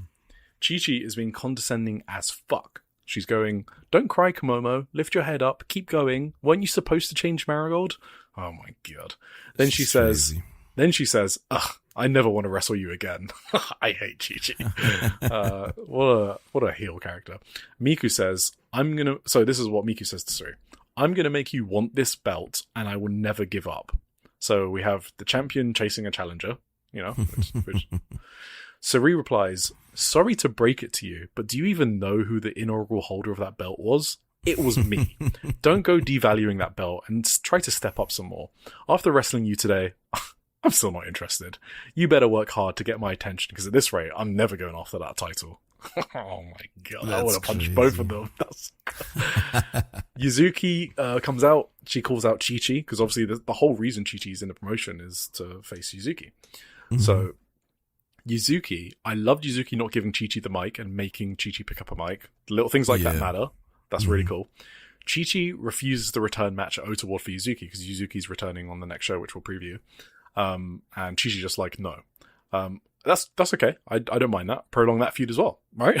Like, why do you need to do all of these matches straight away? Mm-hmm. Chi-Chi was being comical and going, "When's the match again?" And Yuzuki goes, 9th of August at Ota City. And Chi-Chi goes, "What day is that?" Yuzuki's like, "Sunday." Chi-Chi goes, "I'm booked. Can you pick another day?" Yuzuki gets annoyed and then calls out Suri instead to be her return opponent. Suri just says, "Who the fuck do you think you are? There's a way to ask politely, kid. I'm not wasting my time on someone like you." Wow. Yeah. Paraphrasing. Mayu returns at this point, so her music plays. She comes out to the ring. She goes, "Hey, Suri, you've been saying my name a lot, but isn't it true you've come back so you can face me?" So the bastard heel Suri, who's been dismissing Miku Ono, the champion of Marigold, she's been dismissing, obviously, she just fucking destroyed Victoria Yuzuki on the mic just now, the white belt champion. Here's what Suri replies to Mayu with. "Yes, actually, I came to Marigold precisely because you are here." So she doesn't give a fuck about Miku, but she's very interested in Mayu Iwatani. She makes Miku look really strong. Yeah. Definitely the cause of the attendance issues the past few months. Definitely Miku's fault, for sure. Mayu announces she will also be back at Ota Ward on 9th of August. Suri says, "Oh, cool. Can we do a singles match then?" Mayu is like, let's do a tag match. Suri says, "Okay, well, fine. If it's a tag match and Mayu Iwatani's in the opposite corner, there's only one partner I could possibly have, and it's Spark Rush. I'll check with Takumi Iroha." Whole crowd is buzzing at this point, obviously. And it's made kind of official. Well, now it's definitely official, but at that time it was like, let me check my diary. Takumi Iroha and Suri versus Mayu Iwatani and Yuzuki. Yeah, that's crazy. Marigold might be back, Tim. They might be back. They are back from hibernation over the winter. You remember how I say they sleep from November to the summer, and then they heat up in the summer in the run up to the Dreamstar, and then Grand Destiny is always a good show, and then they enter sleep mode again. And the injuries don't change that, by the way. Like the booking pattern. I'm talking about the booking pattern. So, okay. Yeah, this is obviously a massive match. This match is so massive, I saw this get picked up in a separate Shupro news piece. So as everyone knows, I don't have social media, blah, blah, blah. I also don't want to check like 10 different feeds. So I use one news feed. I use Shupro for my drip feed of different Japanese news. So I've come to know very well over the past 2 years how they do news. And they posted a separate news article, Tokyo Sports style, which is really surprising to me because they don't really do those things on like storylines like this. Just take my word for it. They normally put stuff like this inside the match report. So them doing a separate news report was like, oh, damn, this is getting like a lot of buzz, this match. So what they picked up... rightfully so. So they picked up the Spark Rush TV YouTube channel. So they started a new YouTube channel. I was watching their new video today, just on the background, and it's Suri and Takumi just training, and their pugs are just hanging around, and their pugs look identical, same color. Suri and Takumi are really funny, they're best friends. So anyway, so Shupro picks up the YouTube channel, and it's really weird because they do not cover every Japanese wrestler's YouTube. They only do it for like legends and stuff like that. But the point is, like, this match clearly created some buzz, and here's a line from the article. With the 9th August Ota City show set to host a decisive, forbidden reunion between Iwatani and Suri. So I thought that was kind of interesting, because, you know, people suspected heat between Mayu and Suri. I don't know if you remember that, like when they did that match in 2024, and they never did a rematch. So it's kind of interesting that Shupro is acknowledging that in the article. Like, why else would they use the word forbidden? And I did check the kanji before anyone actually's me, and they used the kanji kindan, which is the kanji for prohibited and the kanji for cut off, which combines to create the word for forbidden or taboo. I mean, you know the full story, right? With like the initial. No. Okay. I don't think anyone is gonna I'm gonna actually. Is this like a well-known thing? Then we don't need to talk about it. Okay. I was just gonna educate you on it. Okay. Oh, right. No, okay. Yeah, you can educate me. Sorry, I thought you, for the purpose of listeners, if they were in it. Well, it's the whole thing. They were supposed to have a match in 2021. Okay. Or 2020? I'm not sure. And that was right around the time when Sari also got picked up by the WWE, I think. No, it was before that. But Sari said, like, just really close to the match, she said, I'm sick. I can't do the match. She was sick. She wasn't sick. Probably. That's not my position. I think people always speculated that Sari like kind of ditched out of it, which is unfair. Maybe she was just sick. Gotcha. That was also the reason why then Takumi Iroha took her place, and that was the reason why Takumi Iroha was in Stardom for quite a while. And then she went into the 5-star Grand Prix and everything in 2021. That's the whole history. That was all supposed to be like Sari's thing, and then Sari got picked up by the WWE. So obviously the match never came together. And then when Sari returned from the WWE, finally they did the whole Mayu thing in Stardom for the IWGP Championship. It was an incredible match. But like at that point, like people already had like written it off and thought it was never gonna happen. But that's why it's called Forbidden, I guess, because it was like this whole rigmarole back in 2020 and 2021 with Sari calling off the match for dubious reasons, I guess, but it was like sickness. I find it interesting Japanese media, I guess, going along with that, because they normally don't acknowledge stuff like that, right? So okay, yeah, that's interesting, I guess. Right.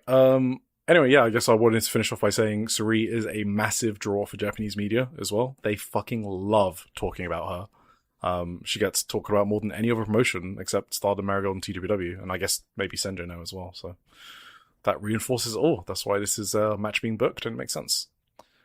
One thing I didn't like about this post-match, I didn't really enjoy the red belt champ and Komomo just sitting there in the corner while Mayu and Yuzuki were doing the promo with Sari and Chi-Chi, especially after what Sari was saying. Yeah. It made them seem secondary to Mayu and Yuzuki, which they are. They are. I was going to say that. That's always been the case, but they are. But it just, why do you need to reinforce it, right? And then Sari not giving a fuck about Miku, and then after Sari and Chi-Chi left, Komomo was asked something by Mayu, and then Komomo just broke down in tears, right? Mm-hmm. Yeah, she cried like... Yeah, I mean, what a baby-facing this Chi-Chi feud has done for Komomo, even more than she was before. So I want her to obliterate Chi-Chi, like, for sure. Hell yeah. Yep. Okay. That's also what I felt. That's what I meant earlier. Really positive for me.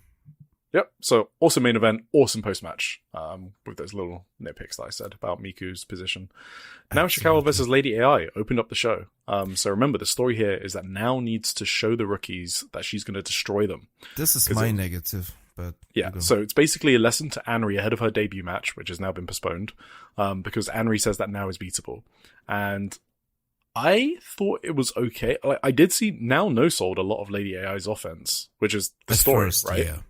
Yeah, sure. And then Lady AI showed a lot of fire in return. There was some good, there was near falls, I guess, with cradles where I thought AI had actually beaten Now. I guess maybe what you're referring to. Yeah, okay. Yes. And yeah, it's kind of funny. Those worked as near falls because I could believe they would beat Now with Lady AI just before the Andrew debut.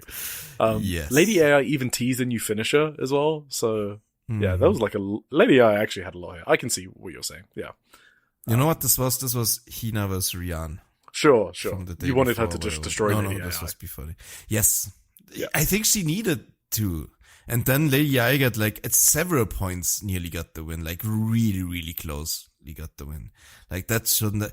I thought actually in a vacuum, just like the Rian match, it was a pretty good match. I think it was maybe Lady AI's one of her best performances so far I saw. But it shouldn't have been this match that she has it in, just like the Hina Rian thing. I don't know. Nope, I understand. I understand you. Yeah. But Now did beat her with the German suplex at least, so yes, that's one positive. Aaliyah James versus Hummingbird versus Megaton. Aaliyah's getting over. I think she's just, as an update, I think she's been totally fine as a gaijin, working lower down the card. Fine, for sure. Yeah, she's just totally fine. She's beaten Ria Seto and now Ishikawa, of course, but that's like a given, right? For any gaijin coming in, that's not. I just felt sorry for her being in this spot on this card, but she won in the end, so that was good. Then we had a set of previews for the tag titles. So obviously the tag title match on the 9th of August is Twin Tower, Chikagoto and Koke Emere versus Crazy Ego or Mad Ego or whatever you want to call it. Kyo Ego is the actual name. Yuka Yamazaki and Shina. So preview 1, singles match, Chikagoto versus Yuka. So the story of this match, the story of the feud is Yuka is being a little shit, calling everyone old hags, like Azusa Inaba style, I guess. Wait, is she that young? Yuki Yamazaki's 19, by the way. Okay. She's young. Yeah. But Chikagoto is 31. So, and Koki Amore is 29. So thank you, Yuka. But, obviously that's part of the joke as well, that they're not that old, but obviously to her, they are very old. So, yeah. And also Yuka keeps calling Gotchka pig-faced, so Gotchka can't really escape the appearance insults. That's just gonna always be a thing for her, because it's just easy heat, I guess. Gotchka's lariat's in the corner. Good. Running lariat. Good. Only one that I don't like is the sliding lariat. Needs to be a bit tighter, but there was like a running lariat here where she fucking killed Yuka, and Yuka did awesome. A sick bump, and she looked like she was folded. It was like really, really good. I actually thought that was the finish, but there was like a cool counter flash pin. Then Yuka got in the submission and got the win. So big win for Yuka. Probably her biggest ever singles win. Right? And it sets up the tech match. So it was a cool match. Crowd popped the finish. I just wish they'd done it on the sick running lariat at the finish. That's all. I mean, Chica would have won then, right? No, as in like the counter. Like the counter flash pin, I wanted that to be the finish. Yeah. That's cool. I think Yuka she did a 619, kind of. Yeah. I might like it better than an extra. She just kind of swung halfway and then just fucking kicked her in the face with like, she basically didn't really do a 619. It looked better than if she did the 619, I think. Than the normal one, yeah. For sure. That was kind of fun. Preview number 2 is Kukiyamori versus Shino. So Shino has good wrestling instincts for a rookie. Mm-hmm. Like she missed an axe kick early on the outside, and like rather than leaving it alone, she just made sure to lay in another one, and she didn't hesitate by doing that, right? Like when it's a strike, I think it's good to repeat it. If it's an elaborate spot, you don't want to repeat those because that just looks weird. But she didn't hesitate at all repeating that spot. So like she has good instincts basically, but some of the stuff she does just she doesn't lay anything in. Like she did a backhand fist here, which didn't look too clean, and I really dislike her roll through uppercut that she does all the time. Like a lot. What I'm thinking, yeah. Yes. So she's quite ambitious for her level of experience, which will lead to stuff like this happening. But because she's ambitious, she also does some really cool stuff. So I think it's just the ups and downs of being like a young wrestler who's been wrestling since she was a kid, and your mother's a wrestler, and you're just your mother. I was going to say her dad, but that's Kazuna Tanaka.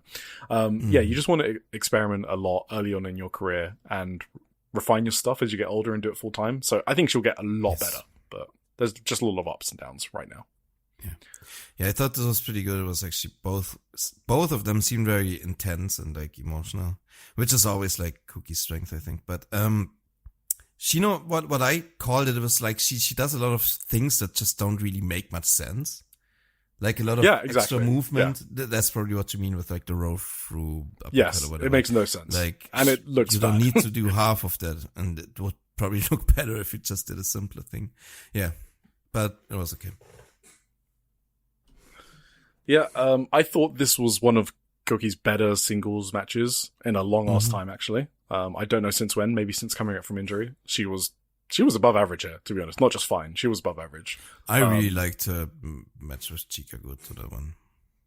Yeah, okay, yeah, sure. Yeah, that one as well. I thought this was a better match than the previous one, the Gotchka Yuka one, actually. Which says a lot, because I like that one. I just thought this one was even better. Maybe, yeah. I think Twin Tower is kind of rehabbed Koki Amore, in my opinion. So sure. But pretty great back-to-back preview singles matches, in my opinion. Yep. And Twin Tower continues to be one of the best parts of Marigold, alongside that main event storyline. Logical booking, they're better together than alone, which you always want as a tag team, in my opinion. They're well liked, and Gotchka is a great promo, so. Cool. Then there were some announcements, which I'll go through quickly. Masato Yoshino, who's a Dragon Gate legend, who's been the GLEAT commissioner or whatever for however long, left a month ago, and now he's joined as an agent. So that's weird. Oh, I read about that. Yeah. Because that is not common in Japanese wrestling at all. Like, the vast majority of time, the wrestlers sort out the matches themselves. Like, we've spoken about this before, actually, a few episodes ago, I think it came up. There might be, like, a general narrative arc or something that, like, Taro Okada and the Stardom Booking Committee want to portray, but they aren't doing, like, match layouts. So, for Marigold to explicitly say that's his job was a bit strange. What I always hear is that Daichi helps him with the match layouts sometimes a little bit. Yeah, it's possible he has, like, an agent type role. It's not his official, like, role or like, title in the company. Exactly. They explicitly marketed him as an agent, like it was in Shupro article and stuff like that. So, yeah, I thought that was a bit strange. Anyway, do I have anything more to say about this? You think it's because like all the, the general, what's it called? Everyone says they botch a lot. Yes. The accusations, the botching accusations. Yeah, this isn't like a Western thing. It up. Yeah, like in Japan, in like Shupro articles and stuff like that, they always mention that it's the promotion of botches. Like, not just Shupro writers. I mean, Mayu has mentioned it in a Shupro interview for their own wrestlers. Just after she joined. Yeah. Chi-Chi has mentioned it recently. It's like a common Japanese description of the promotion. Right. And I think it's said like a lot in social media, on Japanese social media. So it feels like to me that the promotion's maybe trying to combat that by publicly hiring an agent. Exactly, fighting that reputation publicly. Exactly, which, you know, maybe is a good thing to do, because I actually don't think that there's a lot of botches in America. I don't think it's like early 2025. I think it has grown a lot, and I don't know why. I don't know why it has that reputation, to be honest. I agree, kinda. I think what mainly is the problem is that people are not laying the stuff in really well, but like really like botches where like something just completely falls apart. It's not that common in Marigold, I don't think. No, it's like maybe Hummingbird and Shoko. Some like that's main. Those are the only two that come to mind that do that, and even then they don't do it like every single match. Yeah. So yes, Mayu Utani is now player coach as well. That's fine. She said that she'll be teaching them like the basic fundamentals. So. And like if I can make a quick comparison, I think, for example, WWE has way more botches than like Marigold ever has, right? Like straight up botches, like moves going completely wrong and being dangerous as hell. But anyway. Yeah, absolutely. Sorry. No, absolutely. I agree. Fuka, the assistant producer of Marigold, formerly of Actress Girls, blah, blah, blah. Probably in Stardom at some point, I'm guessing. With Rossi? I don't know. Whatever. Been with Rossi a long time. She says that many trainees will be joining from August. So, there you go. Okay. Dreamstar announcements. Cool. So, I'm not going to say who's in it, just because it's the entire roster, except for Lady AI, Anri. That's it. Those are the only two Marigold roster members not in there. I don't understand that at all. And Seri, obviously, who's injured. And they've also added Chi-Chi, Aaliyah James, Diana Strong, and Mila Schmidt from Europe. The last three, I guess Aaliyah James is English, the last three from Europe. So Miku's invitation to Suri and her saying fuck no was actually true, which makes it look even dumber in my opinion, if you ask me. Like, why even ask her in the press conference? I don't know why you do that if she's not going to be in there. So it's 2 blocks of 12, and I assume it's the top 2 in each block go through to the semifinals, but that's literally me guessing. They could also do top 4 in each and then do block semis and finals and then the finals. So I don't actually know how the knockout tournament's going to work out. But yeah, 2 blocks of 12. So yeah, that doesn't mean we'll get Megaton, Shikokoshino, Hummingbird. I mean, those are the worst 3, I guess. I think I would take the Lady AI over all of them. And I would also think it would benefit her more than a lot of people in there, so I don't understand why they left Lady AI out of them. That's my main thought on this lineup, but well. And agreed. Then we had the preview tag for the trios belts. Chiaki, Misa Matsui, Nagisa Nozaki, and Rei Seto versus Erina Yamanaka, Mai Sakurai, Natsumi Shizuki, and Shoko Koshino. So Darkness Revolution versus Levion Rose plus Shoko Koshino. Obviously a lot of chair bowling, brawling. This feud, and maybe I'll talk about it later as well, has had a lot of heat to it. I think it's been well built and done well. I think it's been the least bad that Darkness Revolution have been maybe ever. Like, they are totally palatable feuding with Levion Rose. So that's props to Levion Rose as well. And another notch in Mai Sakurai's belt. And yeah, there's just a lot of heat between these units. They're Marigold's only units. I think Levion Rose have referred to themselves as a unit before. And yeah, I've enjoyed this feud, I guess. And I thought this match was cool. Rei Seto slapping Sakurai was cool. Misa, Matsui, and Natsumi Shizuki had some heat, which was cool. Yes, that was my favorite part of the match. My notes are essentially the entire time saying how good Misa Matsui actually is. And then, of course, she got pinned in the end by Erina Yamanaka. So, yes, of and course that happened. That was because Erina has joined Marigold. So she got the Marigold hoodie or jacket after the match when she announced. Not surprising at all. Could have pinned Chiaki or something. I thought Misa Matsui was excellent in this match. Anyway. Hell yeah. And then we've spoken about the main event. Yeah, that was the Korakuen. Very good show. There you go. Yeah. Actually a really good show from Marigold. 4th of August, so this is today, Shinjuku Face. Show was 1.5 hours with an intermission. So it was fucking short. Like, they were praying for 9th of August for Mayu and Yuzuki to come back. I'm sure they're praying for Seri to come back. Wow. Yeah. I don't even want to spend too much time on this. I guess I'll talk about the Levion Rose DR thing again.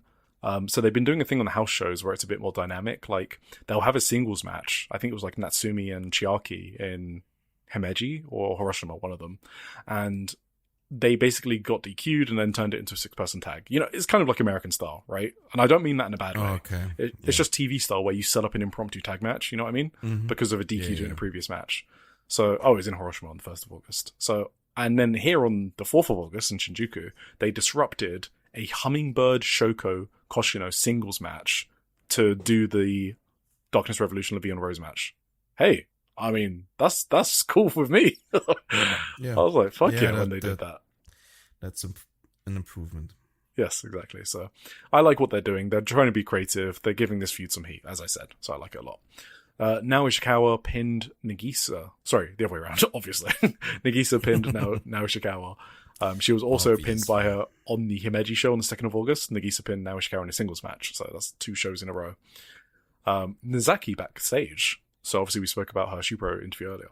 But here she is saying, what do you actually want to do as a wrestler now, Ishikawa? I thought you really gave it everything today, but it's not like that every single time, is it? I saw something on X or YouTube. Are you happy doing wrestling, or is it just comedy you're after? Which one do you actually want to do? Are you the kind of wrestler who loses, feels frustrated, gets knocked down and gets back up, and has the fans cheering you on like today? Or are you just a wrestler who tries to do comedy and only gets laughed at? You'd better decide clearly which one you are. Ishikawa, backstage comments, so you can see she's crying, and she says, I want to take it seriously. Whether it's making people laugh or being laughed at, that is not why I became a professional wrestler. This year, in the Dream Star, I'll be able to face almost everyone, so I want to properly face wrestling head on. So I'm going to be the most good faith person ever, and wait for the Dream Star to know if now Ishikawa getting stacked and pinned in Ottawa on 23rd of May was part of a storyline or not. If they don't do the story in the Dream Star, that's it. I'm gonna say it was terrible. What do you expect? She's gonna get a lot of wins? I want her to rack up some wins with that German suplex. That is what the story they've told. And whenever she faces Anri, she needs to beat that rookie into a pulp. Those are the 2 things I'm looking for this storyline, quote unquote storyline. I will predict her to get a maximum of 1 win in the Dream Star. Terrorism. Aaliyah James vs. Chi-Chi singles match wasn't bad. I also felt nothing watching it. Main event, Chika Goto, Komomo Minami, and Koki Amare versus Miku Ono, Shino, and Yuka Yamazaki. So it was a preview for the Twin Star and also Komomo against Miku again for, they had a match recently as well. Gotchka does not have chemistry with Shino. I was not picking up what they were putting down in this match.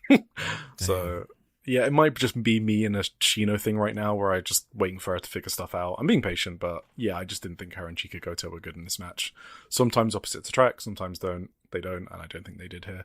But overall, I think it was a good match. Yuka Yamazaki pinned Komomo. So that's another big win for Yuka. They're finally pushing her with this twin star title challenge and pinning her, her senior. So, I don't mind that as well, because that's exactly what I asked for on the Yoto Award show. I wanted them to push some of the youngsters, right? And in order to do that, you have to beat some of the other youngsters. And Komomo is kind of in a losing streak. She's been, demoralized by the Chi-Chi stuff. So it also plays into her storyline. So I didn't mind this at all. And in a way, Komomo is getting pushed by being in the Chi-Chi storyline. So overall, all good. Right, let's do this preview for the 9th of August. So then we don't have to do it next week when we preview it and you can't maybe watch it or whatever. Right, so it was going to start off with Anri versus Naoya Ishikawa. That was obviously postponed. Right, yeah. That's not happening anymore. They haven't given a reason. Yeah, so at the press conference, though, just so you guys know the storyline for when it does happen, because I won't be able to say it again, Ishikawa basically made fun of Anri for not being able to make her debut at TJPW. She blamed her for being disrespectful by calling her out to, face her. And then she admonishes Anri for not even coming out to the tour stops as a trainee. I thought that. She says that she's seen no dedication from Anri and no sign that she actually wants to debut. And this was before it was postponed, by the way. Yeah, this was before it was postponed. Anri just replies she's looking forward to the match and that Miss Ishikawa has had a run of losses lately from what she's seen. So Anri will try her best and win in her debut match. And Ishikawa is like, what the fuck? Is that all you got to say? You called me out because you said you could beat me, but where's your passion? Why do you think you can win? What will you do if you win? What dreams do you have as a wrestler? Where's your burning passion? Your Jonitsu. Now Ishikawa basically killed her in this promo. And now she needs to kill her in the match. Komomo Minami versus Hummingbird. So, there's something interesting here in that on the recent house show, on the 2nd, Komomo Minami pinned Hummingbird in the main event with a German suplex. And it was the first time Komomo's used a German suplex. Sorry, that's the significance of that. So she debuted a new move to beat Hummingbird on the house show, and now they have a singles match. So, we'll see. Yep. Aaliyah James and Shoko Koshino versus Lady AI Nao Shikawa. That's the new match. So there you go. Poor Nao Shikawa, I guess. Megaton versus Unagi Sayaka. Sure. Twin Star title match. Chika Goto and Koki Amore versus Shino and Yuka Yamazaki. Very well built. I love that Yuka is this high up on the card, as I just mentioned. It's good to give the younger wrestlers that experience. Yuka's been an annoying little shit, calling him old and stuff. It's also a really cool story that Gotchka is the one that tapped out in their singles preview. I actually forgot to mention that at the Korakuen. And Koki Amore was the one that was rallying Gotchka to get her head in the game and to lock in. And that's a reversal of what happened when they were going after the titles originally. Do you remember? Where Gotchka was like slapping confidence into Koki Amore. So they've reversed that. Like I said, these two just tell really simple stories. They're over. They have solid matches. Like, what more could you want out of your mid-card? Yeah, that's good. 3D Trios titles. DR versus Le'Veon Rose, we've spoken about it. Also very well built. The whole story was like they stole the belts over time, like over house show tours. Right, again, that's good. That. Give your house show tours some storylines, and they're like stealing titles in Osaka and different places. That's cool. It's also built Le'Veon Rose to be like a really credible babyface unit as well, which is good. You don't just want the Mayu show or the Yuzuki show. So I like that these three. I mean, Mai Sakurai is obviously doesn't need shine, but she's been really good in this role, to be honest. So, blah, blah, blah. Don't need to talk about the press conference. Mayu Iwatani and Victoria Yuzuki versus Spark Rush. Match of the year contender. I mean, don't need to say more than that. And I've also spoken about the build already. Then the main event, I assume, actually, I don't actually know. World title match. Miku Ono versus Nagisa Nozaki. I don't even know if this is main event. I would actually even I would put the tag match over that, honestly. I would probably put the tag match. I mean, poor Miku. Yeah, so that's rough. This was built up when Nagisa had a really strong set of 3 shows during house show tour. It's her 20th anniversary, as we mentioned, blah, blah, blah. She wants a landmark title. Nagisa, we've already spoken about Nagisa burying Miku and Shupro and stuff like that. There you go. Yeah. That's it. That's Marigold. Looks like a good show. Overall, very well built show. Yep. Gotta hand it to them. Gotta hand it to them. TJPW. I don't know if I can watch it, but I should. Yeah. We'll see. We'll see. Holiday is holiday. Gotta do what we gotta do. Yes. If Tim can't watch it, I will at least recap it for you guys, so don't worry. I will TJPW. definitely try and get the tag match in for sure. But Oh, I yeah, wanted for to sure. ask you, what Yeah. if Spark Rush are disbanding on 8th of August? Is the match still happening? I don't think Marigold are aware of that storyline. That's not very Yeah. careful booking of them. No, I mean, they're just not disbanded. So I already knew they weren't, but also, if you're now invested in the Marvelous one and you see that they're teaming the day after, yeah, you're probably, like, spoiled, actually. You're right. That is a good point. Yeah, too bad. I never thought they had a chance, though. TJPW, 30th of July, Princess Cup Day 3.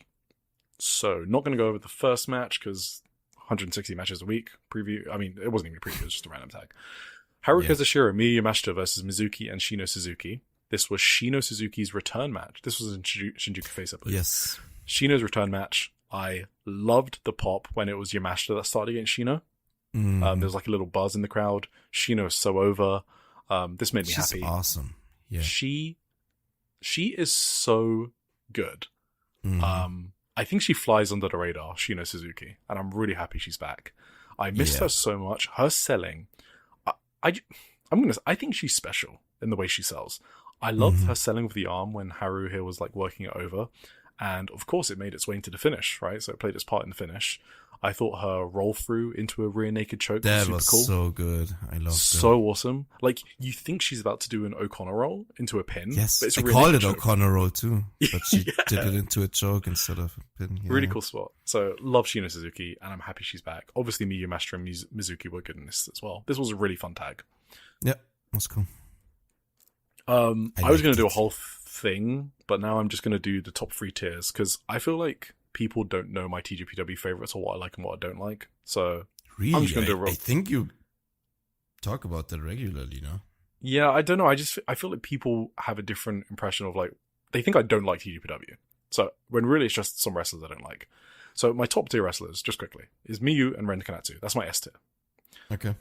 A tier, just below that, Arisu Endo, Shino Suzuki, and Uta Takami. Would you have guessed Okay. that? No, I wouldn't have guessed Yeah. that Uta is up there. That's cool. Yeah.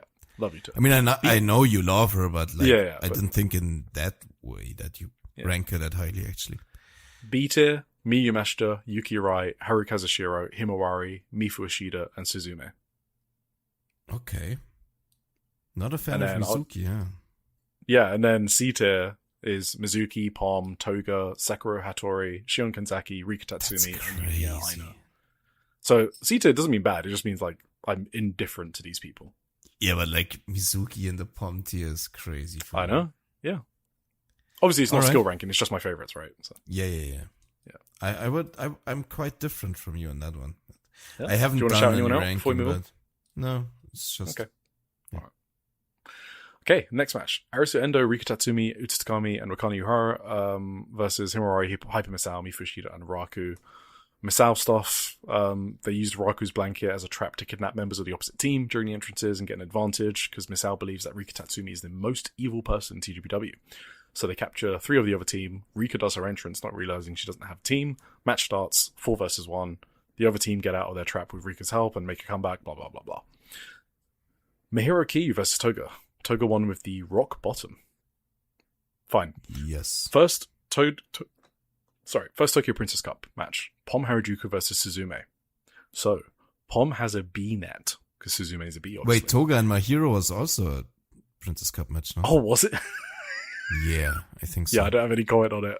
Toga won. Me She's neither, no. There was Okay, nothing sorry. to talk about in the No, match, you're but right. it was a tournament match, I'm pretty sure. Yeah, you're right. My bad.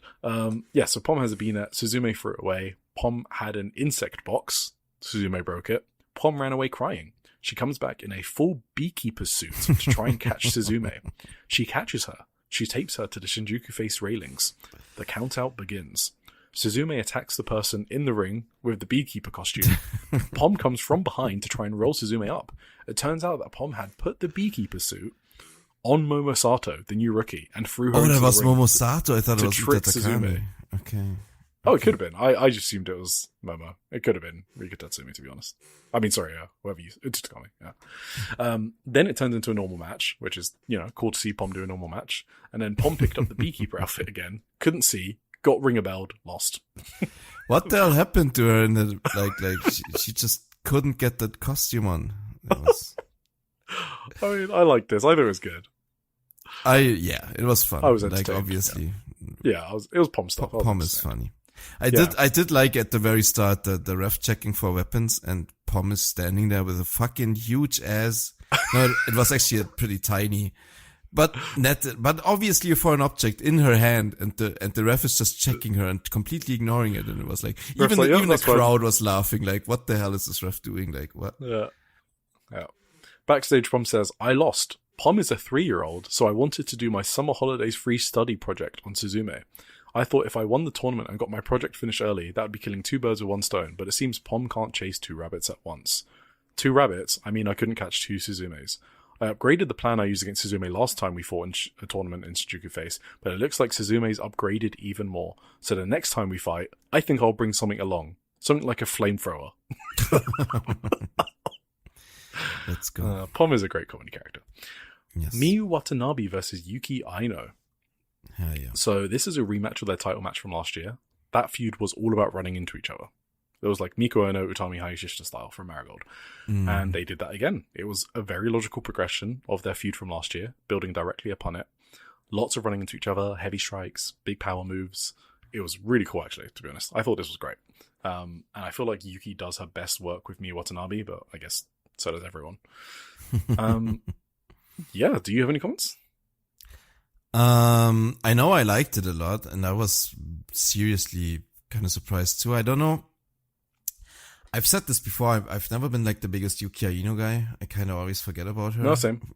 And I don't know if this was like, she's been wrestling for a while. Yeah, 8 years. Okay.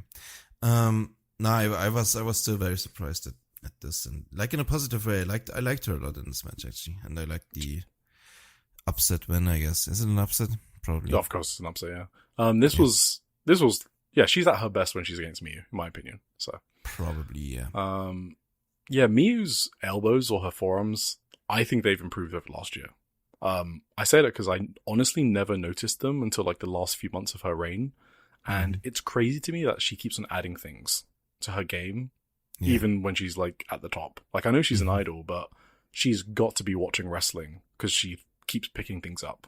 So, okay, yeah. I think she's a remarkable wrestler, obviously, as we speak about. But yeah, like these weren't like elbows strikes to the chest, by the way. I mean like to the neck. You know, the ones that like look vicious and you have to be careful how you place them. She was placing them perfectly. So I wanted to call that out. There was like an avalanche teardrop, and I was like, oh, that's the win. But she can't pin Yuki Aino because she was selling a gut-wrench suplex from outside the ring. So that was cool. I really thought that should have been the finish, but yeah. I mean, it was good selling as well. Yuki Aino tried to win with the full Nelson, and Miyu is selling for her life. That was kind of like the overarching thing for me. Miyu selling in this match overall. Yes. I mean, we talk about it all the time. So, yeah. And then it was a big upset, and Miyu worked her ass off to sell that upset and like to make you think she was going to win. And yeah, that kind of popped me. Really well done. Yeah. They had like that big struggle with the full Nelson towards the end, because Miyu escaped with one arm at one point, right?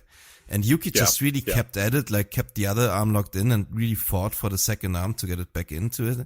And like, I liked that a lot. That was a really good submission struggle to end the match. And Miyu's selling was like just fucking insane. So yeah, great finishing. Great finish for me. The finishing switch was awesome. Main event, Shoko Nakajima versus Yuki Arai. I got spoiled for this, unfortunately. My own fault again. So you know, I do translations, obviously, but I like to do them before the match, so that straight after the match I can read it and not have to like wait or anything. So like I can read along while they're talking, and it is so good to do that. Like, it gets you so emotionally invested when you like know what they're saying in real time. And normally I'm very good at like squinting and looking away at the right time and then like closing the tab. I was not this time. I looked directly at the match result. I'm so dumb. But anyway, I think the result made sense. So Shoko Nakajima obviously upset Yuki Arai. I think it makes sense. Shoko has now pinned both champions. I think so too. She's pinned both, the Suzume in the previous tag and now Yuki Arai in the tournament. And she can challenge for either of them. She's a good filler defense for either champion as well. Yuki Arai still needs to lose sometimes because she still needs some obstacles in non-title matches. So I like that the way she loses is to a veteran like Shoko Nakajima, right? And this match was pretty great. Yuki, I thought, looked good, except the things we always say don't look good, which we don't need to repeat again. But otherwise, I think she looked great. And cool finish as well. So the finish was Yuki being counted on the Scorpion Deathlock into a flash pin.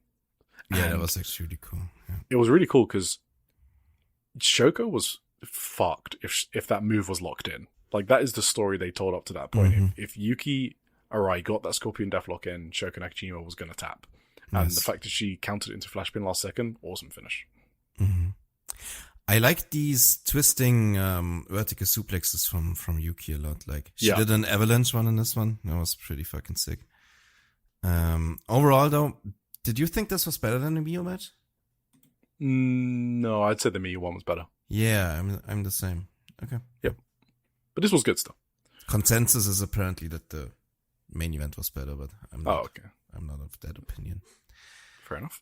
Yeah, fun show though. So, yeah, fun show. Princess Cup Day 4. So, I won't go through all the tags. The tournament matches. Hyper Misao versus Rika Tatsumi. Who do you think's winning? Oh, I mean, fuck. I'm not sure. Neither am I. I need Rika to win. Rika to win, I guess. Yeah, but Hyper could pull an upset off or something. Sure. Yeah. I don't know. I don't know either. Arisa Endo versus Himawari. Honestly, anyone can win that as well. That's a 50-50 for me. They could push match Himawari. For me, though. That's a me-coded match for sure. I mean, love that's a both great of them. match. Absolutely, yeah. Hell So that's a cool match. I don't really even care who wins. Like, I would love both Nah, to me win. neither, to be honest. Yeah. Toga versus Yuki Aino. I kind of want Toga to win, I guess, because I don't care about Yuki Aino. So. Yeah, I guess. And then finally, Shoko Nakajima versus Suzume. So, I actually didn't even clock onto this. So, Shoko pinned Suzume before in a tag. Oh, that's where they're gonna play it off, maybe. So, yeah, I think Suzume wins here.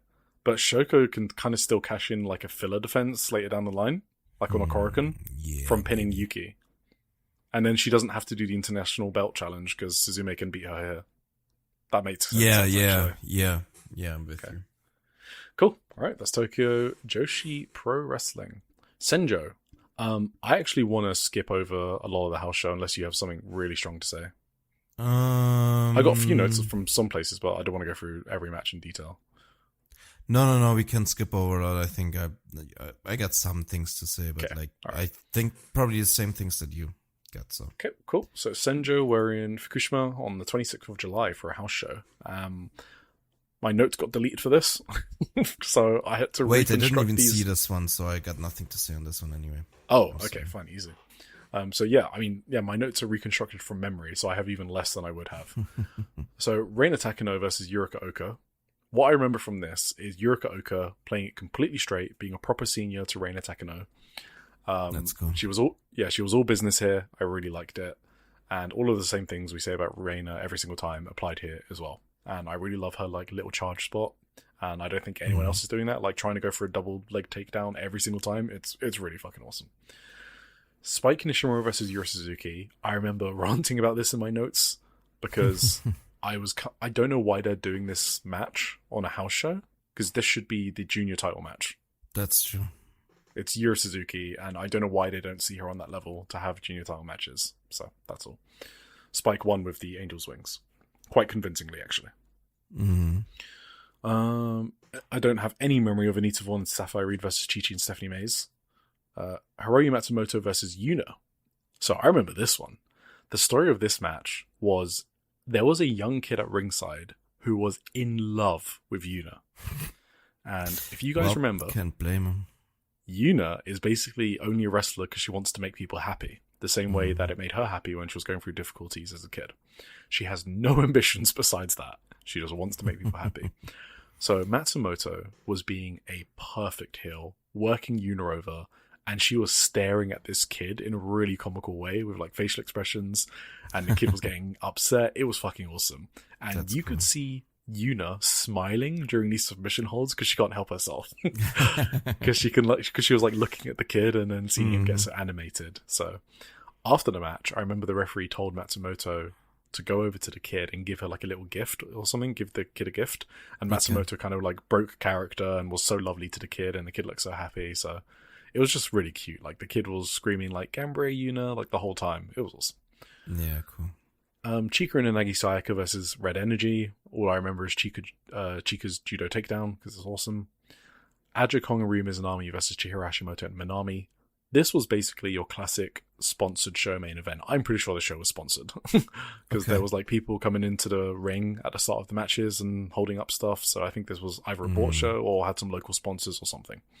So obviously they just played it like a house show. There was a lot of fun spots. Like Hashimoto did more comedy in this match than I think she's done in the past 6 months. So, and Aja Kong did the Anarchy chops as well. So you get the picture. Okay. Yeah. 1st of August, Shinjuku Face. So let's start off with Reina Takano versus Senka Akatsuki. Hell yeah. You want to go? Do you want to go? Yeah, I like this a lot. This was, it's just powerful little Reina. She ran into a brick wall in this one. This was, Senka just showing her full beast mode, I think, in a way. I liked it a lot. It's a really important point that you make about Senka's beast mode, so-called beast mode. So Senka has developed a lot over the past year in terms of her character. Her character work has been really good in the sense that it's progressed logically from being like a shouty, fiery rookie who goes like headfirst into danger into now she's much more stoic. She's much smarter about when and where to use her aggression.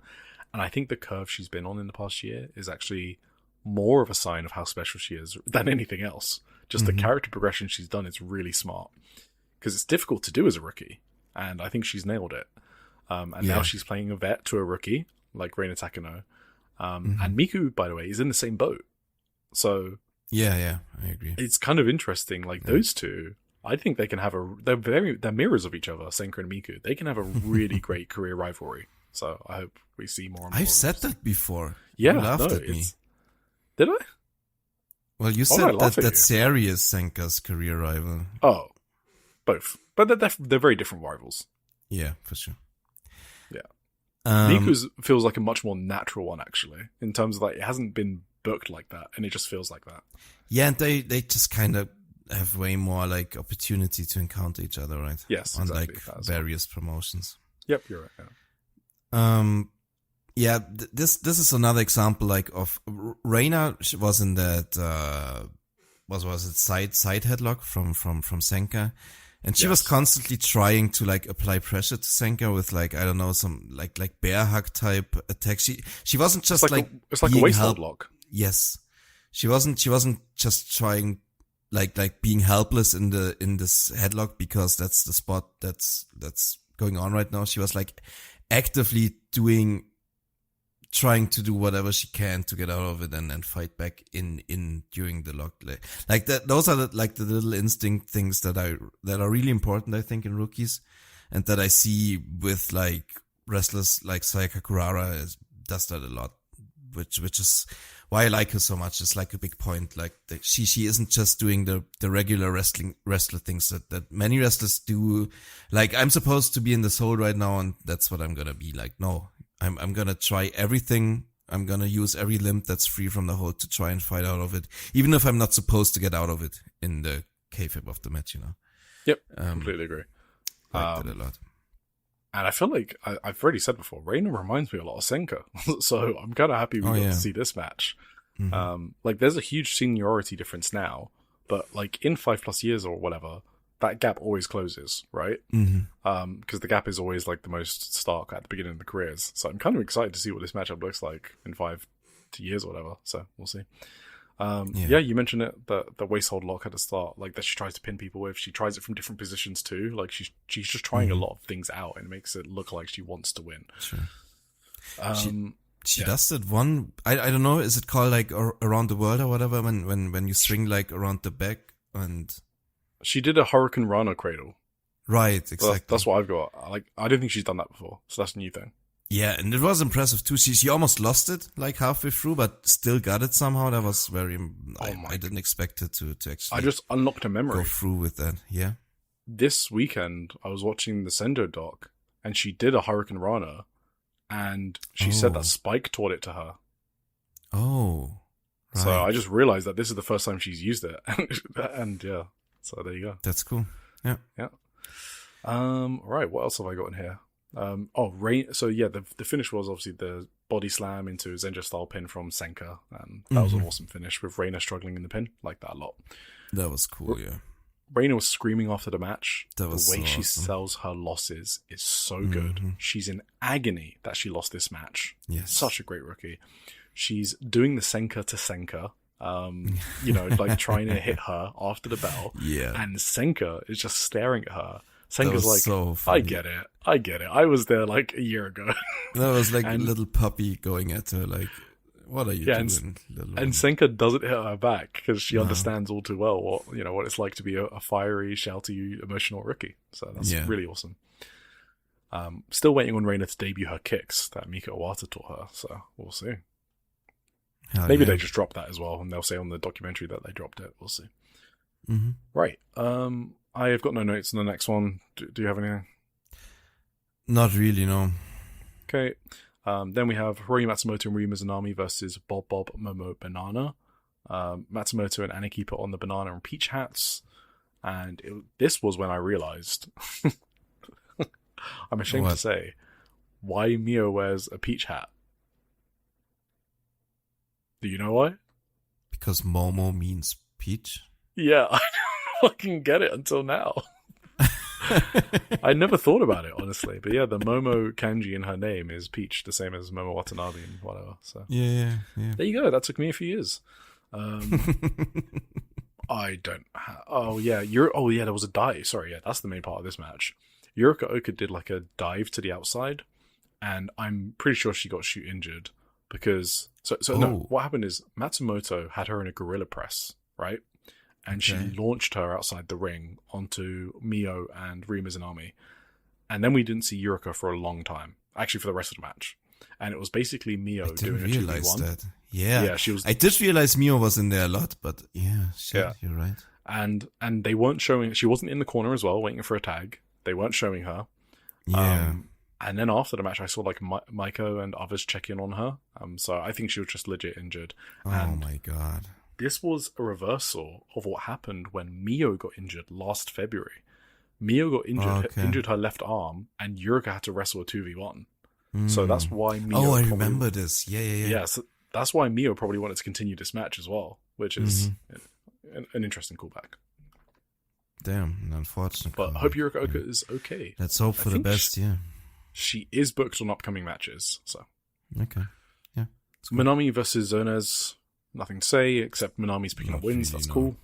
Yeah, that was actually surprising. Red Energy versus Veni and Yuna. So, we've covered this a lot in Yuna's blogs. Veni's the reason Yuna decided to become a wrestler. Veni's her idol, blah, blah, blah. You got anything to say? I think Veni should take her up in, what's it called? Las Fresas de Egoistas? Is that in Seedling. Fuck yeah. I think awesome. I think she should take Yuna into that one. I mean, why not? Yeah. That would actually be cool as fuck. I mean, they never will. I think that would be fucking nice, yeah. You don't really see Yuna in other promotions I'm trying to think of. Like, very often. She does, like, produce shows and stuff, but not stuff like Seedling. But that would be very cool. I mean, I'm sure she would accept it as well. Fuck it. And then, like, Yuna and Celine can feud over Veni's love as well. Yeah, for sure. I just really like their chemistry as well. Veni and Yuna, I mean, like, they have, like, their interactions were very sweet in this match. I liked it a lot. Agreed. Veni never having a serious injury, by the way, or breaking her ankles from the moonsault or landing her feet. I don't understand how she's not had one injury from that. Or maybe she hasn't, I don't know about it. That is insane. And the funniest part is when Veni did that moonsault and like landed on her feet. Yeah. Guess what was on my other screen? CM Punk and Cody Rhodes.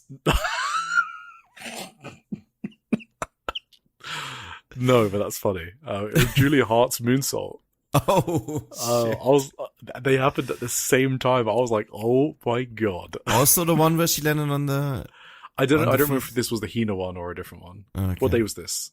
The first? First. Is that the Hina one? That is the Hina one, right? It is. Yeah, it was. Yeah. Well, the Hina one was the one she missed, I think. The Ruaka one, she landed on her feet intentionally, like when he does usually. Yeah. No, this was the Hina one, which made it funny. Okay. Yeah, that's very funny then. So, YUNA was really good babyface in this match. Like, she caught Iwata's kicking leg, and I was like, let's fucking go. Grab that leg. And then she got destroyed. She did kicked the shit out of her. She was kicking the fuck out of YUNA. Yeah. So much so that YUNA did the Kenny Omega by falling with exhaustion to dodge a Iwata head kick. I was like, okay, hell yeah. There's an awesome spot. Like, YUNA goes to Veni's corner, and so her tag partner's corner. That's what I mean with the interactions. I loved that one. Yeah. Please tell it. Yeah, so Iwata is destroying YUNA, obviously. Like, she's getting beat the fuck up by Red Energy. Yes. And she just goes to the corner, presumably to, like, tag Veni in. And Veni just looks at her and does, like, an approving, you got this, type of look. Yes. And YUNA just fucking screams and turns around and launches a double-leg takedown on Iwata. I loved it so much, man. Awesome. That was the best spot in the match, probably. Yeah. No, I mean, it definitely was for me. Yeah. Just awesome spot. YUNA has such a good fire. YUNA has just been fucking unreal with her selling facial expressions and just getting killed. She's very good at dying. I would like to see her get killed in the ring more often because she's so good at it. So, and then she got destroyed by Iwata's running knee strike for the loss. So, yes. Yeah, great stuff. Chihiro Hashimoto versus Spike Nishimura. Singles match, obviously a big spot for Spike. The last time she faced Hash in a singles match was in Sendai Pit. Now it's in Shinjuku face. Nasty lariats in this match from Spike. Hashimoto gave Spike a lot as well. She went to the ground on those signature corner lariats. I was like, damn, Hashimoto wants to make Spike look strong. The crowd loves them running into each other, obviously. I like Spike needing some time outside the ring to recover as well. Yes. Spike doing her comeback, and then she does the closed fist punch to Hashimoto when the ref got pushed away by Hashimoto. That was a good spot. I like that. Then she does like a vicious springboard drop kick that looked absolutely nasty into an even more disgusting nasty lariat. Spike is just getting it now. She's really starting to fucking cook. I feel like her training with Senjo the past few months in particular is like rocket shooting her development. Yeah, absolutely. Like insanely quick development from what I've seen. Yes. Big German from Hash. Spike fights out, but another running lariat. She's obviously it's a bit too weak of a lariat to be the finish, so Spike kicks out. Then it's a last ride. Spike tries to punch her way out of the last ride. She's fucking desperate, but she can't. And that was awesome, actually. Yeah. Very, very good match. I liked it more than that previous one. Yes, that was my big takeaway as well. This was really nice by the end. I still wouldn't like put it into like the into the top tier of Hush matches this year. Which is difficult to do, but yeah. But it was an improvement over the last one. And I was already the high man on the last one, if I remember correctly, at least between us two. Yep. So yeah, I like this a lot. Great effort by Spike. She's awesome. She's making a lot of improvement, like you said. And I loved the finish. Spike just desperately punching in on Hash's head, and Hash just fucking. Hash is like Thanos. Like, it's just inevitable, and you just want to fight like with everything. You just plan. It's so cool. She's such a great final boss right now. Drives her through the mat. Yeah, it was awesome. So post match, they were. Oh fuck! I forgot to get the transcript. I'm the worst. That's all right. I want to know what they said. I'm going to get the transcript anyway, because I'm really invested in this feud. I just forgot to get the transcript because I got a million other things going on. Oh, you mean between Mika between and Iwata and Hash? Yeah. I really wanted to get... Can I... Is that too much to do it now on air? That is too much, isn't it? I mean, do you need to translate it and everything? I don't know how long that takes. Just shove it in Google Translate. Wait. I was going to ask you anyway how you're doing with like the heat and stuff. Maybe we can just do a quick break or whatever. Yeah. No, I'm doing okay. I've already fucking got it. No, that's backstage. Shit. Okay, now I got it. Alright, Google Translate, help me. Translate.google.com, copy paste. Alright, what do they say? This is going to be a bit hazy. Okay, because, yeah. Iwata says, A singles title match for August 28th at Yogi is already set, so technically there's no need for me to be standing here right now. But I'm here in person because trading insults and hype on social media isn't really my style. I see Hashimoto at the dojo every single day. My mind is constantly filled with thoughts of Hashimoto, wondering what she's up to right now. Yes! That said, yeah. I think I've already conveyed everything I wanted to say. I'm sure she understands. But let me just say one thing. One last thing. Hashimoto, the only one capable of taking the reins of this Senjo era, an era currently dominated by Monster, which is Hashimoto's nickname, is me, Iwata.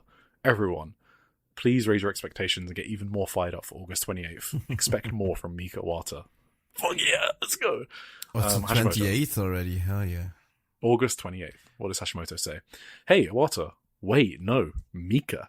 You say you're the only one who can handle the Chihiro Hashimoto era. No way. You're being naive. You say you hate talking in social media? That's just an excuse for slacking off. Let's look at the Sendai Girls official blog. Mika Iwata's last update was 17th of November 2022.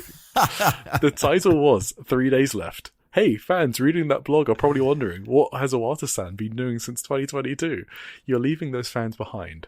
I don't like trading insults on social media either, but isn't the whole point to share your feelings? I remember people laughing at this point, by the way, so they're probably laughing at that blog one. Yeah. Isn't the whole point to share your feelings, reach the fans who aren't here today, and get as many people as possible to come to you, Yogi?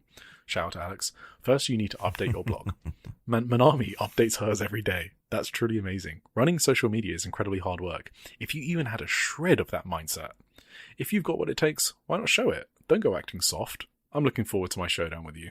I think Iwata... Oh, yes, and then she walks off at this point. Yeah. And refuses to handshake. Mm-hmm. And then Hashimoto, when Iwata's gone now, Hashimoto says, it's frustrating when someone hits a nerve, isn't it? But that's just how it is. Mika Iwata might have her own way of doing things, but I believe I need to show everyone what a champion for the modern era looks like. And that's why we're spreading the word little by little through our YouTube channel and social media, like Manami's daily updates. They're amazing. Blah, blah, blah, blah, blah. Yeah. Right.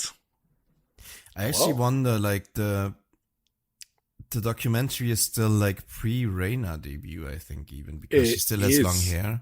It is, yes, you're right. So that's before 12th of July still. I wonder if they will, once they get into this part, if they will, like, if they will still, like, do it completely out of kayfabe, or if they're gonna... You like, see Iwata and Hash together and stuff like that, yeah. Yeah, we'll yeah. If they'll be friendly on the dock, or if they're gonna play their feud out a little bit on that. Yeah. But, like, this was a great, intense promo. I really, really want Iwata to win. I have not wanted a victory so much in 2026. There is not a single match in 2026 where I've been this invested in the result. None. Saikasaya? No. Damn. I didn't really mind who won or lost the story, as long as it made sense. Because you have no heart. Kreia versus Hanako Nakamori and Pure J? Sure. But I kind of knew Kreia wasn't winning. Yuka versus Kaho Matsushita? Not as much as this, because I like Kaho as champion. 0 matches I was disinvested in. I will be devastated if Iwata loses. Well, prepare to be devastated. It's time. Iwata people, rise up. 7th of August, we are in Sendai Pit. The VOD will be on 8th of August. We have Manami and Reina Takano versus Mio and Senka. Awesome. Okay. Yura Suzuki versus Onez. Chi-Chi and Mizunami versus Red Energy. Hiroyu Matsumoto versus Yurika Oka singles match. And the main event, Chihiro Hashimoto and Spike versus Veni and Yuna. Hell yeah. So they're in the main event, tagging together again. 9th of August, they're in Shinkiba. Chi-Chi versus Reina Takano singles match. Evo Chika and Yura Suzuki versus Miku Kanai and Zonez. Yuna versus Yurika Oka singles match. That sounds awesome. Chihiro Hashimoto and Soi versus Matsumoto and Mizunami. And then the main event is Manami and Spike versus Red Energy. Sure. Yep. All right. Sure. Time for the shortest indie zone we've ever had. Are you ready? Let's go. Yeah. Indie zone. Indie zone. There is a 5th dimension beyond that which is known to Tim. It is a dimension as vast as space and as timeless as Tony Storm. It is the middle ground between light and shadow, between science and whatever AJ Styles believes in. And it lies behind the pit of man's fears and the summit of Eric's knowledge. This is the dimension of imagination. It is an area we call the Indie Zone. So this week, obviously because of time, but also just because there actually weren't any big shows this week in the Indie Zone. That's next week, which we'll talk about in the previews. So this is just more bits and pieces from the Indie Zone, nothing crazy. Diana and Actress Girls are like the main ones, and even then they're kind of like small notes, so this should actually be quite quick. So Diana, on the 26th of July, they sent an email saying they had issues and it would take a long time to restore, but then they got it out a week later. So good job to production genius Sammy, or whoever did this, I guess. I thought I wouldn't be seeing the show. Let's go, Sammy. Let's go, Sammy, if it was you. Right. Fione versus Ryoko Sakamura. All I want to say is Fione shouldn't be focused on trying to do front head flip kip ups. She needs a bit more experience for that. She needs the basics and fundamentals. That's my early summary of feelings on Fione. She's very ambitious in what she tries to do. On the other hand, Ryoko keeps it very simple, knows her limitations, and she has looked pretty solid since returning from her Marigold retirement. So, again, if you've only seen her since in Marigold, you'll probably be surprised if you watch a match of hers now. Not saying she's like world beat or anything. Anna versus Moran.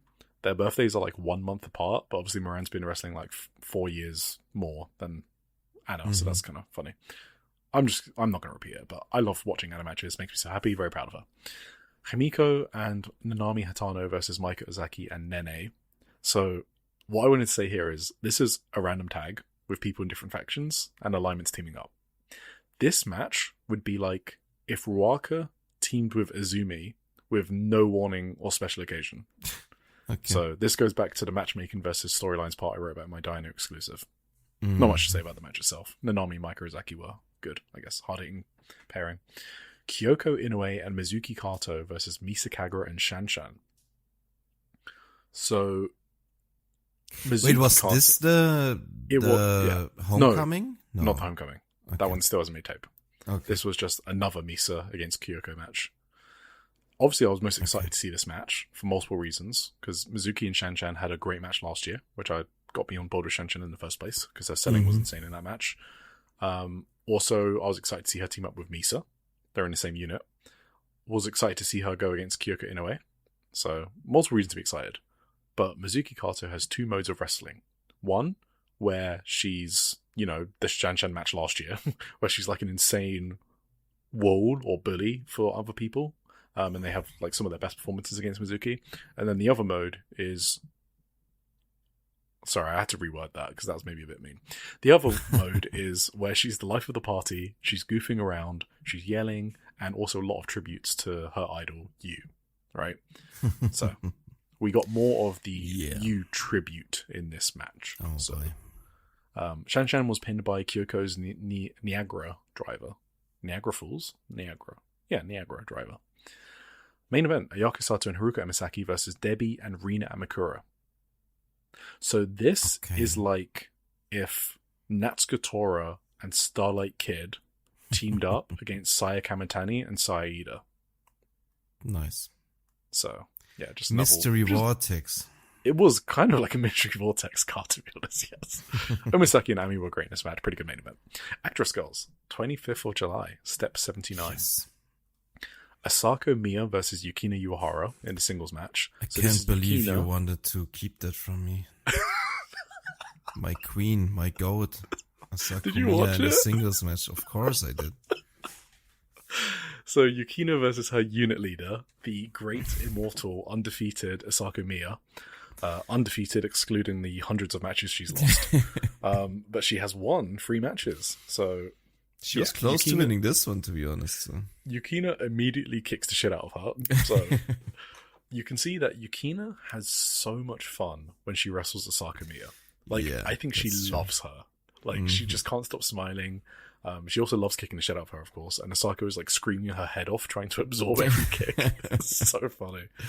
So good. She got caught in an armbar, instantly tapped. I loved that one spot when Yukina was draped over the bottom rope and Asako was I think she was going for a basement dropkick or whatever. Yukina got out of the way. And Asako just fucking flew through the ring and took a front bump or whatever. She just fucking, I don't know, it looked so fucking funny. She is She is like, okay, for people that haven't seen her, I think she's Rianne on crack. Like, that is the best way to describe Asaka Miya. That's kind of true. And she has way more, like, courage than she... Yes. Oh, yeah, she's like... Rianne kind of has that too. Rianne has the same thing, right? Where she's kind of, like, obnoxiously confident in her ability. Yes, exactly. But with Asaka Miya, she, like, refers to herself as, like, the executive producer of Actress Girls. Like, she throws everyone under the bus. She's very deliberate about it. So, like, after the match, Asako announced that the Asako Army, her unit, would be facing Actress 5, which is the top babyface unit, in the next show in an all-out 5-on-5 war. But Asako said that she had to conserve her energy as the general of the unit. And so in the main event, she would be taking on the rookie, Marino Nishimura, while the rest of her unit faced the rest of Actress 5. So she booked herself against the rookie because she, she's, I think she's going to win.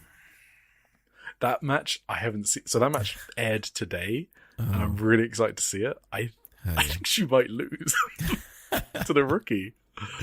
I mean, the rookie's awesome. Marino's awesome. Yeah, we'll see. I mean, I'm excited to watch it. Anri Anarisa Nagai versus Chiyoba and Yuri Yamane. Some cool spots in here, like Anri was kicking Yuri in the ass, then she Irish whipped her into the other corner and is about to run into her, but Chi intercepted it halfway through with a sick power slam. That was great. Yuri is just another good rookie. She has a legit Kempo background, so she just looks comfortable wrestling on the mat. Okay. Yeah, doing power moves, all that stuff. And Chi does a lot of UWF matches with Bleat as well. And Anri has an upcoming match with Chi as well, so this was a preview. I just took my mic. I think that happened yesterday, actually. I don't know. It hasn't been taped yet. Cool. Post-match, after the match, Anri said that their last match would be at Korakuen Hall. So Polaris are disbanding, if you didn't hear. And there's one person they had to face. And of course, it's Act Yasukawa. So wait, who's disbanding? Polaris, Anri and Arisa Nagai. Why? What? Oh, you didn't know that? It was the last show when they lost the title challenge. They were disbanding if they lost that? Oh, yeah. I Did think you say that? Yeah, I think you dissociated during the indie zone. I may have dissociated, yeah. Yeah, after they lost the match, they announced they would be disbanding. That's fucked up. But they still tagged here?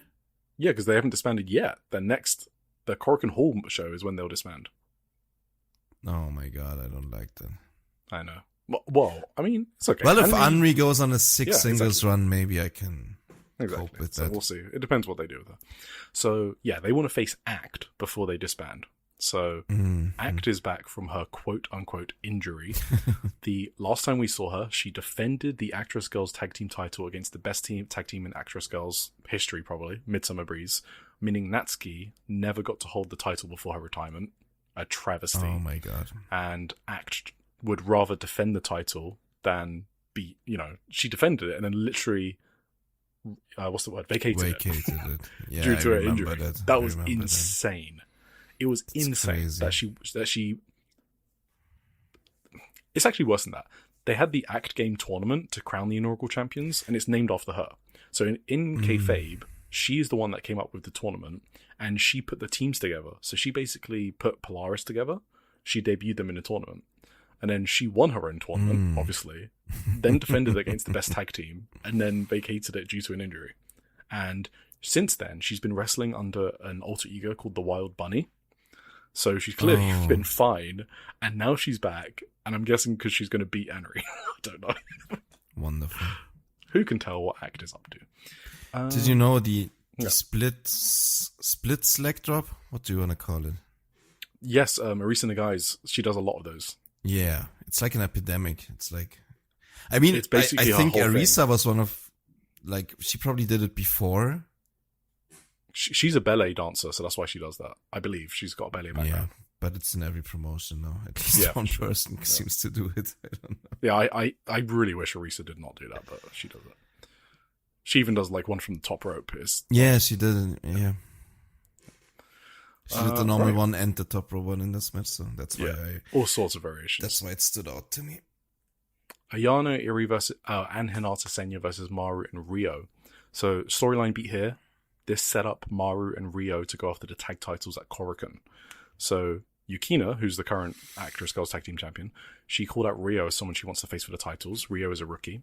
Rio then picked Maru as a partner because remember Rio's been obsessed with Killers, the heel unit, since she debuted.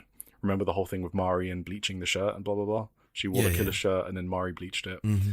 So apparently Rio had asked every single senior, every babyface senior, because, you know, actress girls, they openly say babies in heels. So she acted every single babyface and they all turned her down. So she had to turn to Maru, who's like the big bad heel. Yeah. And in response, Maru said she is going to quit Killers. And there was like a lot of shocked gasps in the audience. And she's making a new unit called Path of the Serpents or whatever the translation is. And wants Rio to join.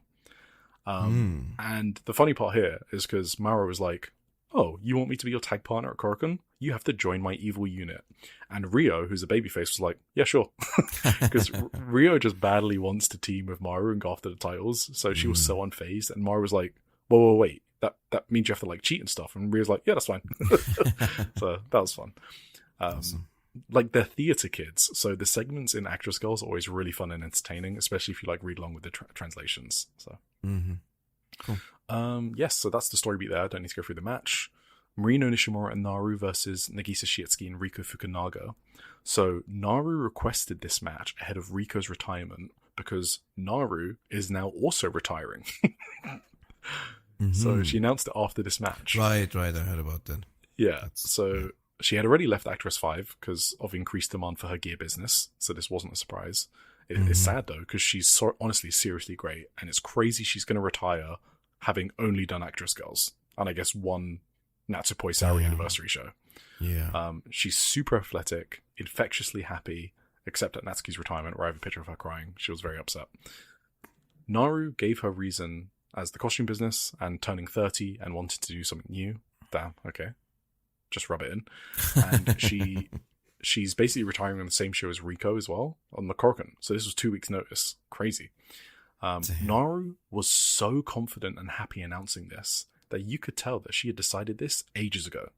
And she didn't agonize over it. So wanting Natsuki and Riko to take the spotlight, I think she wanted them to take the spotlight first, basically.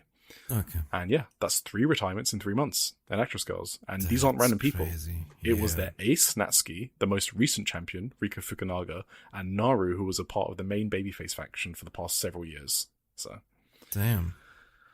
After the match, Riko Fukunaga challenged Nagisa for the Actress Girls title because she lost it to her on 30th of April, the show I was at. And that's the last time. Like, Nagisa hasn't defended it since. So this is the first defense since then. And yeah, I guess if Riko wins, she retires with the title. I guess we'll see. All right. Main event, King title, Marina Saihara against the champion Sakura Mizushima. This is for the secondary title. So Sakura retained, which is quite interesting because point system, blah, blah, blah. This is not a points title. So if you win a King title match, you're just the better wrestler. That's basically how it goes in storyline. So in a straight up wrestling match, her unit mate, Sakura, has the upper advantage. That's what this match told you. But Marino was the Actress Girls title, which is the points title. So in a points match, Marino comes ahead. So I kind of love the headcanon I'm coming up with for the point system. It kind of makes sense. They're telling the story that Sakura is the better wrestler, but Marino is better all round with like merch sales and popularity and stuff like that. So that's cool. Okay. Yeah. Ayano Iri came out after the match to challenge for the King title at Korakuen Hall. So Ayano, that the person that has the teddy bear that you like, the Tam-like teddy bear, she is going to be challenging Sakura Mizushima for the King title at Korakuen Hall. And they're really good friends out of character. That's why they wanted to do that match. And Ayano said that she wants a belt so she can put it on top of her champagne tower in her concept cafe, which is her side job. Because she wants to hit 10 million yen in sales. I did not know her side job generates that much revenue, so that's cool. Not bad. And she's also the only one of her generation that did not ever win a belt. She debuted in 2016, so she's like one of the old guard in Actress Girls. Okay, that's cool. Right, I'm gonna cut some stuff. So Tenryu Project. Wait, did you watch this? Well, I also watched the Actress Girls main event. I kind of... sorry. I did think the match was pretty good. I liked it. Sorry, I thought it was like... Rewind. It was kind of over. It was a really good match. Yes. It was kind of over just when it got going. Like, I didn't expect the finish when it was. Also, I'm still getting like baited by the Actress Girls video lengths because like this main event was like 35 minutes or whatever, but the actual match was only 11 minutes of those. Post-match promos, baby. They're actors. Yeah. So just when I was ready to like sit up and really get into it, it was basically over with in the next sequence of moves. So yep. But it was still a fun match, good match. Yeah. It was a really good match. If you don't know them, well, Marina Saihara is like the former ace. She hits stiff, German suplexes, nice kicks. She's like the stoic. Yeah, she's like the stoic, cool ace-like figure. Likes to dump people on their heads, literally. And Sakura Mizushima is like flexible with an insane bridge on her Musa locks and QT specials and stuff like that. She's been killing it in the past few months after a bit of a down period after she lost this title before. And now she's regained it and successfully defended it here. They're both part of the top babyface unit Actress 5, so it was like a friendly battle, which also means they hit each other hard. So that was basically it. Sakura did land on her head hard on one of those Germans. That was crazy. And also, the way she kicked out of like the second German suplex was crazy. Oh yeah, she barely kicked out. Yep. The smallest kick out in the entire world that I've seen. Awesome kick out. And then she hit something called a backlash, which is like a sideways code red sort of thing, into a 120% smile schoolboy, which I thought was the finish, but it wasn't. And then she did another 120% schoolboy for the win. So really great near falls. And I thought it was a great match. I called it a flipping powerbomb slam, so I didn't know what it was. Close to backlash, not far off. Yes. No, right. I meant the backlash, yeah. That's what I called it. Yeah. Did you watch the Tenryu Project match? I did. Okay, yes. 29th of July, Tenryu Project. Why are we talking about men's promotions? Tim, at the start of the show, was like, Tenryu Project, Gold Festival, what the fuck's that? And Big Japan? Well, it's because we're only talking about the Joshi matches, as you could guess. The one on this one was Ayame Sessumura and Mirai versus Miyu Momono and Takumi Iroha. So, I hate the commentary, I hate the hard cam, I hate everything about this promotion. Oh my god, we have the exact same. I hate everything about the production. This is the essence of the indie zone. This is a real grind. This is like terrible camera angle. This is commentary. This is the worst by far. By far. Yes, it is. And I paid £21 for this. Never again. You did? That's crazy. I've done this before as well, and then I never learned my lesson. I never learned my lesson with this promotion. I can't really get into a match from that camera angle. This is what I'm saying. Like, this actively harms my enjoyment of the match. It's so hard to follow the match, even. You can't hear anything in the ring. You can't see anyone's facial expressions. Hello? Tenryu is like, actively dying on commentary. It's crazy. Tenryu is dying on commentary with his hoarse, deep voice, yeah. And so I never recommend any of these matches, no matter how good the match looks on paper. You will not get that in practice. It was probably really good too, but like it's so hard to. You could see it was good. They were doing good stuff, but you couldn't feel it. No. I hate it. It's like someone dangling something in front of me and then yanking it away at the last second. It makes me irrationally angry. I mean, Takumi's kicks still look fucking sick from that angle too, but it's like, it's so hard to get into it. So the girls were over on the show, which is one of my main taking points because it's a men's promotion. Yes, and they were I was really surprised. over. Yeah, I think a lot of Marvelous fans turned out to watch the show just for this match. I saw some people in the audience with Marvelous shirts, and I regularly heard like Takumi-san calls. And we've said it before, Takumi is insanely popular among women. I think she's inherited a lot of the Crush Girls fans. Especially relative to like other Joshi in the independent scene. I think she's like the most popular among that demo for sure. Mm-hmm. So it's transferred to Takumi. I wanted to ask you something before this, like about this match. Do you think, because maybe I'm missing something, maybe they're teaming more than I think, but Takumi and Miyu teaming on this show, do you think that's just like clueless booking of someone who's not really clued into Marvelous goings on, or did that mean something, or do they actually like? Also, if you remember, Mio's beef is with Suri, really. Okay. Yes. But I thought Mio was also kind of getting ready to go after Takumi. Did I get the wrong feeling from that? No, you're right. Like, she wants to surpass Takumi, but she hasn't really like done any like promos or anything where she says like she hates Takumi or she can't wait to destroy her or anything like that. Yeah, not hate, but like... No. But there's definitely a competitive rivalry there for sure. Yeah. Yes. Yeah. So, yes is the answer. I think there's some clueless booking. And I was hoping they're going to play into it and have like some miscommunication or whatever, but it didn't really play out that way. No. And I think Marvelous just want to take the spot because, you know, it's a men's promotion. Tenryu as well is obviously a big name, a big legend. He has a regular like column in Shupro as well, right? Where he does talk about women's wrestling. So they want him to talk about them as well. So they don't care. So, yeah, what else did I want to say? Yeah, it made the Crush Girls fans, I guess, made the match really hot, to be honest. I feel like these four tore the house down compared to other I did see other matches on this show because I skipped everything else. Yeah, I'm just like that. And they did tear the house down compared to other matches. The crowd were so here for it. All the Marvelous girlies in the crowd. I bet the men in the back were watching this and like, they were like, what the fuck is going on? Why is everyone losing their shit for these four? So that aspect was super cool. There were, from what I could tell, there were a lot of great niffles at the end between Mio and Ayame. So many cool spots. Like, Mio was going for the JK bomb, but Mirai just fucking lariated her. That was awesome. That was so awesome. Oh, yeah. And then Ayame hit a German suplex. Mio had fighting spirit. And then Ayame immediately hits a QC special for a near fall. Yeah. And then Ayame takes Mio's head off with a lariat. Oh, yeah. But the time limit hits. So it's a time limit draw, but really, really sick near falls at the end. That was kind of another small problem for me is that like I guess about 5 minutes before the finish, I kind of started smelling the time limit draw. Yeah, I was thinking about it. Who is actually, unless they pin Mio here? How do you not know it going into this match? No, I just not always think about these things. Yeah, and I do think Mio might get pinned. Like, she's not the most protected wrestler in the world. But yeah, I started smelling it after a while that this is gonna go the distance. Yep. Absolutely. So Mirai did a really cool like gator roll at some point into a headlock. That looked so smooth. That was at the very start of the match, maybe. But that was one of the standout moves. She also loves jumping through the middle rope and then doing a roll into a shoulder block. Yeah. She loves that move. Yeah. So, for sure. Cool. So, Gold Festival, real quick, 2nd of August. So, Gold is that? All right. It's a bar in Sendai. It's a famous wrestling bar in Sendai. Okay. And it's holding its 20th anniversary.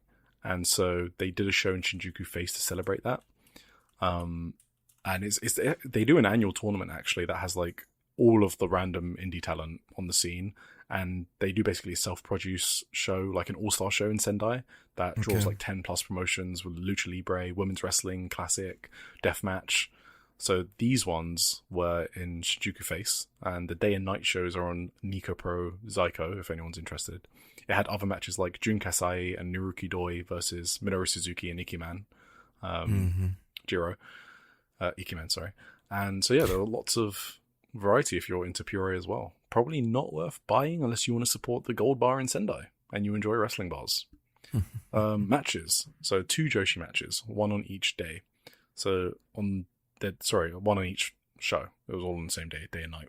On the day show, Battle Royale, Chan Yota, Honori Hana, Kaho Matsushita, Kyoko Inoue, Miku Kanai, Miyu Momono, Ram Kaichou, Saki, and Sayaka Obihiro from Choco Pro. So, one of the cool things like about this and why I wanted to check it out, we had a first ever interaction between Miyu Momono and Kaho Matsushita. I think that just makes me happy when I see like first ever interactions. Oh, yeah. So, enjoyed watching that. Everyone is terrified of Kyoko Inoue, who was the last entrant. Mio steps up first. Understandable. On behalf of everyone and runs into Kyoko and gets shoulder tackled. Then Miku, then Honori Hana, then Sayaka Obihiro, then Kaho, Saki. Oh my god. And then it's Chan Yota left. So Chan Yota is the only one that doesn't go down first time on the shoulder block. Hell yeah. Or the second time. But she does go down on the third time. Kyoko is strong, so then I forgot about Ram Kaichou. So Ram Kaichou comes up and is like, fine, I'll be the one to take Kyoko down. She tries the invisible ninja chakrams, the weapons she sort of flings at her opponent. Kyoko no-sells it twice. Kyoko then does it herself. She has her own invisible chakrams. And of course, Ram Kaichou sells it like hell and it gets pinned by everyone. So she gets eliminated. Anyway, last 2, Miyu Momono and Miku Kanai. So Miku is pulling Miyu Momono by the hair over the top rope. They both land on the apron. They get back in the ring. There's just a really cool few minutes between the two, including Mio dropping Miku on her head with a German suplex for the win. So that was fun. Mm-hmm. And then after the match, Kyoko, in a way, is just killing Miyu Momono in the crowd of Shinjuku face after the match. And your rookie, Hijiri Saotome, is there as a second, and she tries to save Miyu Momono, and she just gets scared and runs away from Kyoko. So, fun produce show stuff. And then the other Joshi match on the night show, Chi-Chi, Kohaku, and Hanako Nakamori versus Mirai, Misa Kagura, and Mochi Natsumi. Damn. So, I guess the only thing I want to say is Chi-Chi and Mirai were great, obviously. So, love that. And then it was Kohaku and Misa Kagura on the home stretch, and they're in the same unit in Oz Academy. And so that was fun. Misa had a lot of kickouts, but of course she lost to a Kohaku frog splash. Naturally. Losing on random produce shows as well. Misa Kagura. 31st of July, last of the Indie Zone. Why are we doing Big Japan on the 31st of July at Korakuen Hall? I don't know. It is because the main event was Abdullah Kobayashi versus Rina Yamashita for the deathmatch title. And this has been a storyline in BJW for like the past 2 months. I do watch every BJW Korakuen. I'm a proud BJW core member. Well, not proud because they booked Joji Otani. So actually, cut that. But they have run this storyline where the legendary Abdullah Kobayashi, who's the deathmatch champion, hates women. Oh, and awesome. He said they have no business challenging him. He dismissed Rina Yamashita time and time again. She's unbeaten in Big Japan and even won their tag team deathmatch during a tournament in December. She's really popular. She's been over on all of the shows, and she has cut some great fucking promos saying why does it matter if she has balls or not? All that matters is her passion for deathmatch wrestling, stuff like that. So it's been a really big storyline, and it's gotten a lot of press in Japanese media. So all of that has led to her basically doing a massive underdog storyline in Big Japan and being the first ever woman to challenge for the Big Japan deathmatch title. So I thought, Abdullah has obviously been playing the misogynistic heel challenger, as you can tell from his promos and stuff, that he does actually respect her. You can kind of tell. I don't think he would be having the match if he actually thought what he says. That's obviously kayfabe, right? Yeah, exactly. Like the storyline, I feel like has legit worked to get a lot of heat behind Yamashita as well for the title win. It's been covered well by Shupro, as I mentioned. I've seen separate exclusive interviews to build up the match as well on top of that, which you never get for Big Japan. So it's been a hot talking point for a promotion that struggles to do seed or ice ribbon numbers at Korakuen, right? I kind of want to watch this. Damn. So I thought it might be something you're all interested in hearing about. This match had a lot of heat. You could tell that at least a part of the crowd was... That's a lie. A lot of the crowd were here for this match. Kobayashi was even getting booed during the announcements. So there was absolutely a Rina Yamashita contingent attending here because he's like beloved in Big Japan. Yeah, right. So this was their biggest ever Korakuen Hall number outside of their traditional Christmas shows since the pandemic. I've been there for the Christmas shows before. Yeah, those are obviously quite popular. They do like 900 plus for those. This one did 801, I believe. That's good. Their best ever non-Christmas show since the pandemic. Yeah. So it was a monster number for Big Japan. Rina Yamashita popped a huge number for Big Japan. It was double from their previous Korakuen. There's nothing else on this card, by the way, to attribute this bump to. There's nothing. I mean, I can totally see that. Yamashita is very popular. So, she lost. I knew it. I fucking knew it. All that, really huge fucking missed opportunity from Big Japan. This is exactly why they where they are as a company. The crowd was going nuts for Yamashita, and then he wins, and it's silence. It was actual silence. It was awful. I wonder if they saw the reaction to this match and their best ever post-pandemic number for non-Christmas Korakuen and are regretting it. It's just absolutely monumentally stupid. Rina Yamashita having like death matches with top deathmatch stars like Jun Kasai or Takeda or even like Joshi, like Suzu Suzuki. Like imagine a special match with Utami, like they teased, right after their match in the 5-star. Rina was like, I want to do a death match with Utami. That would pop a number for Big Japan. Or even like fucking Maki Ito, right? I gotta figure they just don't have any more dates with her, and maybe they didn't expect it. Maybe they should have booked more dates for her or whatever. But maybe it's like all of those matches would have afford her more. I don't know. They would have doubled. I mean, they run Korakuen every month. I think they've got some sponsors. They must have some money because they run an insane amount of shows for how small they are. Mm-hmm. Unless they're like super in the red. I think maybe they are. But that's the reason like these promotions just aren't going to grow. It's like, yeah, I don't know. Maybe These they smaller have them indies, serious investors, yeah. Who knows? Anyway. As for the match itself, obviously there were huge Yamashita chants to start the match. They immediately grabbed the huge light tubes that are like triple stacked on top of each other and run into each other for a big explosion. I was like, that's a good start. Then there was like a lot of comedy stuff next. Like Kobayashi was a big bully. He was no selling stuff. He did make Yamashita bleed. Obviously, that makes sense, right? She's the underdog babyface. She gets to come back. Yeah, she gets to come back. She got a bunch of pipes and started headbutting through them onto Kobayashi's head, which was a good spot. And then body slammed him to a huge roar from the crowd. So that was a great comeback. She repeats a spot from a previous Korakuen, Big Japan Korakuen, where she goes to buy lemon sour and pours it in the wounds of her opponents. That's fucked up, by the way. She does it again here. That's gotta suck. It's so bad. So Kobayashi actually did an interview before the match saying he hated that spot from the previous match. So her doing it again here, I thought was quite a smart spot. Yeah. Kobayashi stripped down to just his pants. He gets angry. He throws a bunch of light tubes on her. Pile driver. Hits his signature elbow. She fires up. The crowd goes nuts at this point, by the way, when she's firing up. She's fucking eating light tubes. She's smashing them on her head. She's going fucking crazy, Rina Yamashita style. Kobayashi's an old man, so he doesn't sell a lot of it. That's what I just didn't like about this as well. He just wasn't doing his job to like sell this. And he goes to the top rope, hits the elbow, and wins. Damn. So I don't recommend the match. I was expecting a lot more. Kobayashi was not up to the task of this huge main event. As a deathmatch legend or whatever. I mean, he really is, right? I mean, he's just a fucking, He was not completely mobile and like, yeah. So that's that. So I hope you all enjoyed learning about Yamashita's adventures in Big Japan. And it was a big news story in Japan. Cool. I guess. Previews.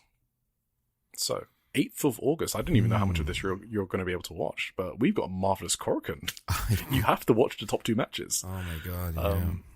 So, aside from the incredible semi and main event, which we'll talk over in a sec, and we talked about a lot last week, it's a pretty weak card. I do not see this selling out Korakuen like they said they wanted to. Opener, Mika Iwata versus Ruka Amahane. Cool. Second match, Ai Huzan Chikayo Nagashima, she's back from injury already, and Yurika Oka, who's back from injury, versus Itsuki Aoki, Sora Yame, and Sweet Caroline. Typical Marvelous undercard match. Leah Knight and Echika Miyavi versus Magenta. Typical Marvelous undercard match. Kohei Sato versus Yosuke Santamaria. For those that don't know, Kohei Sato, complete psycho headbutt machine. He was meant to be on the Buntai show and just wasn't. So I think he just didn't show up or something, or he couldn't make it and they rebooked him for this. He borders on fucked up territory for me when I watch his matches. As in, the way he stiffs people up is just very uncomfortable to watch. So don't know what this is going to look like. Okay. You're probably going to see a shoot headbutt. And then the 2 matches. Senka versus Takumi and Mio versus Suri. If you don't know what's going on there, listen to our last episode. Yes. Ice Ribbon on the 9th of August. They are doing a pay-per-view. Anchan versus Kararu Bakana, I want to mention, because they had a banger on a dojo show that you watched as well. We reviewed it on this pod. So I'm kind of looking forward to that. Oh, sorry, I'll talk about this one. Yeah, I'll skip that one. Hikari Minami and Minami Katsu versus Saito and Totoro Satsuki. That's a weird one because Saito and Totoro are going after the tag titles. So that means either Minami or Hikari's getting pinned. And I don't know which. So I'm bracing for that. Fantastic Ice title, Riko versus Tsukino Umino versus Yuka. Yuka is a maniac for coming back from a rib injury so quickly. She is insane. She wrestled last weekend on the dojo show. Broken rib, right? It's something like that. She pulled out from the fucking Jagger Yokota show against Suri. Yeah. And she's back already. That's crazy. I can see why Suri likes her. She has a lot of Suri in her. She's insane. Yes. Carry on your... Oh, and by the way, on that dojo show, I just watched it today. She was not going easy. She was doing full bumps. She was taking Tsukino Umino's chops, like full. Like, I know it's not her ribs, but she was full on bumping. It was fucking crazy. Semi-main event, Kari Onyama Masahiro versus Makoto and Moe Hiro. Weirdly highly placed up the card. I don't know what's going on here, to be honest. I like it. It's the Hero Twins. I've just got no idea what's the semi-main event because they're always in the opener or the second match. Yeah, that's funny. Then, Ice Xfinity title. Kaho is defending against Sumika Yanagawa. Obvious filler defense. Sure. Diana. Oh, Ancham is on this card. Ancham and Anna versus Chiho Uraha. I hate this name. Urahoro. Urahoro. Chiho Urahoro, who is a wrestler from Hokuto Pro in Hokkaido, which has a relationship with Diana, and she's teaming with Umasaki. Anyway, Ancham. She's doing a lot of Diana dates now. She's booked for like the next month of Diana dates. I think she posted her schedule. That's cool. So, more Ancham. Moran and Misa Kagura versus Fiona and Ryoko Sakamura. Okay, I mean, Moran and Misa taken together is cool. Debbie and Himiko versus Mizuki and Nanami. And then Nene versus Shanshan in the main event. Nene is 12 and she's a rookie. So, big match for her against Shanshan. Cool. Evo on the 5th of August. Shanshan, let's go. Yeah, 5th of August Evo. I'll just mention we have got a debut. A debut of Hikari Shisui versus Zernez. We have also, actually, this card is not bad. Chika versus Itsuki Aoki. Mei Suruga and Yuka Satsuki versus Miya Yotsuba and Soy. So Choco Pro represent. And then the main event is the Evo title. Oyama Sessumura defending its Momoka Hanazono. That'd be fun. Cool. Wave, Shinjuku Face. I just want to mention 2 matches. Miya Momono is on the card against Saran in a singles match. And then there is the Elizabeth title, which will be defended by Iaka Sato, that Diana title, versus Mochi Natsumi and Yumi Oka. But we don't talk about the Elizabeth title. Actress Girls, Step 80. On the 1st of August, well, we spoke about this earlier. It's the Actress 5 versus Osaka Army card. So that'll be fun. Look forward to that. And then PPP Tokyo on the 6th of August. Echika Miyabi versus Mirai. Let's get hype. Echika Miyabi versus Mirai? Yes. I know you're dissociating, but you got to listen to Okay, it. no, that's good. Versus Mirai. Let's go. And Chan Yota will defend her title against Sumire Natsu. Who? Sumire Natsu? Natsu Sumire? Chan Yota? Yes. Chan Yota was... Oh, that's a shame. Okay. Yeah. But Echika versus Mirai. You got to... Yeah. Then, finally, 0-1 has a Korakuen Hall show on the 7th of August. And the Joshi match on it is Riko defending her Rose title against Miku Kanai. Oh, cool. That's going to be a great fucking match. Hell yeah. Match of the week? Match of the week. Well, I don't know. I honestly think back to Starlight Kid and Mo Watanabe the most. Maybe for some reason I never thought of the Marigold main event as like a match of the week caliber match, but maybe it was awesome. It definitely should be up there. Should be up there. For stuff from other stuff that we didn't talk about, I have to say Yota Tsuji versus drum roll. Yes, Ryohei Oiwa. Hell yeah. Not Did you see Oscar versus the Zack? number one match of the year for some people versus Yuto Ice. Yeah, cool. No, I didn't see the Zack match. Was it good? I like the Oscar Zack match a lot, yeah. I should mean, watch Zack more Oscar. I heard a lot of good things about Oscar in this G1 so far. That's probably my favorite. I mean, it's definitely my favorite Oscar singles matches. I don't know how much he's had, so for sure. My winner is Hanako versus Hina. Obviously, if you heard my review. Runners up: Ane versus Natsupoi, Oscar versus Zack, Oiwa versus Suji. Right, Ane versus Natsupoi. I should mention as well. Sorry. Hanan versus Starlight Kid, Saya Momo, Starlight Kid Momo. And then I watched 2 Choco Pro matches from the Vault. Look at me. Damn. I watched Asuka versus Mei Suruga, so that's Veni versus Mei Suruga. Oh. This was on the 23rd of May, 2020, which is obviously the day that Hana Kimura passed away. So I thought that was... I did not even realize it was on that date until I read the comments. And I also saw Veni's post-match promo, because obviously she was Hana Kimura's best friend, right? Yeah. And she wrestled hours after the announcement. Fuck. And I thought it was incredible how she performed in this match. How given did the she do circumstance. that? And the thing is, you would think nothing happened. She had a brave face on. She was smiling the whole time. She performed immensely against Mei Suruga. It was crazy. It was honestly crazy. Yeah, So- that's sick. I could never. I think Chris Gannon recommended that match to me, so thank you for that. That was insane. And she did a post-match promo, and if anyone has the transcript, send it to me. I can't find it anywhere. I want to know what she said, man. and I can't be bothered to like record it. Or AirPods. Someone AirPods it. Chris, I know you're listening. Chris Whitehead. No, he skips this part. Fuck. I'll Damn. whatever. Chris Brooks versus Lulu Pencil is another match I saw. Very good. Chris being a big bully. You never that's saw a her classic. stuff, No. right? Yeah. First ever time. That was also an awesome match. There you Mhm. go. Okay, thank you guys for staying with us I'm throughout so our tired. Holy shit. half an hour Stardom review.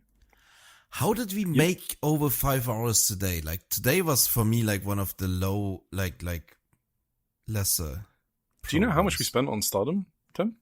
We left Stardom 3 hours and like 15 minutes into the podcast. That's crazy. So, Why? Yeah. because we just talk a lot about Stardom. Don't ask me. You're the one covering it. You're the one that. I think we did too much chit-chat today. That's the problem. Okay.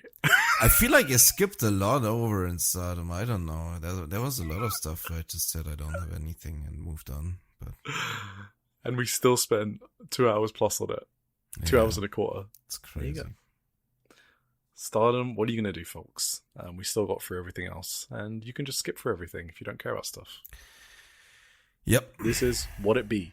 Thank you very much for listening. Thank you very for your much for support. being here. Yes, thank you for your support. You're an awesome community. Thank you. Absolutely. Come back next week and thank you for listening. Bye. Bye. Bye. Bye.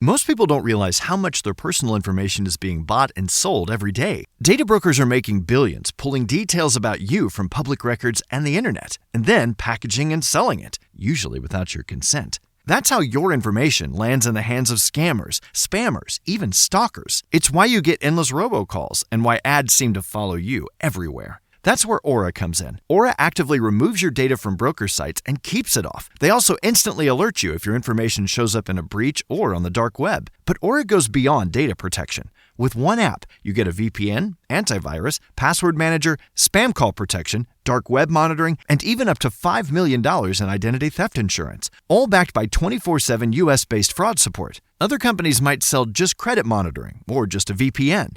Aura gives you all of it, together, at the same price competitors charge for just one service. Start your free trial today at aura.com/remove. Protect yourself now at aura.com/remove.